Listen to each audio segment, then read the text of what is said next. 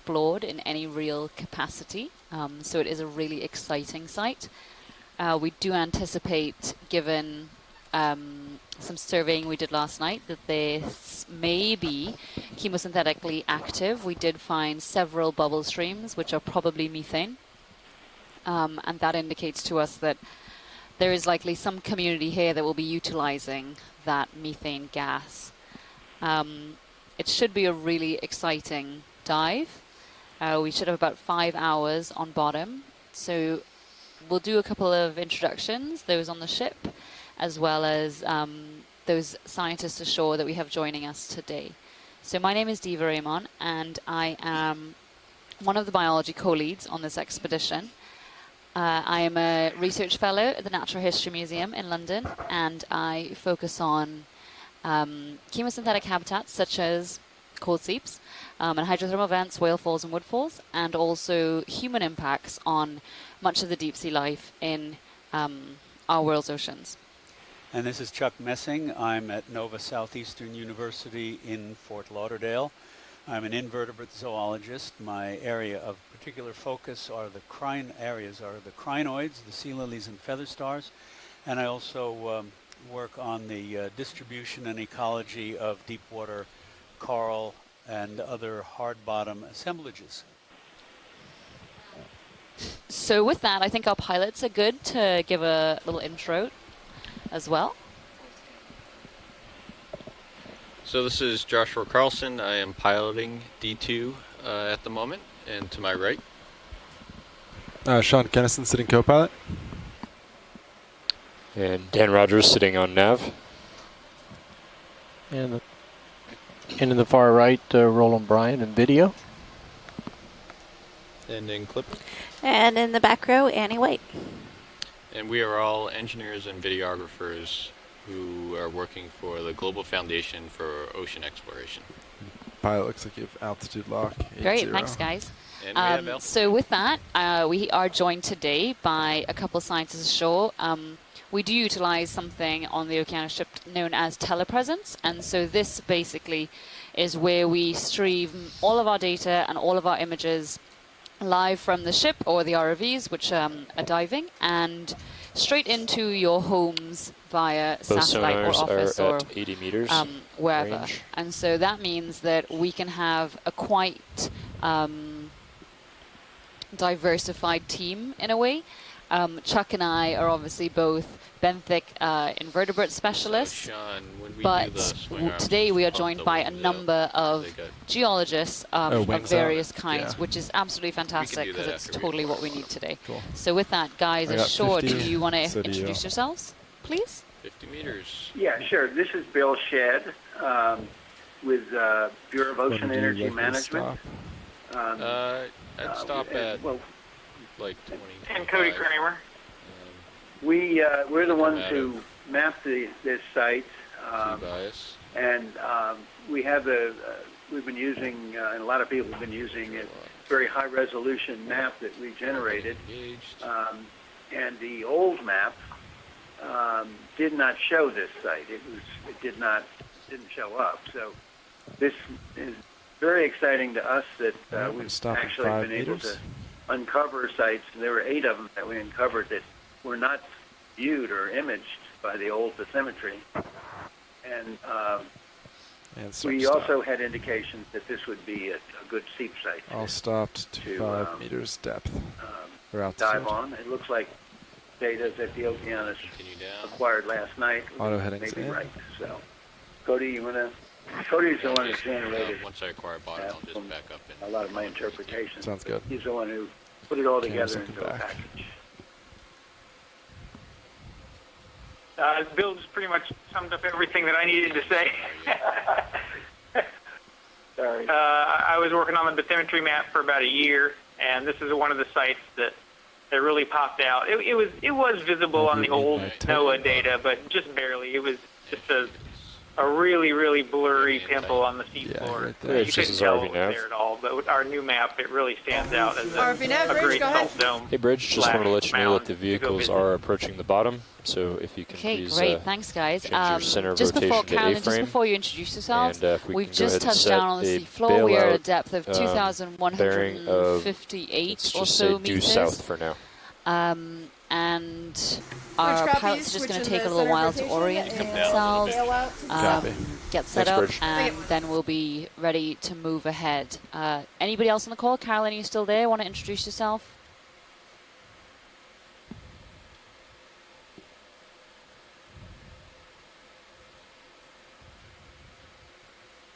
All right, came down another 5 Carolyn meters. Rupel, are you still there? Well, I'm Megan Cromwell, and I'm an oceanographer with NCEI, and I think we have Matt going back another oceanographer Ranging with down D2 NCEI sonar on to 30 meters. May still be there. I'm sorry.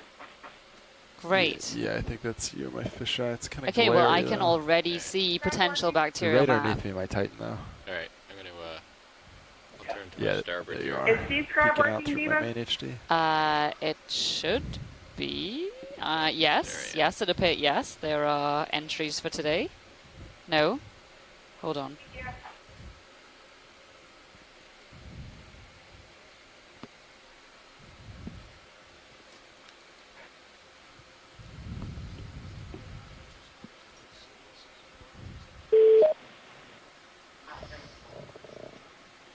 I got it now. Thank you.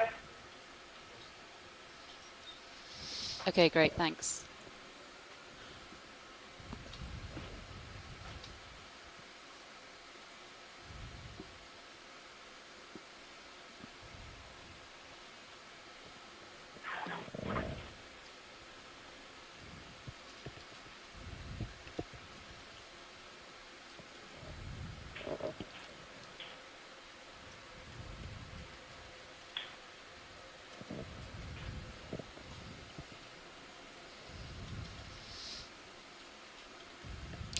Okay, so Bill and Cody, do you want to just talk us through very quickly the subsurface geology of this site? Yeah, we have a salt high that's relatively deep. There appears to be in the cross sections, the vertical cross sections that you can see through this site, that there is subsurface activity. It appears Copy that. that there's Hydraulics coming on. potential for gas, reaching the seafloor, and we think most of this mound was actually created by the buildup of sediment and oxygenic carbonate rock that forms by bacterial consumption of the hydrocarbon. And there are chemosynthetic bacteria as well, as chemobacteria in the megafauna that we hope to see. But the area that we're seeing right now looks like it's sediment cover. It's coming on this fish roll. We're hoping, since you all saw that the backscatter or the hard return responses on the multi-beam, that we'll be seeing clean, hard rock that can support corals and chemosynthetic organisms, megafauna. What we're seeing now, though, it's just sedimentary cover, soft bottom muds that may be sitting just inches or a couple feet above rock that we saw on our data, our seismic data. Maxim? So, Bill, this is Mike here on the ship. When we ran over this feature several times, about 5 times this morning with our sub-bottom profiler, we definitely saw what would be indicative of gas deep within this feature, give or take, 40 meters or so inside. So it's definitely great that we have your data set to leverage against the assets we have here on the ship, exploring at a lot of different levels here, the bathy, the sub-bottom, as well as in the water column. Yes, no, it's wonderful to have all the assets available. Our map is good for reconnaissance, but like I tell a lot of people, we can find the village, but you guys find the houses. I'm gonna decrease that. with the more high resolution mapping. And certainly, we're going to hopefully describe the houses with ROV. That's a great way of putting it. Thanks. One thing I can't do, though, is can we maybe have prove a that higher I'm not altitude that look we're over going to towards see hard rock on the stern? surface that helps support these benthic organisms. I can have 20 feet or so good rock. My sample is about 30 feet thick, so I can have about 20 feet of really great looking rock underneath a cover of about maybe 2 or 3 feet of mud. And I can't prove that the rock is clean. You guys have a much better indication that we've got clean rock to. Yeah. Our guess with our backscatter, with our 30 kilohertz multi-beam, it does penetrate into the sediment somewhat, but typically when we see those hard returns or brighter returns in the backscatter, that tends to be pretty shallow, even if it is covered by a thin veneer of sediment. So we're definitely crossing our fingers here this morning. My upper swing arms all the way. That'd be great. Yeah. You want uppers all the way? Yeah, I can do that. Sure. And so on touching down on the seafloor, we've already seen quite a couple pretty charismatic animals, not typical of chemosynthetic habitats, but just generally pretty awesome. I'm going to come in on him. Right, this is a tripod fish, one of the shorter fin tripod fishes. All the way. All right, your uppers are out all the way. Before, and just fascinating the way its pectoral fin rays stretch out forward as and split as a pair of antennae, just a complete parallel with the antennae of crustaceans. Some of the shrimps down here have incredibly long antennae. Ready for more and then it sits on the sea floor on the tips of the rays of its pelvic fins and lower caudal fin. And you can also see shorter rays of its pectoral fins spread out to either side. So these fish always sit facing into the current, waiting for chemical cues and small organisms to drift by for lunch. Get rid of lasers. And we also saw a synaphobranchid eel, which skated by very, very quickly. That was probably the fastest I think I've ever seen a synaphobranchid move. And a rat tail just at the beginning of the dive, as well as a holothurian that did look like Benthothuria funubris, but we didn't really get a very good look at it yet. And you can see there is a fair amount of bioturbation, small shallow craters and mounds indicative of infauna. And unfortunately, we rarely get to see the inhabitants of these, and we can't tell in many cases whether they are currently occupied or not.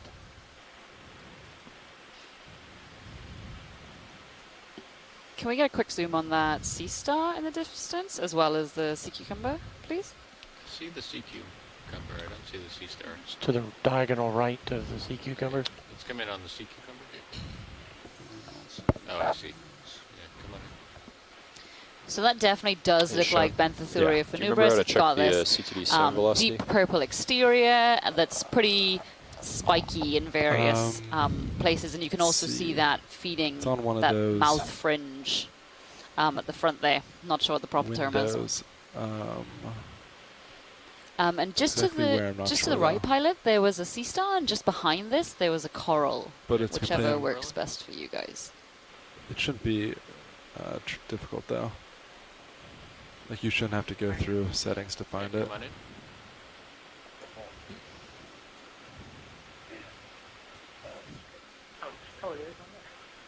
That's weird.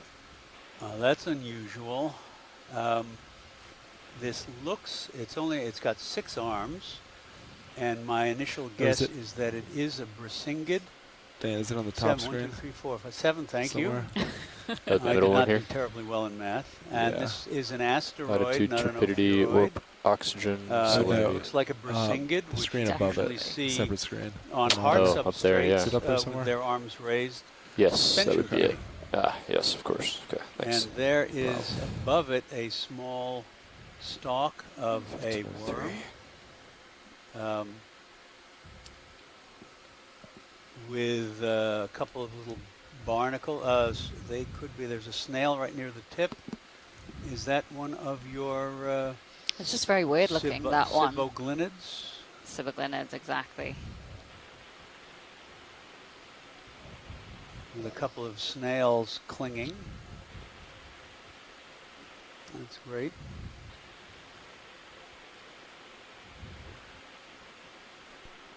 So this is a type of starfish then? So yes, this is a sea star. pilots, just a It's not a reminder, brittle we need to star. keep a good pace It's in today the family Brissingidae. in general.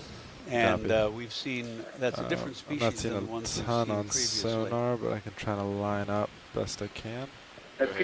Right behind the Do you know what the direction to the Holosurian? next waypoint generally? Yep, Yeah, that's what I can double check No, here. this is We're going to be a heading toward the northeast, generally. So this is definitely a bamboo coral, and I cited. It's got these very large characteristic line would be polyps. If we were to 045. zoom in on that, 45. Copy that. central stem, there would be noding, which would either be black or gold. And if we were to zoom in on each of those polyps, they would have 8 tentacles, which is why they are part of the group known I could as go the ahead and call in a move. Octocoralia. Ready for more?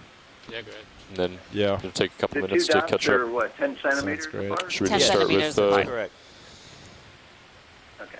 we do a 20-meter move just to get it moving? So Chris Mars just chimed So 4, in 5, I on don't the think it's chat room not that we locally, have. directly up And he slope, said but that Yeah. sea star looks like Freyella. It's So not this is a great time that to steep also down here, mention that either apart from the direction, so I think scientists it's who fine. I think introduced they really themselves want to on get the to the call, top, so maybe we'll cheat we the do slope also a have bit a if number we of can. scientists Yeah. who Shallow. join us Yeah. only via Sounds a great. text I am chat, pointed at like an 45 instant though. messenger type feature that we So use. we're ready whenever And so you those are. include, I can see Andrea Quattrini, who is a coral and fish specialist, Chris Ma, asteroid specialist, or sea star specialist. Bridge, He was this is RV Nav. a lead on one of the earlier cruises, as was Andrea. Yeah, we'd like to We've request a also ship got move, Daniel please. Warren joining us, 20 Megan meters, Cromwell, bearing 2... and Sorry, Bob Carney 20 and meters, Tara that's 20 Lukama. meters, bearing So 045. all various That's 0.2 deep sea experts knots. in their own right. So it's really great to have such a broad expert base joining correct. us, because of course Chuck and I do not know everything, and it's great to be able to hear different opinions and voices about Great job with the the pan. various Let's habitats get the which we full come screen. across when we're exploring. And here you can see on that, as we zoom out, at the base of that whip, you can see that a couple of the nodes, these icidid ROV nav bridge. Icidid Go bridge. Move initiated 20 meters, bearing 045, speed decimal 2 knots. Thank you, Bridge. You're welcome. Of calcium carbonate separated by nodes of darker So Pat, I'm looking at protein 4-5, which is the direct line to waypoint 2. Copy that. So we might cheat the slope a little bit to make it there. We're At a gonna jog quicker around a pace. little bit and see what's around here. Sounds great. Let's do a snap. So on our one of dive these. track today is supposed to take us up a pretty low relief hill. We do anticipate that we will see some areas of harder substrates, so things like orthogenic carbonates, which I'm going to ask one of the geologists who are on the call Okay, coming to up. explain shortly. And perhaps various different zones of a chemosynthetic habitat. Look at the top of this stalk in front of us. Maybe mussel beds, which are usually mussel and tube He's mussel snapping beds and over tube here. worm bushes, which tend to be found closer to areas where the gas is escaping from the sea floor, the fluids. And then also potentially orthogenic carbonates, which tend to host suspension feeding communities. And as we're proceeding up this gentle slope, it looks like all of these slender stick-like features are ciboglinid polychaetes. These are chemosynthetic worm tubes. So I think they not? might be frenulates, Okay, which are another type of polychaete. Okay. And so they tend to be, But they're not, pardon? are they not chemosynthetic though? So they do live in high sulfide environments, and they do tend to be mostly buried in the sediment, so that they can suck up as much of that sulfide-rich fluid as possible. And that is a rat tail fish. Appears to be anyway. And it looks like it has a little parasite on its dorsal fin. and a nematocarcinus shrimp. Partial. With the same kind of extremely long filamentous antennae, same function as the those pectoral fin rays in the tripod fish, and long, slender legs that allow it to walk over this very soft bottom.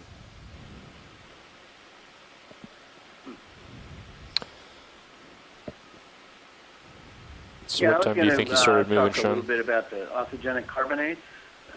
That would be great. The oil and gas seeping up through the sediment. Not sure. Call it 1746. Typically when it's fairly slow to moderate seepage.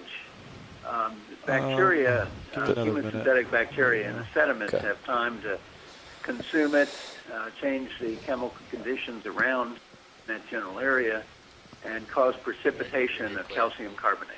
So I guess that carbonate and cement the sediments around it. Sometimes right now. shell I have better ash, sonar targets. I'll be able something there left of lasers. material. tell a little better. Under lasers. But a lot of times it's just sediment itself. But it's fairly close to the sediment-water interface, so any kind of current that comes along that and pilot, you're starting to drift. can wash that the loose sediment that sits on top of it off and clean it off. It exposes this rock that these sessile, so sonars range for D2 currently at 30 meters, range for Sirius currently at 50 meters. Sounds good. Chemosynthetic happy. tube worms and mussels. Let me just interrupt for a second to let our viewers know that that is a hermit crab with an anemone growing on its shell. These relationships are quite widespread both in deep water and in shallow water between hermits and strange that Sirius can't keep altitude lock right now. Between the anemone and the hermit crab. So I think with regard to this one, of course, hermit crabs usually have shells, but this one actually doesn't have a shell at all. The anemone tends to replace the shell. Oh, very good. Okay. So it starts out as a shell and then dissolves. ROV nav, bridge, that's a complete move. I'm not sure. Scott France has a really good explanation of this. Clear. But I am not 100% sure. Okay. I've seen something like that before. There's we have a hermit crab real briefly on the other side of Florida that is a straight hermit crab and develops a relationship with an anemone that builds a conical chitinous cone that the hermit crab lives in. But back to you on the orthogenic carbonates. Yeah, okay.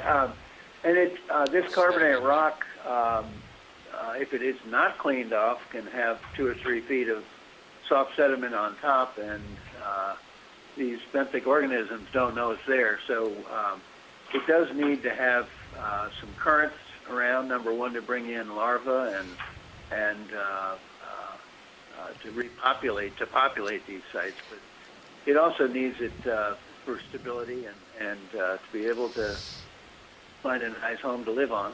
Okay, I'm going to interrupt you again. I'm really sorry. So what we're looking at right now is a Bathymariolis shell. These are the main type of chemosynthetic mussels, well, the mussel genus that we tend to get here in the Gulf of Mexico, as well as stretching all around the world in a lot of places, well, mostly the Atlantic Ocean. But this looks like a very old one, just one side of the bivalve shell.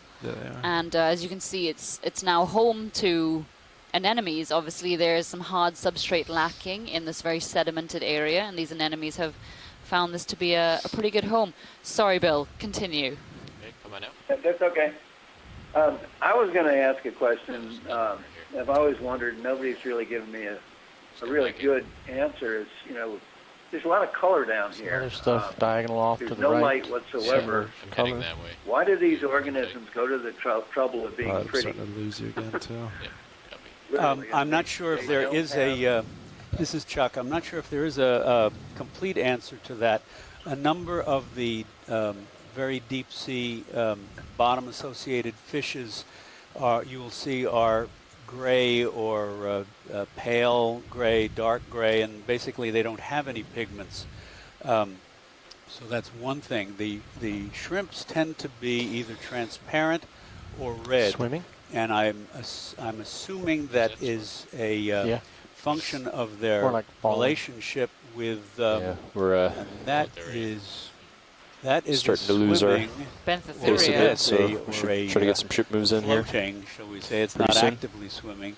Benthythuria, some of these deep sea cucumbers can swim up off the bottom in a very slow and graceful fashion, and this one is heading home to the sea floor. But most of the midwater crustaceans, especially the larger shrimp, are red because they're living in the mesopelagic zone where there's limited light, very limited, and the red light does not penetrate, so red pigmented organism looks black. And my guess is that the ones that have reached the deep sea floor just have retained that feature. They haven't lost it. So those are two of the things. But some of these others, it may be metabolites. It may serve no particular function, but just as a spin-off of their metabolism. And on this fellow, you can see the anterior, some of the tube feet have been modified as long, slender finger-like structures with a webbing between them that acts like a veil, which would assist in their swimming. I hope that contributes something anyway. Yeah. Well, some of the sea anemones, which are sessile, they don't, they're never in mid-water. Right. Watch lots of different colors. They're not all the same color. That's true, and that just may letting be, you know that we're maybe just a function of their losing our pace a bit. Their we should metabolism. probably get some ship moves I in. don't know enough about it. I don't just know if wanted to anybody make you aware, online wants just in case you wanted to zoom in on chat high room, priority things, but maybe skip other stuff. Cares to weigh in on this, but my guess is that those are they aren't adaptive. All right, well, let's get a ship move in. If you want to call it that. But just because we could do like 50 at point one or something, just to keep things moving. What do you think? Took about 7 seconds before my. So there are fishes down here that still retain eyes, even though in many cases we can't do they're that. reduced. Okay, sounded good to you, Josh? But we know 50 so meters little at point about one, most just of keep these things things moving. that most of these organisms do a that it snap may out be here. anybody's guess unless there's somebody who's working Do on that in 045. particular. Copy. I'm lined up. And Ken Sulak Bridge, this is RV now. carbonates real quickly. heading Just there. say that the carbonate Yeah, rock we'd like is another what move, I see please. in my geophysical data. We're going to do 50 meters. And, That's 50 meters, bearing We 045 locate at these, 0.1 look at the knots. cross sections to see what's happening. Copies. on the Next surface. move, 50 We meters, see bearing what the changes 045, are on the speed sea floor. 1 knots.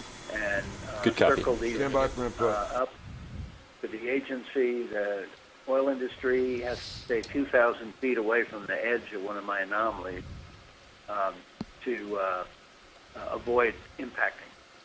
So these are the buffer zones, right? How much did you say it was? 2,000 feet. 2,000 feet, and that way the any of the muds and cuttings that are ROV nav, bridge. Go built bridge. on the Move side initiated 50 meters, rig bearing don't spread 045, out speed and impact. 1 knots. Typically, copy, Bridge. they'll see these arrays, plumes of sediment away from the rig. They rarely get more than 2,000 feet. And really, most of them are 1,000 or 1,500 feet, but we put a little bit more of a buffer to protect the sorting.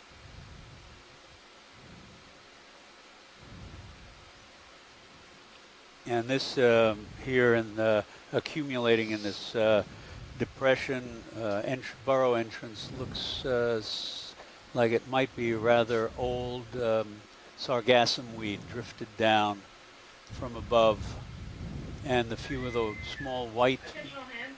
There will be a nutrition committee meeting held in the forward lounge in 5 minutes. Again, that's a nutrition committee meeting held in the forward lounge in 5 minutes. And some small white, at least some of those small white grains are planktonic mollusks, thecosomes, or also called pteropods. Look like there's about a bunch and they of have rounds, a delicate calcareous right. shell that drifts down to the seafloor when they die.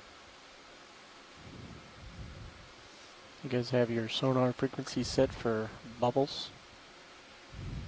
And one other point here, and that is you can see two different colors in the sediment here, and there's another sea cucumber.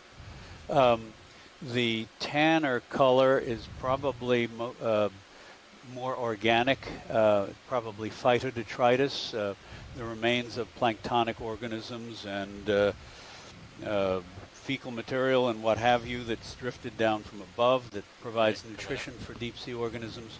And then the paler areas are areas of sediment that has been kicked up by the organisms living in the substrate, the infauna. So that has has not yet been covered with the phytodetritus. So that's been a typical appearance of the sediment sea floor throughout our exploration so far. And it looks like we're getting into hard bottom up ahead. So can we take a look at these, Pilot, can we take a look at these black areas? Dead ahead. Or maybe just infaunal mounds.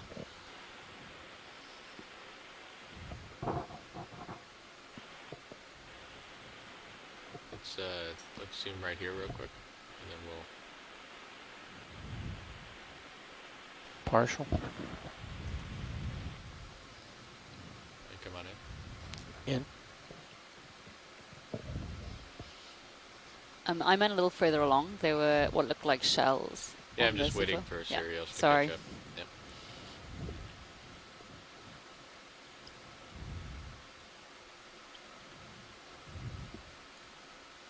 Okay, coming out.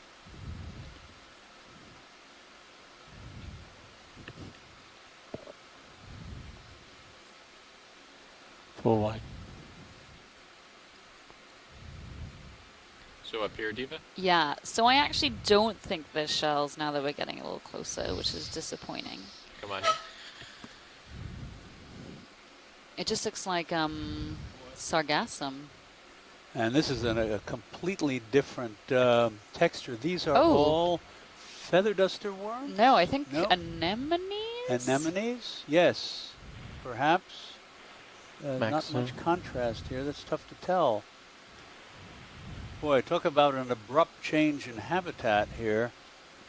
Definitely some kind of nidarian, whether they are yes, you're right. Cereanthids or regular anemones. actinian anemones. And are those white lumps bacterial, Matt? Perhaps. It's just a bit hard to tell.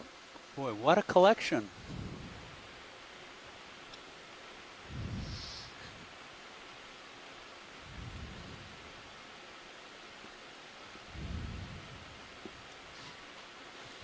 Yeah, so the white definitely are bacterial mats, but they're just in such small, tiny little pockets. It's a bit weird. These do look like regular anemones because it's tough to tell, but I can't see the double ring of tentacles. Cereanthid tube dwellers have an inner ring and then an outer ring. So can we zoom in on that red plume? Do we have any more zoom Max here? zoom. I can get closer. That'd be great.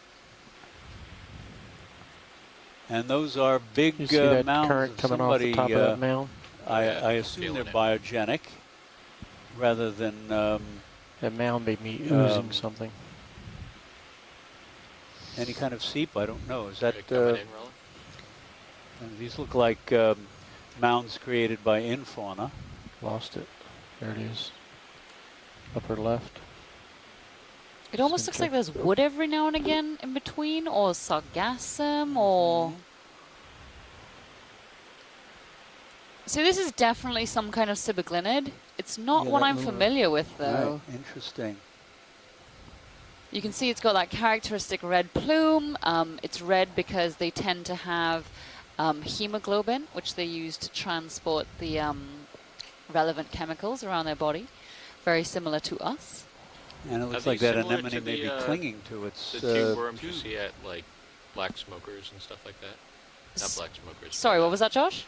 Are these similar to the tube worms you see at warm? Yeah, so Cibogonidae is the family, and those encompass everything from the Riftia pachyptilla, which are the ones with the huge red plumes that we see at Pacific hydrothermal vents, as well as the let's try this again. The Melobrachia and Escarpia, which are the tube worms that we would expect to see here.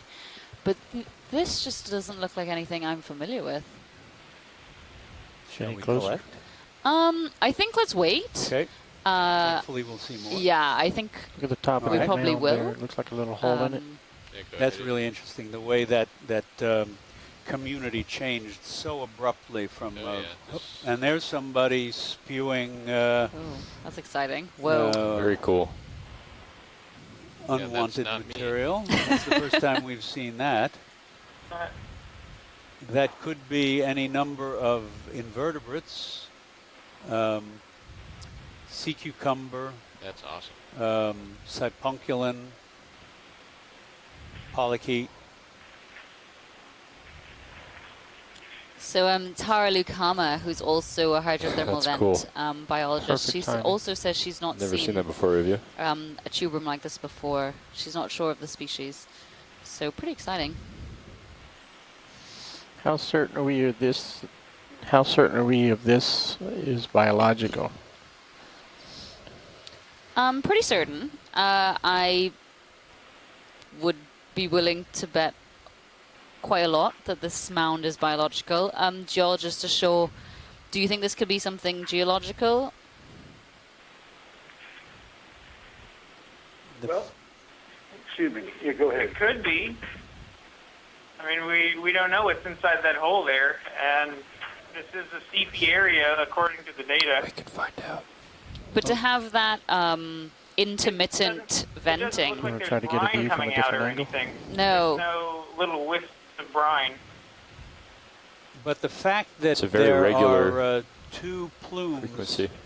out of the same mound, I've certainly never seen that before in terms of biological phenomenon. Bob Carney suggests it might be burrowing shrimp. Should I ease the ship to They a stop certainly here? make big mounds like that in shallow water. Oh, she just said move on? Okay. I see two little tubes coming out just before the sediment of the left one.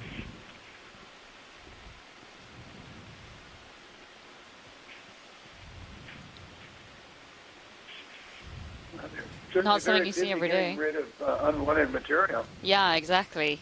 So sometimes you can see this at, shallow water sites. There'll be some kind of burrowing polychaete that will extrude any unwanted debris from its burrow hole. Oh, and you can just see something moving inside of the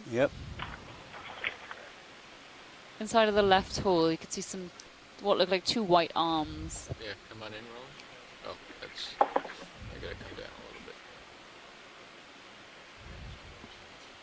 little bit. Yeah, I see what you mean, Roland, but...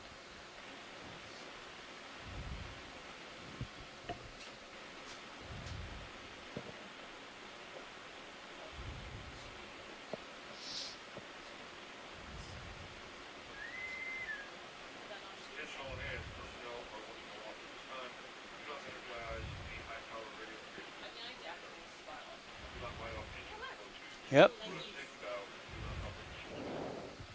Well, Robert Carney got it right. That looks like a burrowing shrimp. And there's a big... But then that shrimp looks pretty small compared to the size of the hole and the level of... That's true. And then on the other one, on the right-hand one, you can see that mat of what looks like sediment heaving up and down at intervals as if it's cohesive. That's very bizarre. Yeah, I think those are filaments. I don't think that's... Not sure that's... It almost looks like there's a little bit of an overhang down on the lower left, almost suggesting some lissification. Bridge, this is RV Nav. RV Nav Bridge, go ahead. Yeah, can we just bring the ship to an easy stop here? Roger that. Easy stop. That is weird. Thank you, Bridge. Okay, pilots, we're good to go when you are. Come on out, Roland. Yeah, still not sure. I can get it going again anytime. Copy. Take a look at these. Yeah, let's do a snap in on here.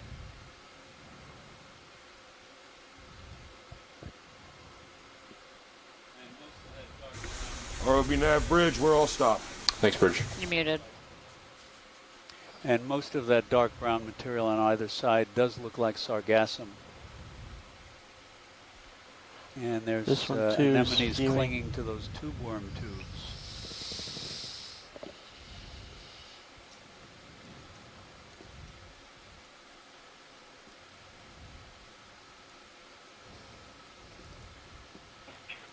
Really quite extraordinary. I'm looking straight down, pilot. Yeah, copy that. Ship stopped now. We'll just do a quick view on these ones in the back, and then we'll move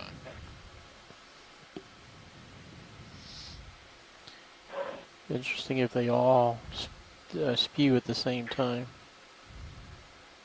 We have seen brine volcanoes, Okeanos, is that what did, and where we could see the brine coming out and settling down heavy as the seawater.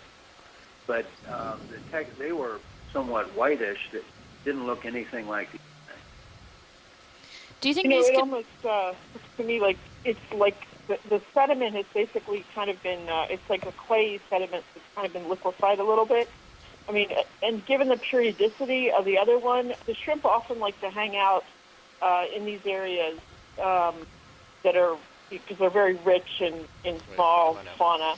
I'm actually wondering whether these might be a sort of physical process that's causing this to come out. It's obviously not gas. It's not going up. No, there's no gas. But it does look very, given the periodicity and everything, it does look very suspiciously, potentially geologic. Sorry, Steve, I think you were... No, yeah, I was just going to ask whether it could be like some kind of, this is going to seem really silly, but like a fumarole, or it looks like a mud volcano you'd get on land, you know? I was thinking the same thing. Yeah. Yeah, like a little tiny one, yeah. Yeah. Almost, yeah. Is that a huge... But like I said, Okeanos Yes. found in 2014 found what we pretty sure were brine volcanoes. There was no gas associated with just brine coming out.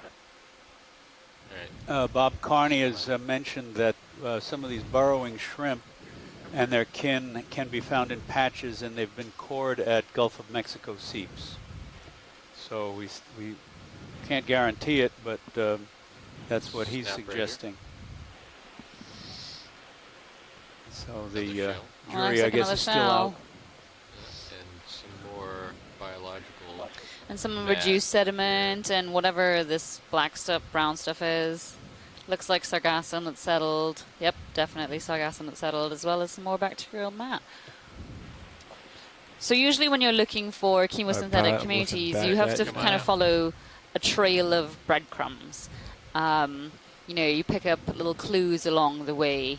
And so, for instance, that shell we saw earlier is a good indication that at one point there were communities around here, or there probably still are. The patches of bacterial mats, areas of reduced or blackened sediment, orthogenic carbonates. Well, that looks like a big piece of wood. Metal. Yeah. Or metal, actually. Good call, pilot. That was all wrong.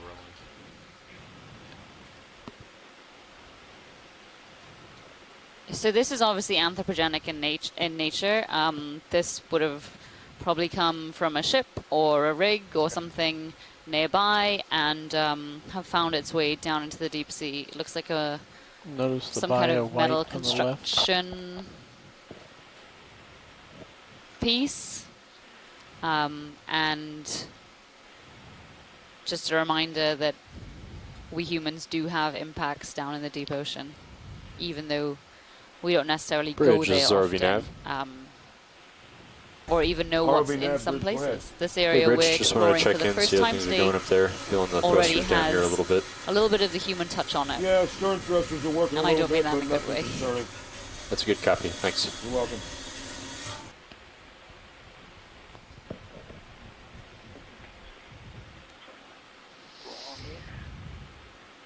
Got some good trails up there on the top. Are we seeing that on the sonar? To the left. It looks like you get something long, very long and linear. That thing there. No, that iron piece would be much too small to be seen on the sonar. Seen it? Okay. I assume you're maybe settled up by now, Sean. The ship came to a stop about 1809. Yeah, probably that. We got about 30 meters into that move. Copy, 30 to 50. So I just want to check we are heading towards waypoint 2. Yes, we are heading toward waypoint 2. Just checking. Direct line. Cheating the slope a little bit. Okay, so this is more reduced sediments. You can tell because of the black color, which you can see just underlying a lot of that white matte. That indicates that there is a lack of oxygen in this area, and so as a result there have been various chemical reactions that have resulted in different metals and other chemical compounds being reflected in this part of the sediment. And so then in areas where there is usually reduced sediment, you do tend to get these bacterial mats. And so these bacteria that form these thick white mats do thrive in reduced... What is that?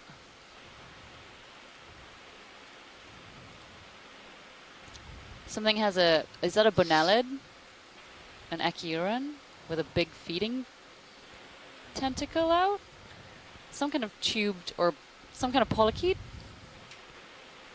I can't quite tell. Whatever, there is a tube there, and there's the white is the body of an anemone on the tip of the tube. We should pick up the pace a little bit. So maybe after this we can push forward and get another move in.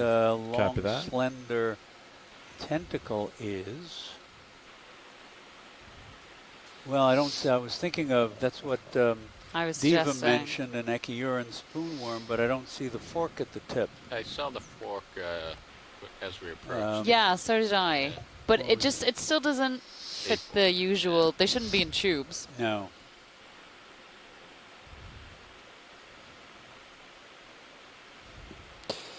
So watch lead, once we're done with this zoom, I think we're going to try to push forward and get a move in. We're falling behind again a bit. Sounds good. Come on out. Another mystery unsolved. So all of this kind of points to the fact that this is a really geologically active area. There are a lot of chemicals probably being probably off-gassing here, which usually aren't found in much of the other deep sea areas we've explored. For instance, those we've explored during this expedition. And so those little clues, like the blackened areas of sediment. What I'm going to go ahead and call that move in. Again, we'll do 50 meters at point 1. Sean, does that sound good to you? Copy, yeah. Still lined up for 5. Okay. Bridge, this is RV nav. I see some anemones like we've seen before. RV nav, Bridge, go ahead.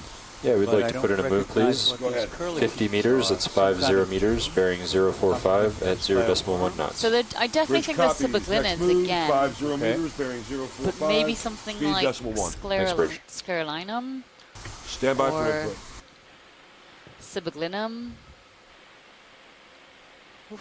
They're very thin. But you can see that red tinge in them. Does anyone see a plume anywhere, yes, or Max. the end of one of these tubes where there's an actual animal extruded? Top left corner went off, was a very pink group. Ooh. Well, that's pink.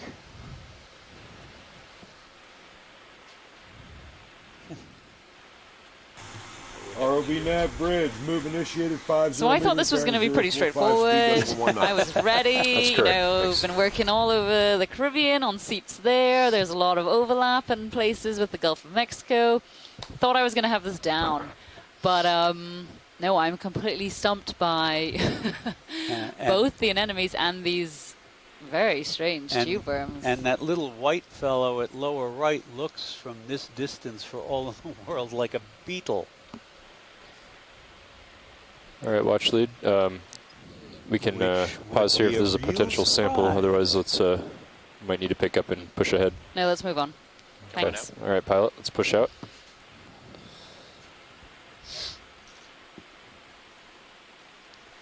gray thing top I'm of guessing lasers. it was a crustacean of some sort.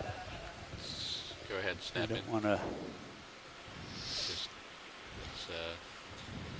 sediment. Just looking for More of possible those curlicues. That's really fascinating. When I see dark.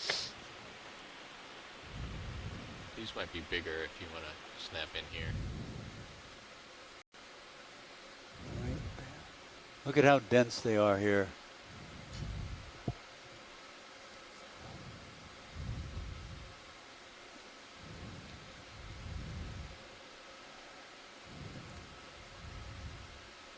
No clue.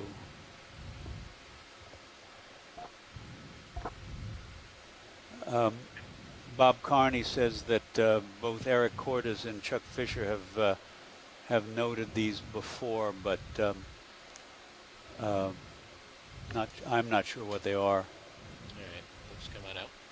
Yeah, I'm looking at all the Cordes and Fisher papers I have, and Is that a worm? Looks like it. Just come on in. oh my god, this is so weird. Okay, so these are sea cucumbers, That's different. and I from didn't what know we've these seen. are found in the Gulf of Mexico. I'm so confused by what is happening.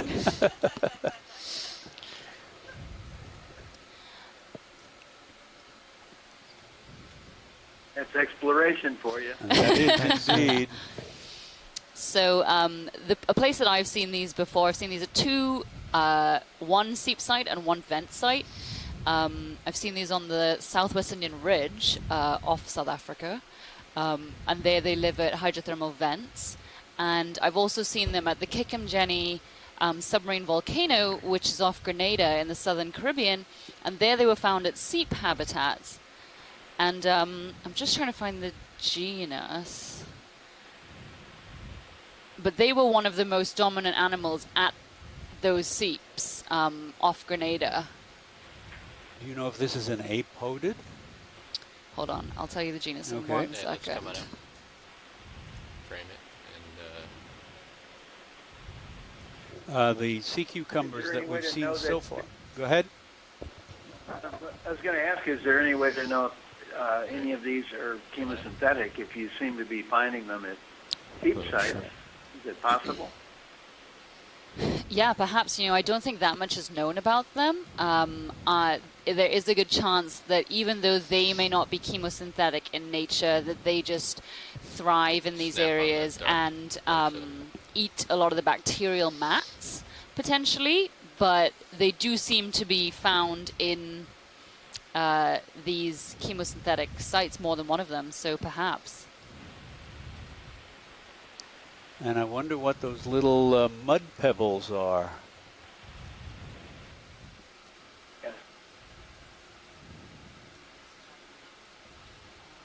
yeah, sorry, I'm going in and out, Roland. There's a bit of current and it's taking a bit to calibrate. No Could worries, those be I'll try to fecal make it pellets? best I can. Yes, they could. They're just a lot more scattered and uniform than typical sea cucumber fecal pellets, which are the long Clear.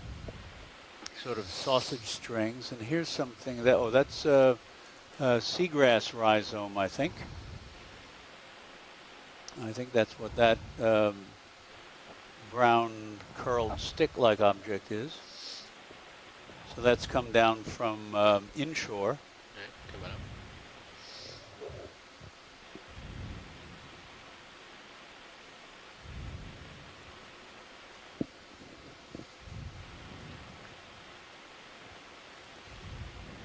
I don't think, as far as I know, and Bob Carney has mentioned that so far there's never been any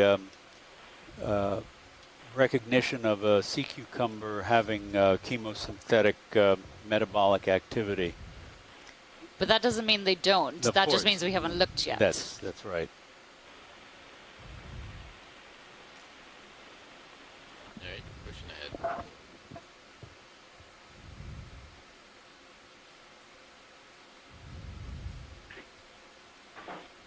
And that looks like another bamboo coral. Let's get the Bamboo coral. some of the bamboo corals, and also a few members of the family Chrysogorgiidae, which is different. This is family Isididae. A few species or representatives of different genera can anchor in Like soft something swimming substrates, towards you. I see a although shadow. the majority Yeah, do it's a attach shrimp to above me. hard substrates. Okay. These will have a root-like extensions or flattened finger-like extensions on the base Same of in Sirius the as you. of the stalk there, the axis, that will anchor them in the sediment. And there's some fecal casts just behind the base there. This looks like the same species that we saw before. I'm not sure what genus. Perhaps an Ecnomyces or Lepidices. Okay. But those sea cucumbers are from the genus Chirodota, and I think they've also been found at coal seeps, and as I said, off Grenada, as well as vents in the southwest Indian Ridge. Another sea And Chirodota or Chirodota, is. whichever, is also found. Different species are found in shallow water as well. Okay, so just looking at an Eric Cortez paper, they have recorded Chirodota cajada at some seep sites in the Gulf of Mexico, particularly in the Alaminos Canyon area at about 2,200 meters depth, which is roughly around the same depth we're at, as well as several other sites on the Florida escarpment. And this is a different sea cucumber. Again, this actually may be a juvenile Anhypniastes. Oh, I was going to say this is Peniagone leander. Okay, all right. So this is one of the swimming sea cucumbers. It doesn't swim for its entire life, but one of the ones more likely to swim. And you can see it scarfing down the sediment. I think that's your with thruster little, wash, or is that the current multi-finger blowing them around a little bit?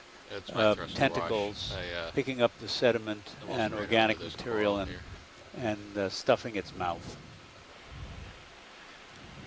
We haven't seen Peniagone before. Carolyn, I'm no biologist, but I think the species you just mentioned was what Bob Carney mentioned on the chat room about 5 minutes ago, and he also wrote in there that Bob should try. I guess you're not on the phone, but he wrote in there that it has high sulfide connections. The stuff you were reading from Eric Cortez's papers. Looking straight down at you. Sorry, what were you referring to, Carolyn? Oh, I see. Yes, on the chat. You were very quiet. Diva, on the chat room at 1321, Bob Carney highlighted the same species you were just reading about from Eric's papers, and he noted at 1322 that particular species has high sulfide connection. Great, thank you. Thank you. Now, does this look biologic? That's very steep and firm-looking wall. Is that it doesn't. It certainly could be biological. We've seen these. It's not identical, but we've seen the deep sea blind lobsters build rather firm-walled tunnels. These are taller and narrower, so I'm not sure who the denizen might be. But that does look biological. Oh, yeah. This one does more so. So I'm just looking on a paper about the nutrition of that sea cucumber that we were just looking at, Chirodota. Chirodota hehiva. Here's hehiva. Another paper's hehida. So I'll have to check which one it is. But they suggest that after doing stable isotope work, their diet mostly consists of a variable mixture of fecal pellets, myofauna, which are very small animals that probably live within the sediment, and also microbes from the sediment. But that does not mean to say that they have they do not have a particular affinity for double high sulfide environments or high methane environments. So this is another Bathymariolis. I'm not sure which species. It's probably one of three, which include Bathymariolis childressi Bathymariolis brooksii and Bathymariolis heckeri. But this is obviously a dead individual, perhaps has come from further upslope. Okay, it's coming up. But again, a really great indicator that there are these chemosynthetic communities somewhere around here. It looks like he's younger, and he's still articulated. So he hadn't been dead too long, has he, compared to some of the others we saw? Yeah, and it seems like it's come quite a way. So perhaps some kind of predator whisked him away from his bed, or it away from its bed, and had a snack and then dropped the rest. So this is another type of an anemone from the ones we've been seeing already. As you can see, we're pretty lacking in hard substrate in this area. So this stalk of perhaps a bamboo coral or sponge stalk or tube worm has now become a substrate for that anemone. Okay, come on up.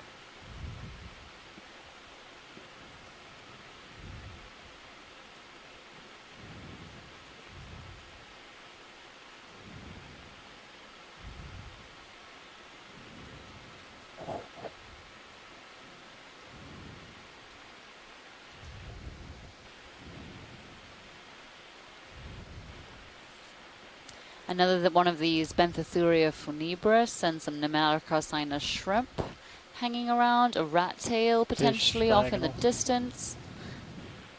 It may be the same one we saw before, which Ken Sulak indicated was Coryphaenoides armatus. That has a worldwide distribution.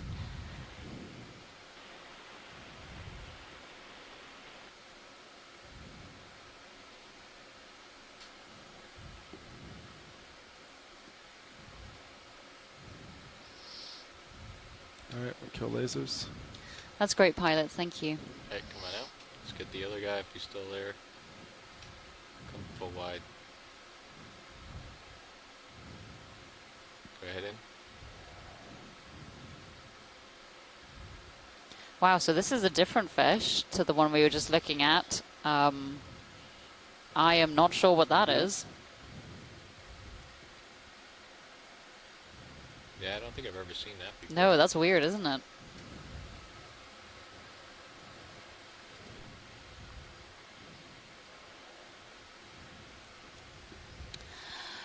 Josh, did you hear that? If we could just get a close-up on the head of this fish so that our fish expert, Ken Sulak, who was formerly of USGS, if he could get a good shot so he can hopefully ID them for us. Very bony head.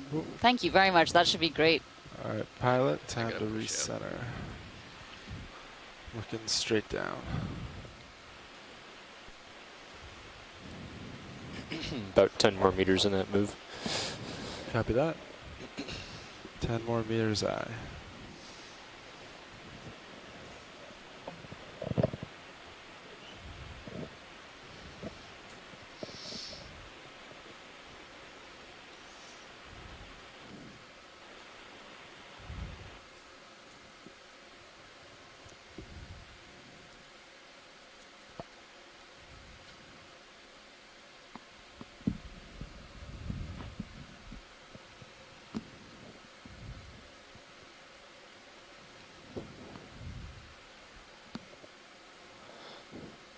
And there's another hermit crab with anemone as we pass by it. That's all right.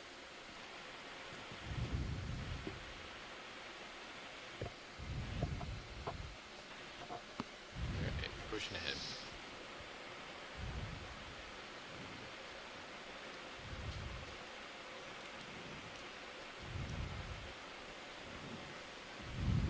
Just do a snap here.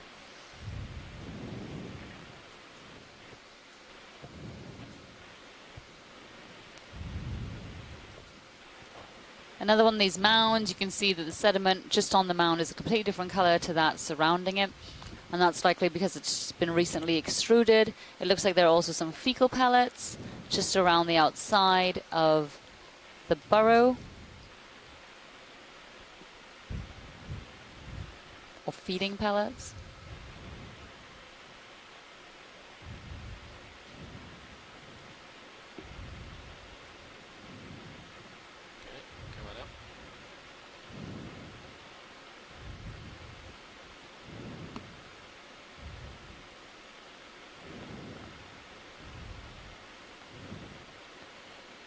Very bright mountain coming near lasers. Go ahead in as I come by.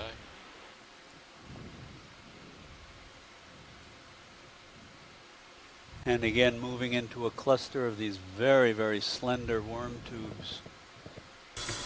ROV nav bridge, that's a complete move, sir. Thanks, Bridge. Seeing activity. Ship moves complete. Copy that, nav. Ship moves complete. Ken Sulak, our it's still looking ichthyologist, straight has down. mentioned that the last fish is an ophidioid of what he calls the Penopus / Porogadus type, with its pointed snout, prominent lateral line pores in a double or triple row. So it could be one of two genera. Sagacity. Okay, come on up.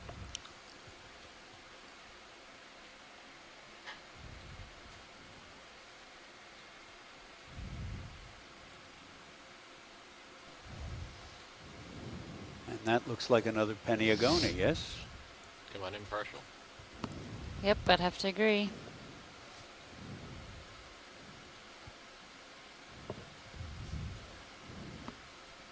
So here you Have any of the bubble plumes been set as a waypoint? No, so the bubble plumes were too far south. If we wanted to make the top of the feature, which is what Bill and Cody requested, we would be unable to start as far south as the bubble plumes. So we've actually started just north of them. I think that was a pretty nice pace. I could call in another 50 meters. Sure. Okay. Sounds good.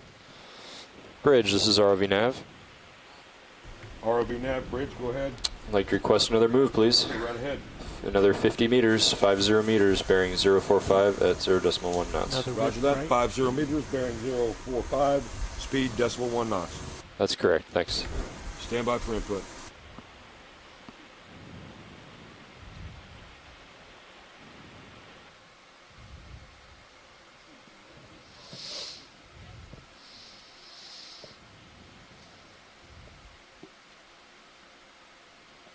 Go ahead in, Roland. Bob Carney notes on that last Holothurian that ROV there nav were no bridge, move initiated, ventrolateral 50 phodia, meters, so bearing he suggests it 045, might speed be 0.1 knots. Scotonassa Thanks, Bridge. rather than Peniagone, but that's outside my comfort zone, so we'll have to look up some of that. Thanks, Bob. And another bamboo coral, this one with an anemone at the section of the upper axis is dead. You have an anemone growing on it and hydroids. Video's clear. Come on up.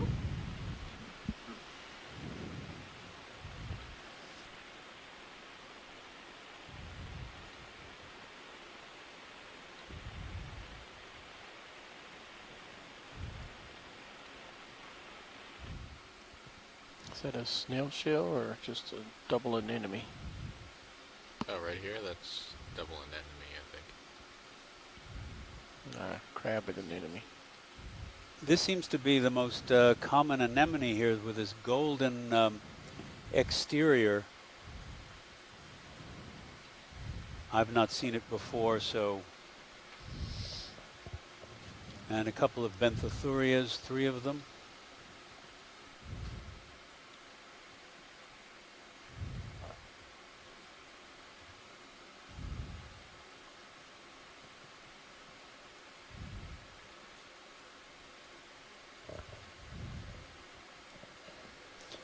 Is that a gray fish or something off straight above lasers? Snap in, Roland.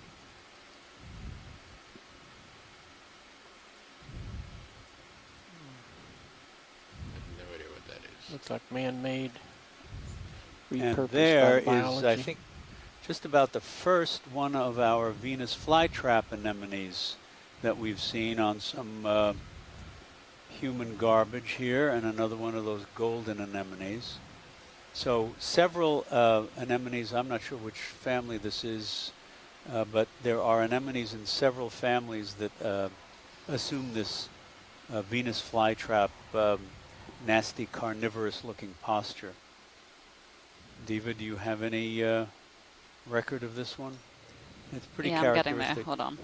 It's that orange disc and tentacles, and the tan column with those rounded lumps on it is pretty characteristic for one that I've seen, but I don't know the name of it.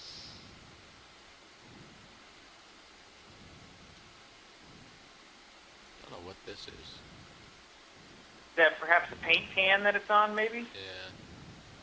I don't know. You know, rotate around to the right of it.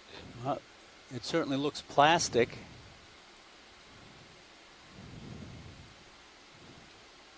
Though I can't be sure.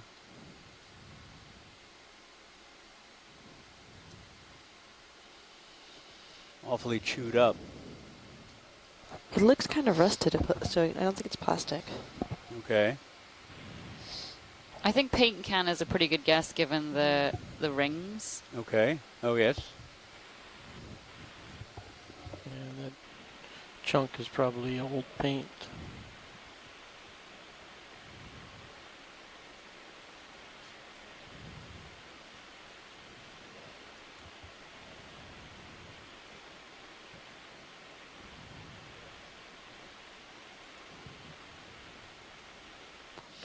Okay, that's great, Palette. We can move on, please. Okay, come on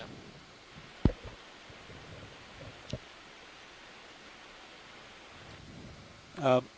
With reference to the your comment about color on organisms in the deep sea, Scott France talked a bit about this in an article from EX 1705, Mountains in the Deep Exploring the Central Pacific Basin Expedition. And oh, that looks like a spatangoid test, a heart urchin, related to the sea urchins, but modified with a bilateral symmetry. I'm not sure what species or genus this would be, but you can see the plates and the fine pimples where the spines would attach. These are mostly burrowers. And unlike a regular sea urchin, the mouth is at an anterior end and the anus is at the posterior end. Sea biscuit, or... So is this alive, or is this a shell of a dead one?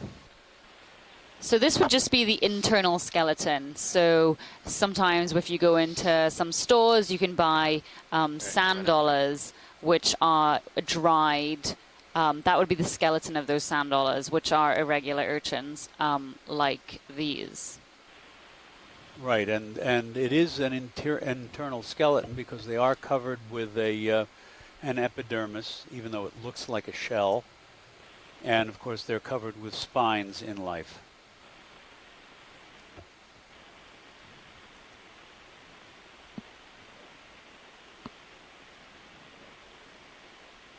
Snap in out here. Just another coral.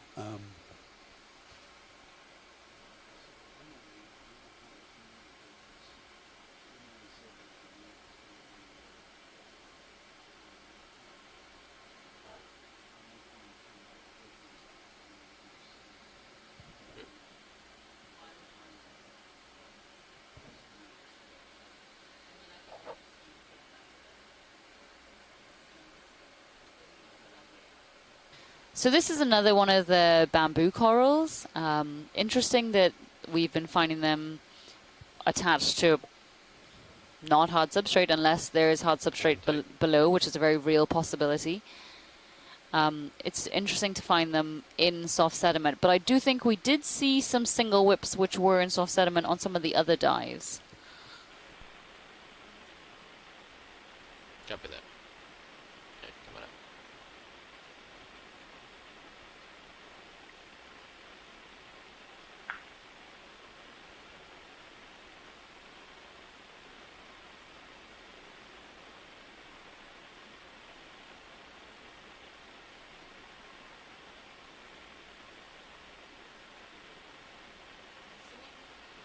So in the backscatter that we collected last night during our surveys and this morning, we did see quite a couple areas of hard substrate, so we are hoping that we do get to those. There is, of course, that chance that they are there, but we are traversing them right now, and they're covered with a thin layer of sediment. We hope that is not the case, because of course that's going to result in very different fauna living there.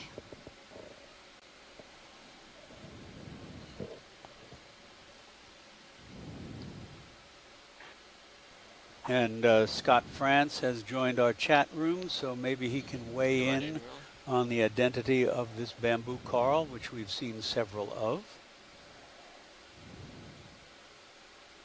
Quite a bit of current.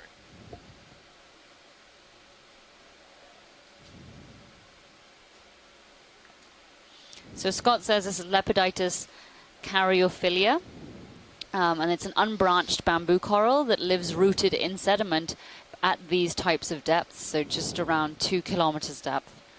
That's great, Pilot. We're good to move on. Great. Basically, we just want to find some seeps, so keep going.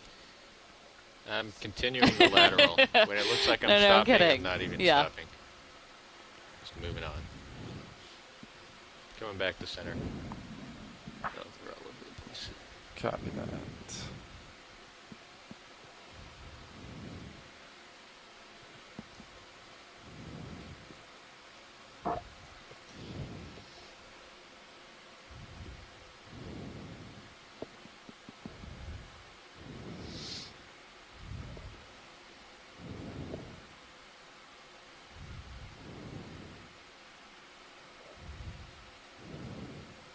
Snap on this.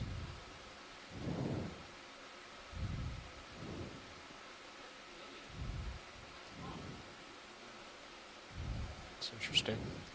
That's definitely shallow water, probably freshwater plant material. Came a long way. You can come in tight on it. Right? Possibly water hyacinth, according to Bob Carney. Maybe that's that little stem we saw earlier. It's one of these.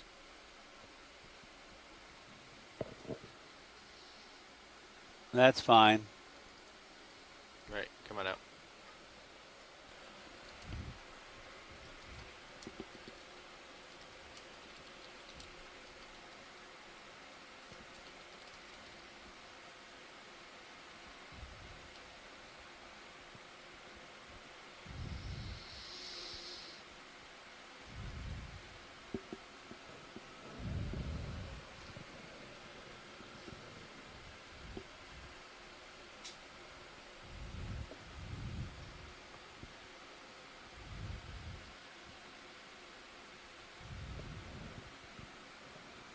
So just to remind our listeners, we are currently at a site known as AT251 at a depth of 2,145 meters. This is the first time this site has ever been explored or imaged in any capacity, so that is really exciting. We are hoping to find some chemosynthetic habitats or hard substrate that's resulted from some of those reactions that you get in these areas of hydrocarbon emanation. Yeah. We're continuing to move up slope to where we hope to end the dive at the local high, which is around 2,090 meters. So not very much elevation change in this area. We should be coming off bottom in about 3.5 hours. And earlier this morning, we surveyed this area using our multi-beam as well as our EK60, and were able to detect several gas plumes, which are likely methane gas, and that were being that were gassing out from the area just south of here. A lot of these Benthothurians holothurians around. But why these seeps are really interesting is that most of the food in the deep sea comes from the sea surface. The deep sea is an incredibly food-limited area. So in the form of marine snow, you'll get dead plankton, poop, shells from various animals. they will eventually drift down into the deep ocean, where they form the main food source for most of the animals that live down here. And sometimes you occasionally get bigger parcels of food, like we've been seeing, you know, that water lily we just saw, some pieces of sargassum, bigger bits of wood, occasionally things like a whale or a big fish will find their way, but mostly the deep sea is reliant on these very small particles of food which come from the sea surface or the shallower areas of our oceans. But in places such as cold seeps, at hydrothermal vents, it's a big one. so this is some kind of Aristidae shrimp, probably? Yes, that's right. It's in the same group as the commercial Penaeid shrimp, and you can see it has these wonderfully huge abdominal swimmerets that are fanning out. That's huge. As well, and it's, of course, walking legs, and then those two things that look like mule ears are a pair of scales that arise from the base of the second antennae, and probably used for stabilization during swimming, as you see now. So they do swim incredibly gracefully, but that just before that one lifted off the seafloor, it did look like it was probing the seafloor with its legs, looking for its next meal. So, as I was saying, in some areas of the deep sea, or in most of the deep sea, animals tend to rely on what comes from the sea surface, and there isn't that much of that, and so as a result, a lot of the life down here is very limited by the amount of food they eat. But in places such as cold seeps, hydrothermal vents, and whale falls and wood falls, I'll probably just there tends to be a much bigger source of food. So at cold seeps, like what we're hoping to find today, what happens is you're starting to go due to some fracturing, geologists on shore, please don't, bear with me. Due to some fracturing, there will be fluid emanation, and that usually will have chemicals such as methane or sulfide-rich chemicals, and that will emanate from the seafloor, leaking as if you must, in some places, potentially as a gas sometimes, or liquid. And that chemical is then, those chemicals are then used by animals and bacteria, bacteria within animals, as a source of food. So like on land, of course, there is photosynthesis, and that is when plants use sunlight to make food. Well, of course, in the deep sea, there is no sunlight. There's darkness, and as a result, there's chemosynthesis, and that's when animals tend to use chemicals instead of sunlight to create their food. But in this case, it's never plants, it's instead bacteria down the deep sea. So this might be a Coryphaenoides of some kind, which is a rat tail or a macrourid. We did see Coryphaenoides armatus during this dive. I'm not sure if that's what this is again. Probably Ken Zulak's going to give us a great ID soon. Yeah, we can get a close-up video of the head. He asked for that, yeah. That's great, Josh.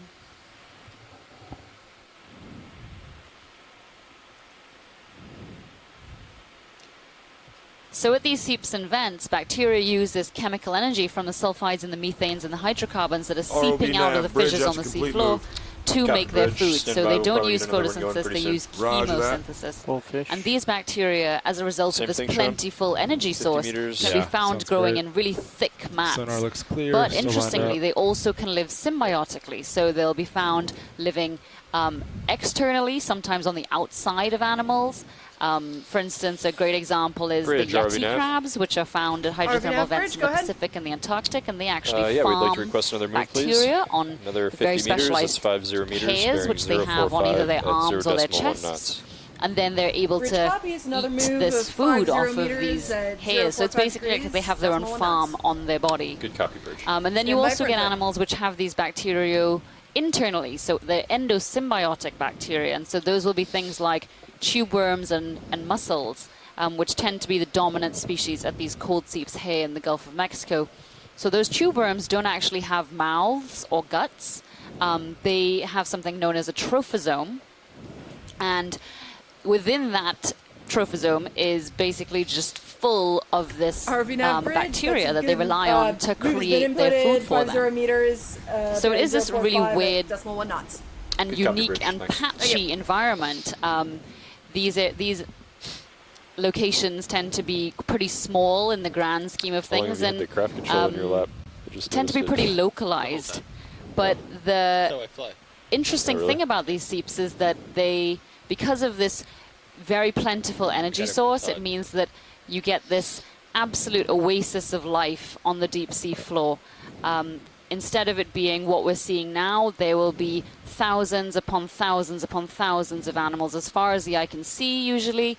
You can get incredibly thick mussel beds or tube worm bushes, and then within those there'll be an entirely different set of fauna.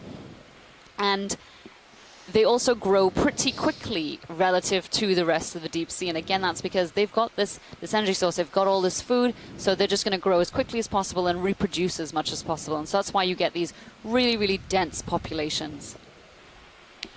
Diva, aren't they pretty short-lived also? And correct me if I'm wrong, Diva, because this is a little bit outside my area, but the chemosynthesis is, of course, a different way of building organic molecules, carbohydrates, and the building blocks of life than photosynthesis. But the two are parallel, because in photosynthesis you take in carbon dioxide and you take in water, and you produce, at least initially, sugars, and you release oxygen. In chemosynthesis, you take in carbon dioxide and hydrogen sulfide. So instead of H2O, you've got H2S. And from that series of reactions, you produce sugars, but you have sulfur as a byproduct instead of oxygen. Inside there. Is that a reasonable? I'm just double checking your chemistry. So yeah, carbon dioxide plus water plus hydrogen sulfide plus oxygen can give carbohydrates and sulfuric acid sometimes, or some kind of sulfide-based compound. Well, I was close. Come back in.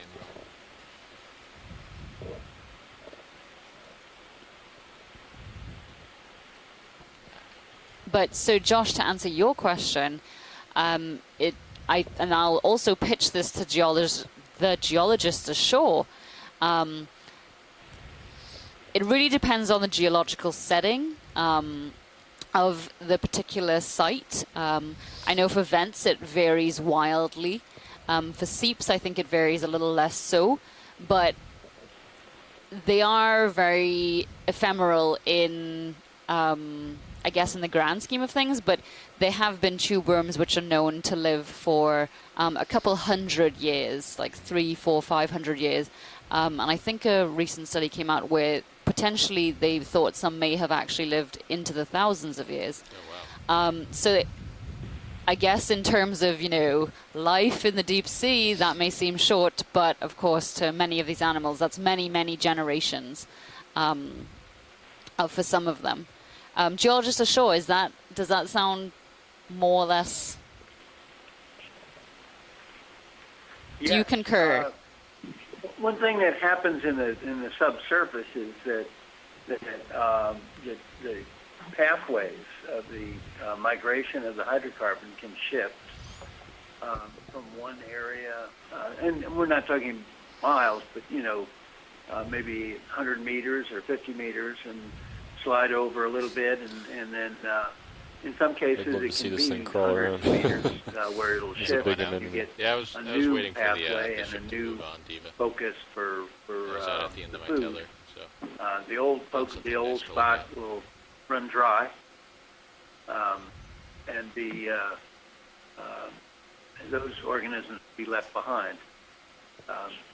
New ones will have to pick up where the old ones left off. So this is Carolyn. I guess to try to look at it from the geologic side, one thing to note is that we see all time frames seeps. So we have dates at some mossogenic carbonates at places that are still seeping, for example, in the Atlantic margin, that show that methane was being emitted at these places 5,000 or even more years ago. doesn't mean organisms are that old. It doesn't mean these particular communities are that old. It just means that at some point in time, 5,000 years ago, there was also seepage at the same place we go to now. Conversely, there are lots of places where, as Bill alludes to, the seepage will happen for a while and then it'll shut off, or we'll go out and sometimes it's seeping and sometimes it's not seeping, but there's enough of the sulfide or the methane supplied that the organisms sort of seem to survive in a community for a while despite fluctuations in the seepage. And then when these places close off, they can close from precipitation of carbonates, they can close from hydrate closing off, they can close off from the plumbing system changing. It's And the just organisms tether in the sometimes, background. undergo a Yeah, toxicity issue where there's too much sulfide, for example. They die, but then there's another place where the organisms can live or can live better. So there's sort of all ranges of behavior geologically at these seeps. How that connects to biology is better known now, I think, than it was when we are all looking at this problem 20 years ago, but it's still, there's a lot of cool work still to be done linking the geology and the biology. Is that a high That's great, guys. fish? Thank you. Thank you, Carolyn. Yeah. I think it's a shrimp. Thanks, Carolyn. So white. How far away are we from the closest active plumes, water column plumes? I will find out for you. I'm looking at it now. The closest one is 330 meters to the south. Clear. Okay, so Nav has just informed us that we are 330 meters, which is a totally doable distance, but it is in the opposite direction to the local high. So instead of moving north or northeast, we would be moving directly south. So if that is something that you would potentially want to do, then then you just need to consider that very carefully, because obviously that is moving away from the areas of potential hard substrate and the local topographic high. Additionally, these seep locations, we weren't able to track them all the way down to the seafloor, those bubble streams, and so we aren't sure exactly how accurate they are. Okay. The crest of this mound, it didn't show backscatter on it. On our data, yeah. So it's mainly this flank. Yeah, probably that's about Unfortunately, a it little looks more like tethered, but that's about it. there's not enough current to wash this mud off. So you think it may be sedimented all the way up? might be happier, and us geologists could be happier if we find a real active seep. There might be some things growing there, but we'd have to truck it pretty hard. Okay, wait, we'd have to... Sorry, can you repeat that? We'd have to move fairly quickly to be able to catch it in this time. Is that correct? To the seep, you mean? You said it's, to the actual plume sites, the Yes, area where you were seeing plumes last night.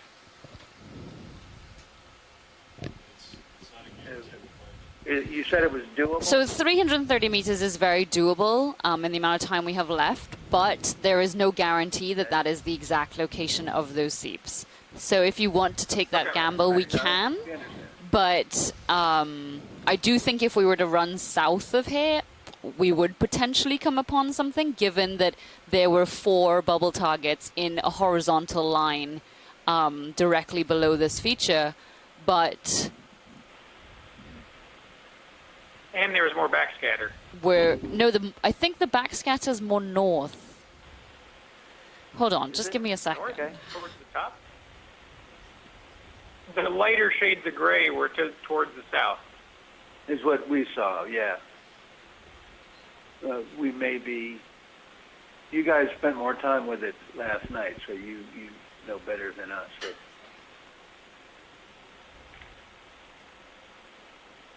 How deep does this multi-beam, at the frequency of your multi-beam, penetrate? I'll check on that for you. Below the surface or meters? Excuse me? Thanks, Ron. A little bit, but not very. That's as about as precise as I Right on can top of that dark get. object there. I don't know in numbers of meters. Watch lead, we've got high pack streaming on feed Okay. 3, so they can see the high pack right. You should jump on OKX as well, Dan. Hey, come on in video. I think you were only on EXRV during that. Yeah, it was Yeah, letting you can watch go- leads know. yeah, you They'll can go communicate to it the scientists. to the scientists.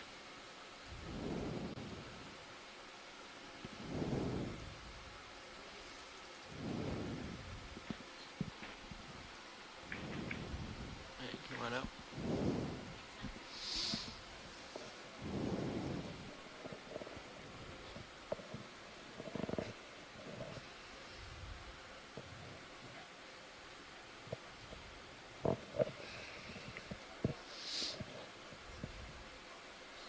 No, I was just talking to Diva and Chuck, and they can communicate that to the shore side if they want to. Okay, folks, so just give me another couple of minutes, and then I'll get back to you.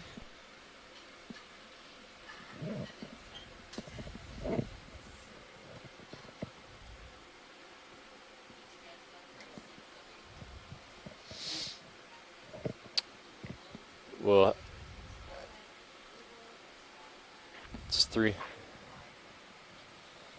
Stand by. So we're about 350 meters. Depends. Do you want to? Well, let me see what it is at 0.3. So we could. Let's see how long it would take just to do it at 0.3. Oh, yeah. So at 0.3 would be 38 minutes. So we probably want to. I mean, do you want to look at the seafloor for 38 minutes on the way down to the first Seeps site, or do you want to come up off bottom and move faster?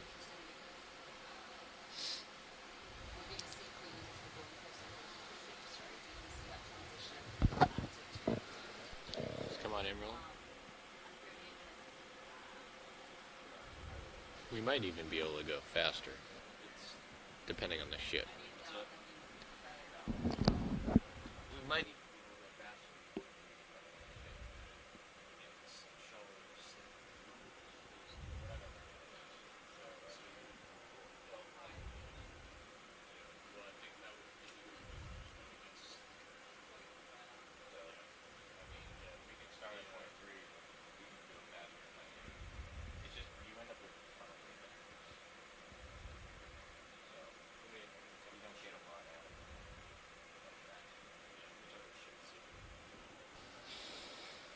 So watch this. I'm going to check in with the bridge because that would actually put us directly against the current, and I just want to make sure that they're able to do that effectively.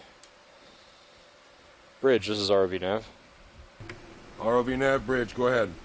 Yeah, we might be adjusting our dive plan here, and I just wanted to see how comfortable you would be moving at a bearing of 190 and doing so fairly quickly. Let's zoom here, Roland. Stand by. Standing by. Shell.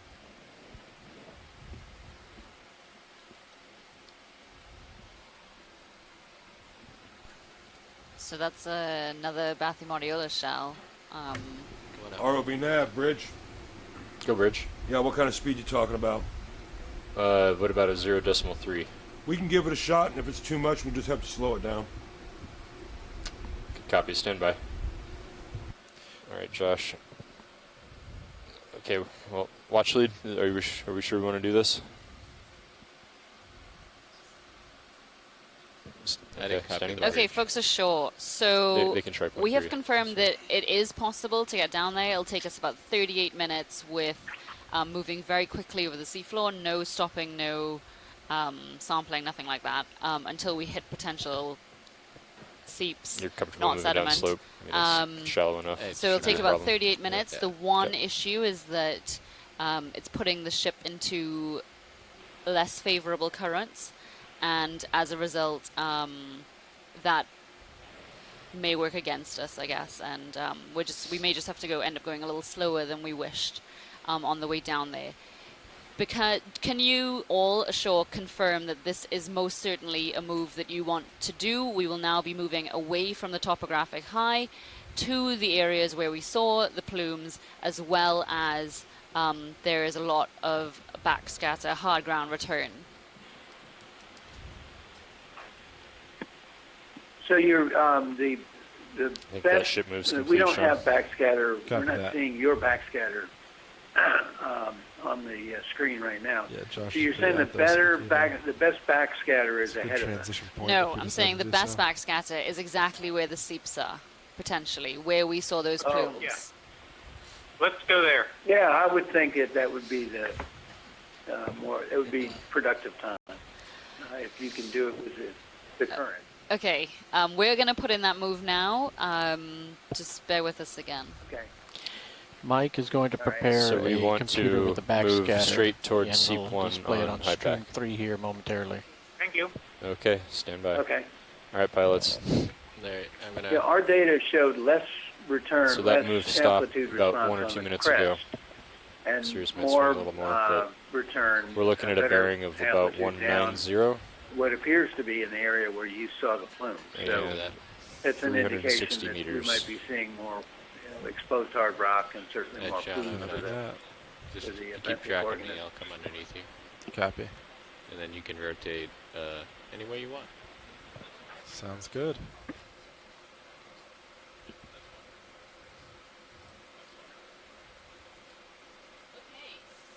Okay, so quick change of plans. We are now heading due south to one of All right, the permission to rotate.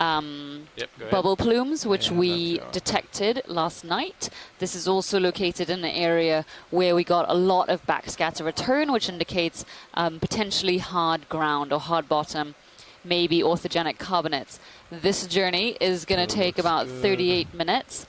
We'll probably be moving over the seafloor very quickly. We will, of course, be looking for clues to take us towards those.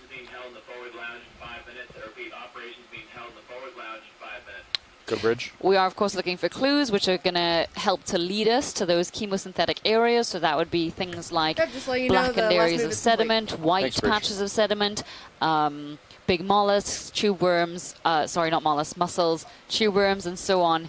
But we will not be able to stop 190. very easily and get good looks at things because we will be trying to get to that site. Again, just laying down that caveat that So I'm gonna. we were I'll call in not 100 able to meters, detect these 0.3 plume knots. targets all the Just way keep it down moving. to the seafloor last night. Sounds good. And Yeah, so these, If we the see location anything, that we we're can- working with may Maybe not be 0.4.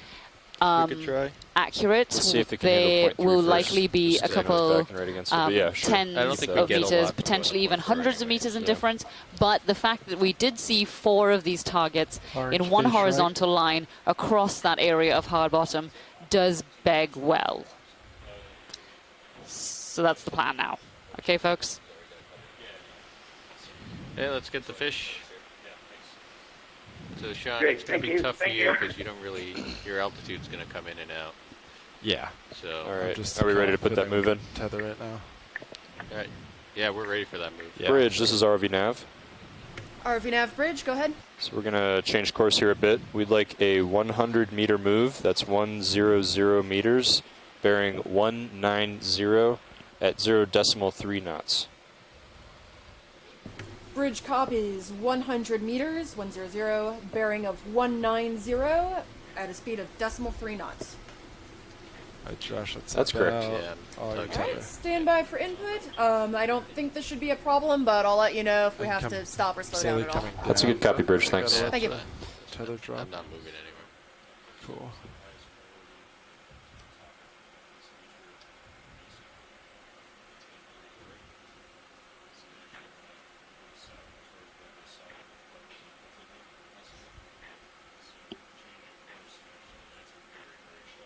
Maybe you can make friends with that fish while we wait or something. Can we lose the skids rolling?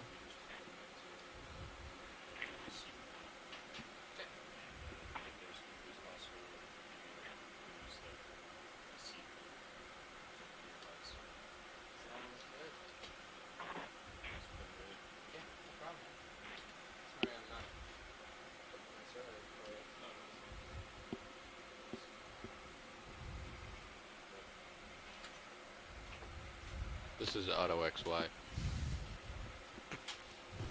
RV Nav Bridge, move has been initiated 100 meters, bearing of 190 degrees at a speed of 0.3 knots, and so far we're looking good.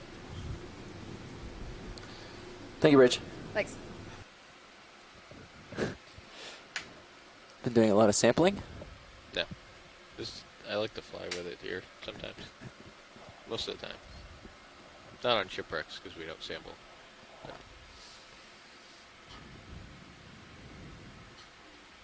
this is Auto XY. Where's it going? I don't know. Oh. Oh yeah, look at that, 40%. Wow. Do you have a lot of current? There is a lot of current pushing me downhill, but well, it might find its way. You might feel some tugs from your pilot. It's not on purpose.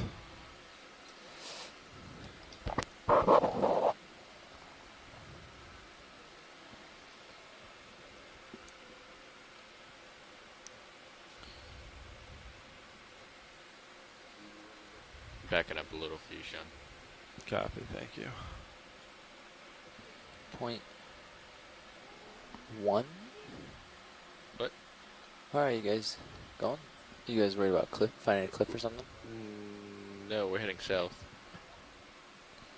No, I mean, we were doing 50-meter moves, just big 50-meter moves, constant, taking zooms and doing stuff, and we weren't seeing much, so they want to go back to Seep 1. Okay. So we're doing 0.3 and just hightailing it. Okay. Yeah. Let's see if I can make your sonars bubble hunting sonars. Yeah, that'd be great. We need a multi-beam sonar is what we need. Yeah. Did you ever see, oh, I didn't, the, that blue view we used? You could just literally see just the plumes coming out, and then if you got close, you could see the shimmering hot water. Wow. So we are. It was amazing. That's how we spotted a lot of We are heading in the right direction, but the also waiting for the ship to that sounds like a lot of reorient. Fun. Oh, it was chasing. As we turn around water to was so head murky, towards Seep number you 1, could be from here to that, and the we expect on the way coral and not to see pretty much the same kinds of habitats came that in handy. we've oh, it was got super, the super handy. That's good. I-SITted whip in center screen now. We should see more of the hermits with the anemones, the benthithuria, and is gonna get perhaps us like a other quarter sea of the way there. cucumbers. Yeah, we're going to have to keep the that bottom going. associated shrimps. And as we move along here, we're crossing over where we came before, so you can see a skid mark of the ROV at right of screen. Select Seep 1. But we'll be heading away from that our direct track as we head towards Seep 1. Yeah. Able to come down a little more. And so during this half an hour, we are expecting to see, and we do need you to look for these clues that I've been talking about that will lead us like the breadcrumbs to potential chemosynthetic habitats. So keep an eye out for blackened areas of sediment, white areas of sediment which almost glow, they're so white.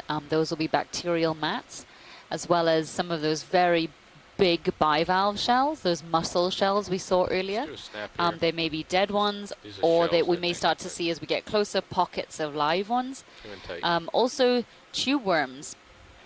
We're seeing some hair, but as we get closer to sites where there is these, where there are these hydrocarbons leaking out of the sea floor, we should start to see much bigger species that have bright red plumes. So either Lamellobrachia or Escarpia, usually. And so we need to keep an eye out for all of these things, because if we see more in one direction than the other, then we may want to head that way. So it's really important to stay in tune with what's we're going to be flying over in the next half an hour.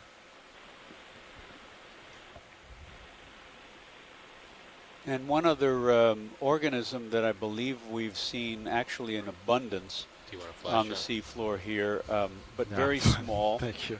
On the occasions when we do zoom in on the like sediment, 10 minutes left. you may see small little pale tan, basically the same color as the surrounding surface, little irregular clumps or tiny little trees, maybe at most a centimeter across. We gotta get a newbie. And Where's those Roland? are likely agglutinating Roland, you wanna fly? foraminiferans. We usually associate foraminiferans, which are single-celled amoeba-like What can you do wrong? Look. creatures, although they are not closely it in related to the AutoXY. classic amoeba. But the ones we're most familiar with Put it in AutoXY. produce a Disable the small joysticks and then sand just grain-sized calcium carbonate the- shell, and they drift move it in around in the AutoXY. plankton. Yeah. And Well, you're doing such a when good they job. die, the shells sink to the seafloor and What's that? create vast areas of mud, fine mud called foraminiferal ooze, That's a or giant holothurian. after the name of We one saw of a the bunch of genera, Globigerina ooze. But it turns out that of the several thousand species of foraminiferans that have been described, only about, I believe it's 140 are planktonic. The rest Shallow. of them are all bottom dwellers. thinks that's Many way of over them here. do produce a calcium carbonate shell, but others, instead of the little shell, So or we it's were- also called we a were test, moving like this. they glue together sediment grains It's just a funny around thing to, their like, put a target cell for. membrane. And It's some like- of them can be branching, and That will they blow will away extend in their a day. slender little By the way. pseudopods, or more Didn't know. specifically reticulopods, because they branch Did you grab one of out these? to collect fine Or was that food Dan? particles, That was Dan. bacteria, and other microscopic organisms. And they can be hugely abundant in the deep sea. I don't know. I think Dan and Chris have both collected holothurians. I have not. Yeah, Dan nicked it. I think Chris got it perfect. Or did you get one, Sean? I feel like you might have gotten one too.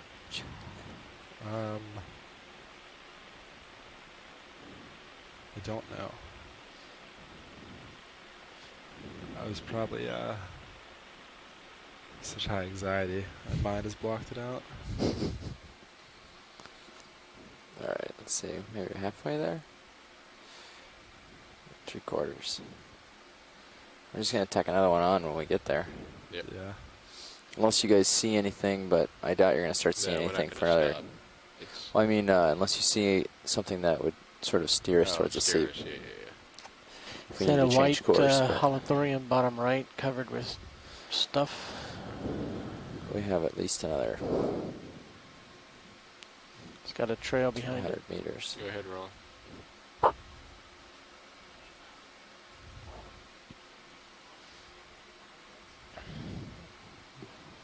Anybody opposed to a 200-meter move?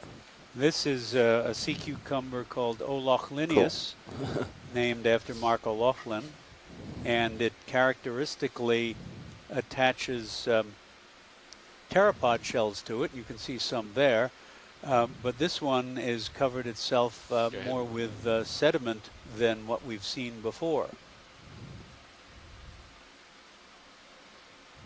Maybe there just aren't enough pteropods in the area for it to be happy about its ornamentation. Most of those pteropods belong to the genus Clio. It appears to prefer those. You can see in the sediment there are more slender white pteropods belonging to other genera, and I can't tell whether this sea cucumber has included any of those in its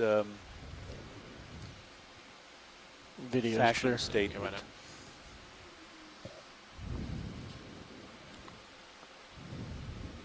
Can we get a quick zoom on this gastropod, please? This now. Come on in, big one. Roland.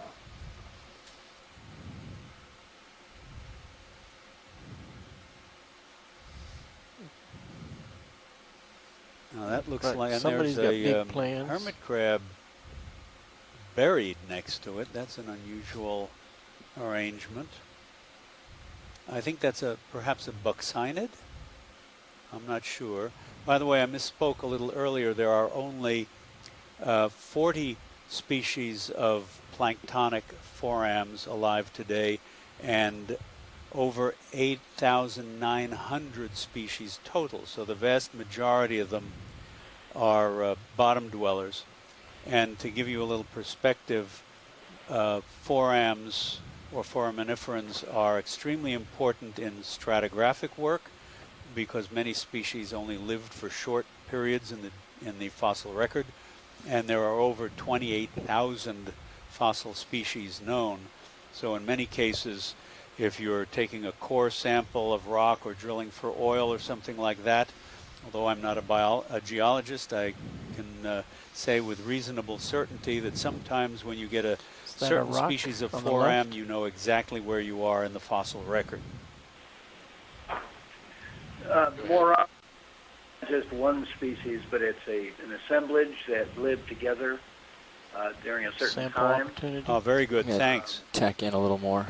Yeah, and there'll be some overlap. Some will die sooner, and some will die later. But if you see that overlapping association, you can pretty well tell when 200 meters. Things were going on Earth, where you are on Earth. Because the thanks very much. Current distance is 281. I told you I wasn't a geologist. Get us in the vicinity, and we can start hunting. That was awfully close, though, and we are talking bugs here. Was that a rock that we just saw? Bridge nav? Yeah, it didn't really look like a normal Looks like that kind of move rock. is just about settling out. That's correct. No. Can we get another ship Definitely move, wasn't please? carbonate. Right ahead. We'd like to do 200 Well, meters, definitely, but it didn't bearing look like osteogenic 190 degrees at 3/10 of a knot. Bernie says cobble. 200 meters, bearing 190, speed 3 knots. That's affirmative. Thank you, Bridge. Stand by for input. So that gastropod we were just looking at, the snail, it could be from the genus Phymonorhynchus, which is commonly occurring at vents and seeps, and it's one of the more predatory species that you tend to get at those assemblages. I remember, I think it was in the Marianas, we were diving at some hydrothermal vents with the Okeanos Explorer last year, and we did see quite a lot of them swarming another type of one of the scaly foot gastropods that had obviously died or was being killed Good or copy. Thank you, Bridge. whatever. But there were a lot of them eating that. So do you know what family that is in? Looks like the business end of this mound is actually on our side. Before, but I saw also it's in the superfamily Conoidea. Is that correct? Did I see that? Come on in, Roland. Oop, is there something there? Fish. Fish. Oh, so here we look like a fish in a burrow. Again, yes. Is this normal? I feel like this is not something we commonly see. Fishes living in burrows, maybe caves and under overhangs, but this is a fish in a burrow. Any old port in a storm. You can come in tight if you have it. Waiting for you to stabilize. Yeah, I'm going to be bouncing a little bit because the current's behind me. Very strange. You want to spin rather quickly and look through the other holes? Okay, so that gastropod in the Rhaphitomyidae is in the superfamily Conoidea, which also includes the shallower water poisonous cone snails with their harpoon-like radula. Caveat, I am not certain that's what that was, but if it is, there you go. Look good to me. But this Alex, our Nancy Foster scholar on board, she was just saying that perhaps this fish is just in here to grab a meal make a meal out of whatever was inhabiting this burrow. Right, come on in, Roland. It does look like one of these typical nope, that's his face. That's his home, I guess. Or there are two of them? Nope, there's only Or one. it's a very long fish. Well, that's weird. A duckbill mouth. Look at that. Which I think is the third time I've said for this dive. There are a lot of things we're not used to seeing. Very strange. That is a cute fish, I'll say. Nice job.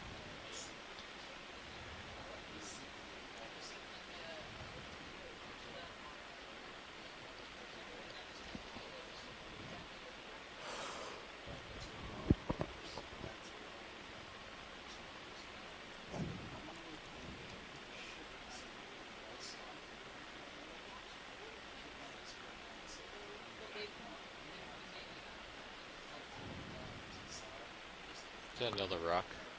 Yeah, come in and roll it. I think so. Yep. That was, I think. So, geologist ashore, did you get a good look at that rock? Come on in.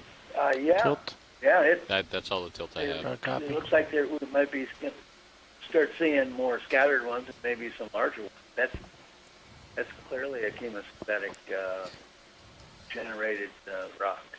So, what would be the black outer layer? Because when you think of carbonates, you think of white rock, right? No, it depends on what's in the area with it. If you have any reduced sediments, which you're very likely to have, where that rock formed. The rock did not form on the surface; it formed in the subsurface. Huh. Okay. And became exposed. We might start to see more and more of these. If we did, that would be a good sign. Those clues that we were talking about earlier. That's right. That's right.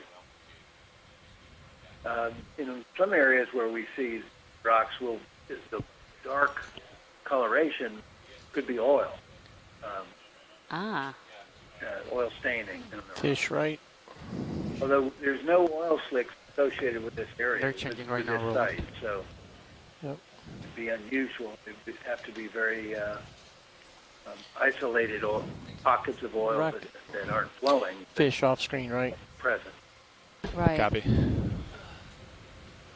So it looks like. They're various forms. Sorry, go ahead. They're various forms of calcium carbonate. Yeah.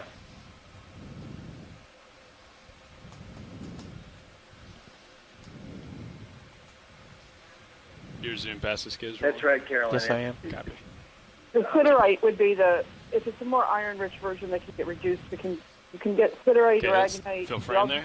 dolomites, all different kinds of orthogenic carbonates precipitating at these places, depending on the local chemistry. So a specific color is not necessarily indicative of one thing. About a quarter of the way another through in the terms move. of just being cobbles and seafloor like this, right? Sounds good. We have about 150 meters left in this move. So this is another rat tail, most likely from the genus Corphinoides.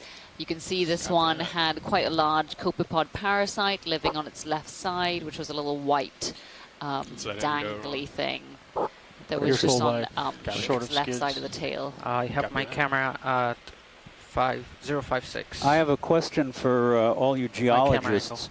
Much of my work has been done on the east side of the Florida Peninsula, places like the Miami Terrace, which we're talking in 250 to 600 meters, much shallower, and the limestone has been blackened over time in what has been written about as a phosphoritic crust.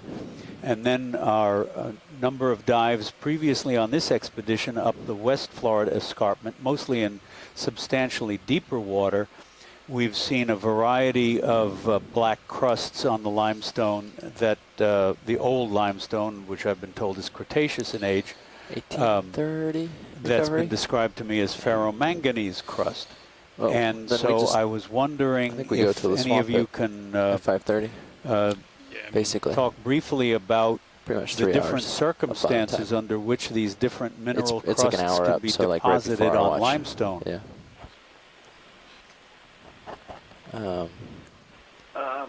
Yeah, so maybe like It's Cody 5:15 Kramer. or something. I'm unsure about that. I don't know. Almost 3 hours. We've seen ferromanganese crusts up further north in DeSoto Canyon that we think was related possibly to volcanics. Oh, okay. So, co-pilot, I'm going to keep you Ron on Brown, altitude, so you can just kind of follow me down as we go downhill. All right. 2010, I think. Right at the base of the Florida escarpment, what appeared to be what we thought was a mud volcano, or an old mud volcano, because there was some high reflectivity from it. Turns out the top of it looked like a pillow lava sitting directly on top of rudisted reef, in-place rudists. Okay. And they died out at the end of the Cretaceous. Right. And one of our geology colleagues the other day pointed out that some of the limestone deposits, which were pure white, appeared to be rudist as well. Oh yeah, so we can, if we can find but everything on bivalves or this anything mound like that to we clue saw us was into the appeared to direction of be the seeps, that would be appeared to have a hopefully we can see them on sonar. Ferroin and manganese staining and crust, which would probably be related to the volcanics. Okay, thanks very much.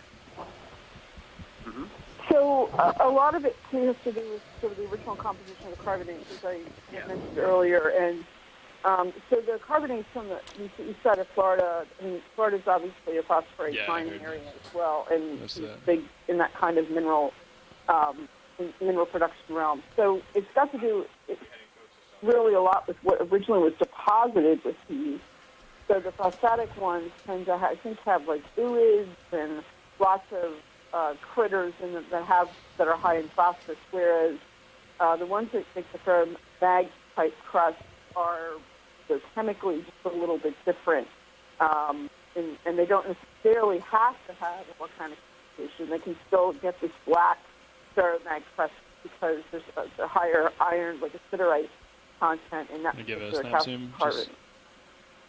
Thanks very much. Detritus. So this looks really similar to the area we touched down in earlier. They've got black areas of reduced sediment and white areas on top of that of bacterial mat growth. We've also got this accumulation of sargassum, which would have floated down from the sea surface. And then we've also got this Chirodota hehiva sea cucumber, which is normally associated with chemosynthetic habitats.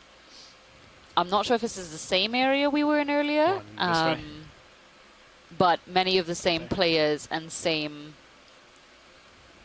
community. Yeah, we do not seem to be on the identical track as we were before, so this is probably different. Go ahead and lose lasers. Very curious. So you can just see on this one the feeding appendages on the left side, just tucked away. There should be some feeding tentacles that'll use to snuffle along the seafloor and pick up any myofauna or bacterial mat or sediment.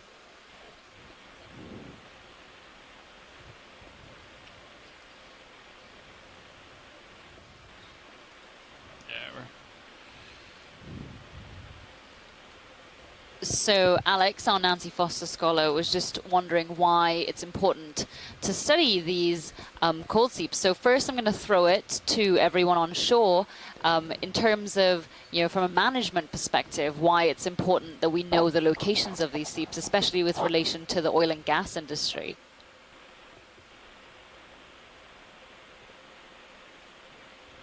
Well, while we're waiting for a response there, just let me say that this sea cucumber is an apodid. That means it does not have any tube feet along its body. The tube feet are just the modified feeding tentacles at one end. Camera at 7.3. Copy that. I think we've got a... Cody, Bill, Caroline. Some pretty good returns. Any thoughts as to why we need to know these locations for oil and gas reasons?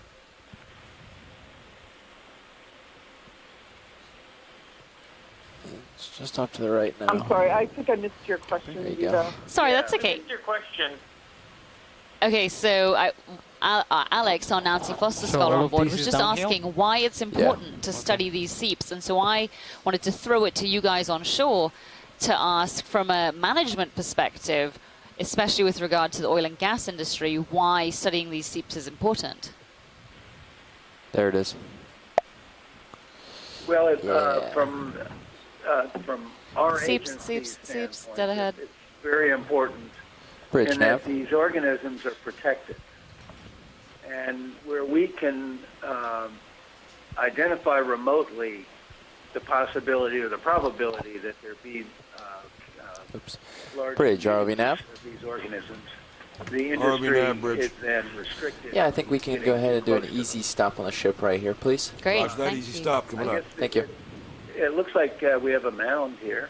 Yeah, so it looks like we've found our first little seep habitat. Yay! So Glad we turned. exactly, great decision on the part of all of the scientists and stakeholders we're working with. But so right here we can see there are Bathymariolis mussels. It will be one of 3 species, Hecari, Brooksii, or Childressi. You can also see some more of those chirotid sea cucumbers within those mussel beds. And I'm sure once we zoom in, we'll get a good look at some of the other macrofauna inhabiting these beds. These Bathymariolis mussels tend to be foundation species in that they create habitat for other animals in these areas. Any place you want to zoom in particular, Roland? Let's start with those 2 purple. It does look like we have some tube worms associated with them. Yes. And, then we'll go to the the good thing is that they're alive. Okay, go ahead. They look like they're alive, which means there is active seepage going on here. Otherwise, they wouldn't be alive.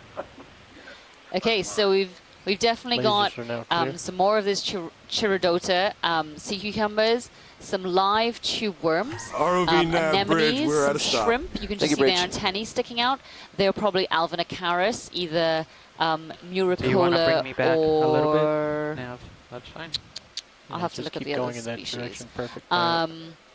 Then Yeah, we've as also you- got, as you get past, you interestingly, can just spin your head Brittle around, keep them in Stars. view. And so what tends to happen It's in Gulf all of Mexico downhill ahead, seeps so there's no is reason you tend to get different communities if you depending feel on like you're whether getting, it's like, way past above it, then we can 1,000 back meters up, depth, but- shallower than 1,000 meters depth, or deeper than Um, 1,000 meters feel depth. free to talk And so with this, Pyle, but the I'm sure you sites can which spin are your head deeper around than 180 and 1,000, keep them in view. you do tend to get, instead of various gastropods or various snail species, you tend to get ophiuroids moving in to fill that niche, interestingly. Continue to drift left to the big batch. Well, this is my first view of a habitat like this. Oh, great. I've seen the other worm forests associated with cold seeps on my one trip in the Gulf of Mexico further west, but I've never seen this combination of mussels and worms, I don't think, and certainly with the anemones, brittle stars, sea cucumber. I've never seen that sea cucumber before. That's very cool. So the brittle stars may be Ophiura aces or Ophienigma splenilobatum. How appropriate.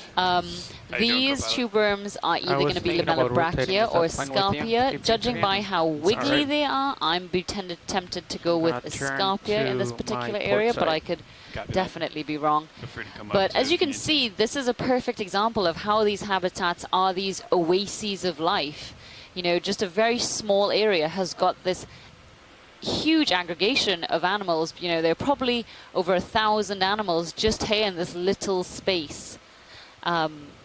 Most of them in this environment because of these fluids seeping out of the sea floor, which provide the energy source for the bacteria, the primary producers at these sites. And that looks like, and that next to the dead mussel, the live sediment-covered one, those look like little zoanthid anemones. And there's another cluster there, possibly. Yeah, when you look closely, there really are lots of little tiny things in between. And not only do the mussels and the tube worms create habitat for other animals, wow, look at the amount of brittle stars in there. But they also alter the ecosystem. So there's something that we tend to term ecosystem engineers, and that basically means that they can modify the physical and chemical environment surrounding them to either make it more habitable or less habitable, depending on the species that, you know, cohabit with them.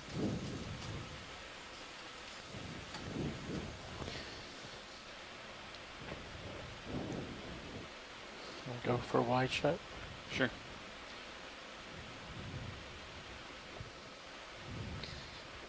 So geologist question, as we were approaching this mound, just like fringing the round, bordering the mound, it looked like there was consolidated sediment, perhaps carbonate? Yes. Getting a little bit far, navigator. The darn mussels stretching a little bit, seem to so be covering you might them get up. pulled if you want to rotate Yeah, to this it side does look pilot like so you can you get a can bit pull. see Yeah. some carbonate. Oh. It's okay. I'm coming. It also Just let your appears head like spin off. as Don't if fight it. the All right. worms are more concentrated on the periphery. So you just rotate right and let it or at least go in, around. You don't want to fight it so hard. They're very tightly he gets back down to where clumped.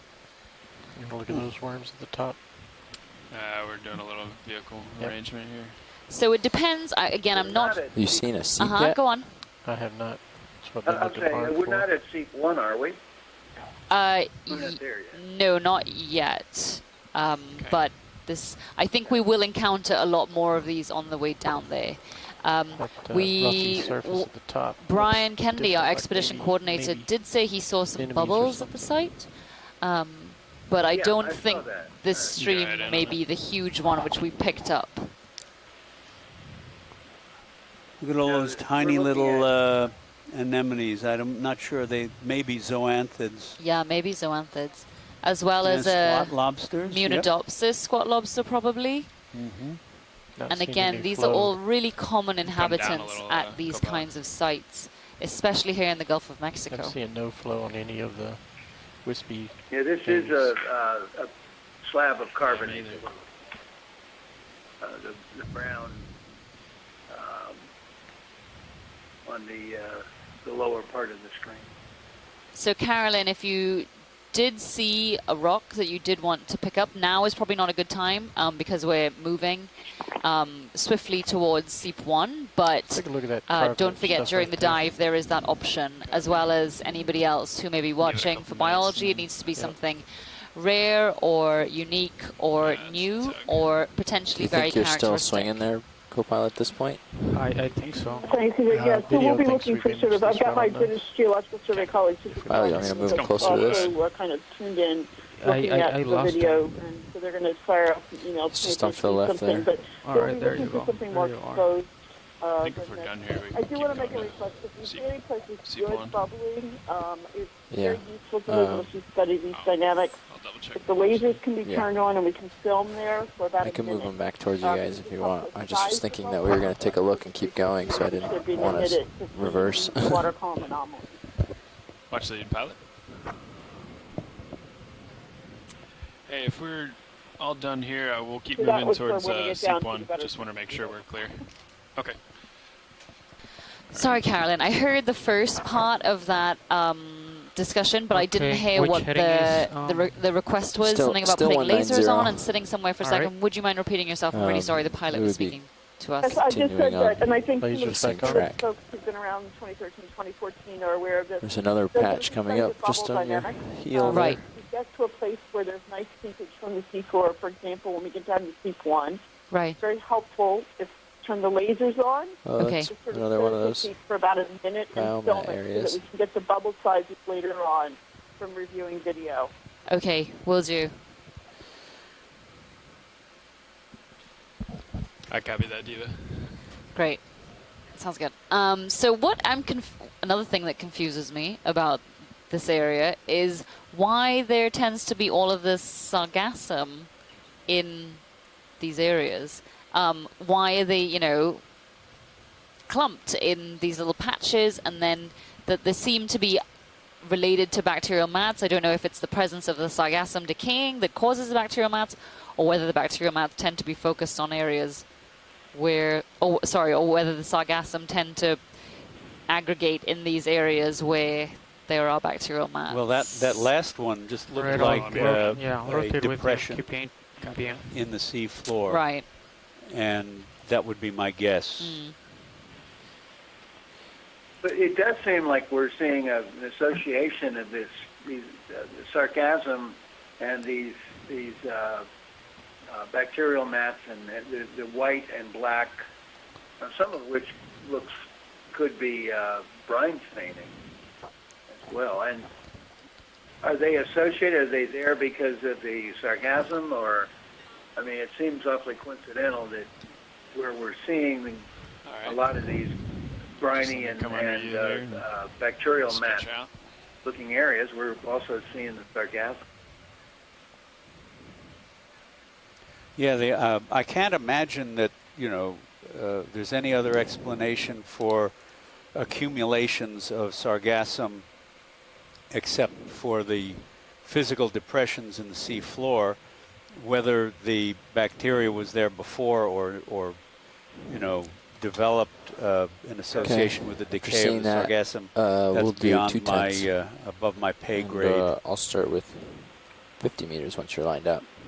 All right, I'm ready. Does that sound good to you? So I just want to chat a little bit about those mussels we were just looking at. So the 3 species that can be found, that tend to be found at these deeper depths in the Gulf of Mexico, Nope, everything looks clear. Cool. Have Ready for that? Yep. similar nutritional Bridge, pathways, RV but nav. sometimes via different mechanisms, Bridge, for go ahead. instance. Another ship So, move, please. Bathymariolis We'll do 50 meters, bearing has 190 degrees at methanotrophic 2 tenths of and a knot, please. chemoautotrophic symbionts. And so 50 meters, bearing 190. it can occur either alone or in mixed beds copy. Thank you, Bridge. with Stand by for Bathymariolis childressi. So that means that basically it can potentially use more than one energy source. And then Bathymariolis heckeri has been reported to harbor at least 4 different species of symbionts, 2 of which use reduced sulfur species, sulfur compounds as energy sources, and 2 which use reduced carbon species. So that would be perhaps methane or methanol as energy sources. So it just suggests that because there's almost Nav niche bridge. partitioning, Move the initiated. 50 mussels meters, tend to bearing use 190. these Decimal 2 chemicals, knots. but Thank you, yet Bridge. they've managed to partition themselves so that they have different energy sources and almost different metabolic plasticity, or a high degree of metabolic plasticity within this genus. I think there were also suggestions that the Bathymariolis can also still filter feed, so they do operate this sort of mixotrophic lifestyle where they can use both the internal bacteria creating food for them from the chemicals and also filter feeding. But they tend to do that in much less amounts. It's usually when the seep is waning or so on that they have to resort to that to supplement their diet, I think. Okay. And the tube worms are a little bit different in that they have what we see is only part of the tube worm. A lot of it is actually buried within the sediment and will taper to a very thin end. And that end is actually down in the sediment or carbonate, where much closer to the source of that sulfide compound. So they tend to have chemosymbionts that use sulfurs or sulfur-derived, some kind of sulfur chemical product as their source of energy rather than methane or any other kind of hydrocarbon chemical. Can we have a quick zoom on the fish to see if it has any of the parasites? Sure. Ken Sulak wanted to take a look at that. Sure. Go ahead, video.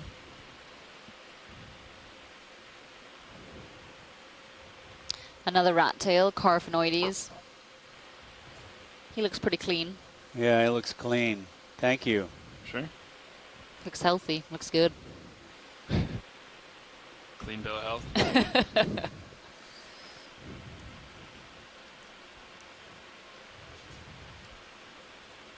So this is a good time potentially to point out that these seep habitats were actually discovered in the Gulf of Mexico. That was in the year 1983. And a deep sea expedition was exploring the Florida escarpment where we were earlier in this expedition in the Gulf of Mexico, and at a depth of about 3,200 meters using the human-occupied vehicle Alvin, or the submersible Alvin. They came upon these dense mussel beds which had limpets, snails, sea cucumbers, starfish, brittle stars, various types of fishes and shrimp all living within these beds. And they also found tube worms at that site as well. And when you think about, in the 1980s, we knew very, very little about these types of chemosynthetic habitats. In fact, hydrothermal vents had only been discovered in 1977, I think it was, in the Pacific Ocean. So all of this was very, very new to science. There was very little knowledge of habitats that operated, completely separately from light-derived nutrition. This was a different pathway that was not very well known, even though chemosynthesis is used by some species in shallow waters. But it was, at the time, a really extraordinary discovery, and one which has now led to an entire field of science, deep-sea science almost. And of course, since then, since that discovery in 1983, our knowledge of these communities has grown immensely. The Gulf of Mexico has been explored pretty extensively as far as deep-sea locations in the world go. It's probably the most explored area of the deep ocean. And yet still, we are finding new things when we look. This is a site that has never been visited before, AT251, and we've just found a cold seep and are likely. Hard returns I don't want to speak before, you know, the lady sings, but we are potentially going to find some more. And it just is so interesting that in an area that is so close to land and is so heavily used by oil and gas and fishing and so on, that there is still so much of it that we don't know and don't understand. And just wanted to mention something that our expedition coordinator, Brian Kennedy, mentioned with reference to the sargassum, and that is the increased texture of the substrate associated with bacteria or worm tubes or any number of other things, especially in the seep areas, might be snagging the sargassum. So in addition to them collecting and in depressions, that might be another means of concentrating them. Thanks, Brian. Okay, video. According to Chuck Fisher and Ian McDonald, who've been to many of these sites, they said early on that they would find the origin at the surface of an oil slick, where the oil was actually coming up. On the upper and then section, dive. it's different than these. Trouble is, there's a lot of deep sea currents that can move the oil around on its way up, and so it's not necessarily directly above the actual seep site. And, it would take them hours or in a couple of cases days to actually find the site on the seafloor. Now, with our mapping, we've been able to cut that down to hours here, Roland. And minutes in some cases. Got about 15 meters left in a move. Days. That's good. Very good. Thanks very, very much. Copy. Yeah. Yeah, I can start to see over there. It looks like just some scatter of rocks or something. Yeah, agreed. Come in here, Roland. Let's just snap zoom.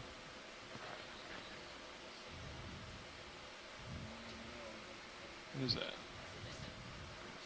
Just to follow up on that point, you know, back then, as you were just saying, there weren't these beautiful high-resolution maps that we work with now of the seafloor, but on top of that, using bubble streams that we pick up in the multi-beam bathymetry collected by the ship is a pretty new technique. And without that, we really wouldn't have been able to find these areas. You know, we had the beautiful bathymetry, which was able to show this wonderful feature on the seafloor that was still, what was it, a kilometer long or something. But we weren't really sure where on that feature we were going to be able to find these chemosynthetic habitats. But then using all of these tools that we have available, last night we ran over them and were able to see those bubble streams coming off of the seafloor in the bathymetry. So it's like narrowing down, you know, the potential locations, and then of course we do the final step of exploration, which is actually getting D2 and Sirius in the water, ROVs, and getting down there to see what exactly, I know it's sort of in certain, we pinpoint an area and then survey that area, slowly narrowing down that field that we are searching in to look for these very small, very patchy, also very ephemeral habitats on the deep sea floor. What do we have here? I'm going to do a full screen here, Roland. Just ROV nav bridge, move complete. Thank you, Bridge. Cloth underneath. Yeah, is that Carpet. looks, something man-made there, maybe? Okay, so there's definitely some trash around. Looks like some kind of cloth. I'm not sure, geologist, what this might be. Is this carbonate? Yeah, it's very what we call buggy. It's got a lot of like holes in it. Yep. Yeah, you can see the little ledges around the edges of it, and it's definitely rock. And there could be, where we're not seeing rock, there could be a lot more rock. We don't. It's not on the surface. A lot of squat lobsters living there. But you may have answered this already, geologist, but why is there this almost perforated nature in the rocks? What is with all these holes? Video's clear. Get back on track here. Well, in some cases, it looks like we've seen it, and I've got samples where it looks like little tubes all through the rock. And what it is the burrows that are infilled and are filled up with carbonate later on get exposed, and you wash out the sediment between the burrows, and you end up with this very open mesh textured Permission to zoom center laser. rock. And then in some cases we'll see mussel shells all cemented together, and that's what we might be seeing here is some shell hash that's been cemented, and kind of hard to tell. We're just walk it right here. Kind of off the bottom a bit, but it looked like there was right there to the right. Yeah. Well, do we want to chase these mounds? Another one of these water hyacinths. I have no. Where are they coming from? It's got large. It's funny because we're quite a long way away from shore. Tubes. So this would have drifted out of a river, potentially, and then made its way floating at the sea surface, and then eventually sunk to this location. A couple of live tube worms here, as well as squat lobsters, as well as nematocarcinus shrimp. You can see that tube worm on the left has its plume extended. The most left.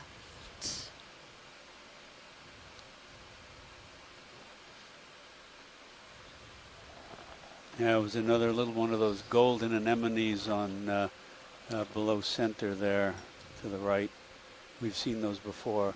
Yeah, remind me, Diva, that little video's clear. hat sort of thing sticking at the tip of the tube worm is the front end of the worm. It acts like an operculum. Yep. When the snap to the object worm in the pulls itself back inside. If I remember correctly, that is the opteraculum. At least we get that sounds plausible. Okay, all right. To be honest, I've been trying to remember the name of it, and I can't, so I'm going to agree with you on that.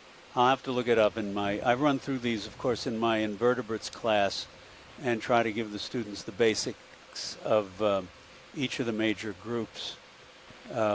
And their variations. So we run through a lot of terminology.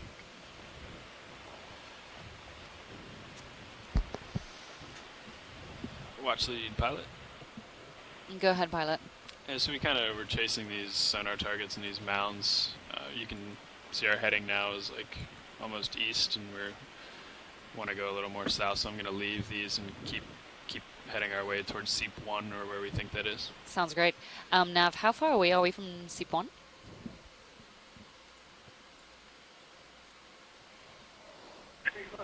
We are roughly, let's see, D2 is 100 meters away.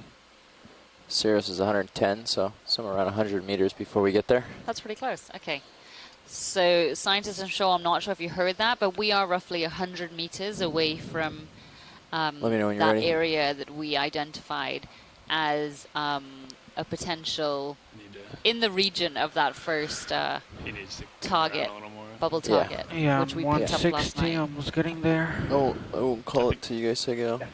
Great. I think we're ready to. It looks like we're already starting to see some Bridge nav. seepage, probably not enough. Nav bridge, go ahead. Another ship move, please. In the water column, but Sure thing. enough to have Can we do 50 meters, bearing 190 degrees at 0.2 knots? Balls in a row there. Can you repeat the range, please? See them? Yeah. 50 meters, bearing 190 degrees, 0.2. Bridge copies 50 meters at 190 degrees at a speed of 0.2 knots. Thank you, Bridge. Yep, stand by for input. Okay, I'm So the center at D2 190 sonars are pilot. running, right? Copy that. Yeah, so we have sonars on our vehicles, and so those are running at all times. And you can see them if you switch to camera 3, which is a quad screen. In the lower right of the quad screen, you'll be able to see the sonars from both vehicles. Yep, thanks. And I can also put that full screen at the request. ROV nav bridge. Move has been initiated. 50 meters, bearing 190 at 0.2 knots. Thank you, Bridge. Thank you.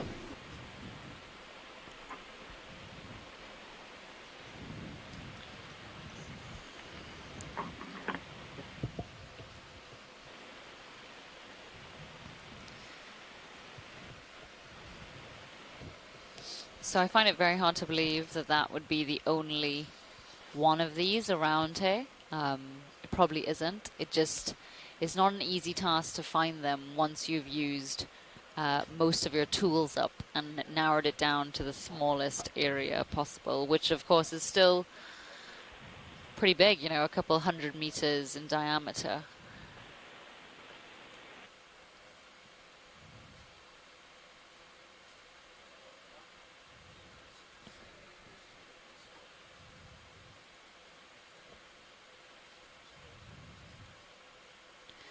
Here we've got another one of these Benthothuria funebris, holothurians.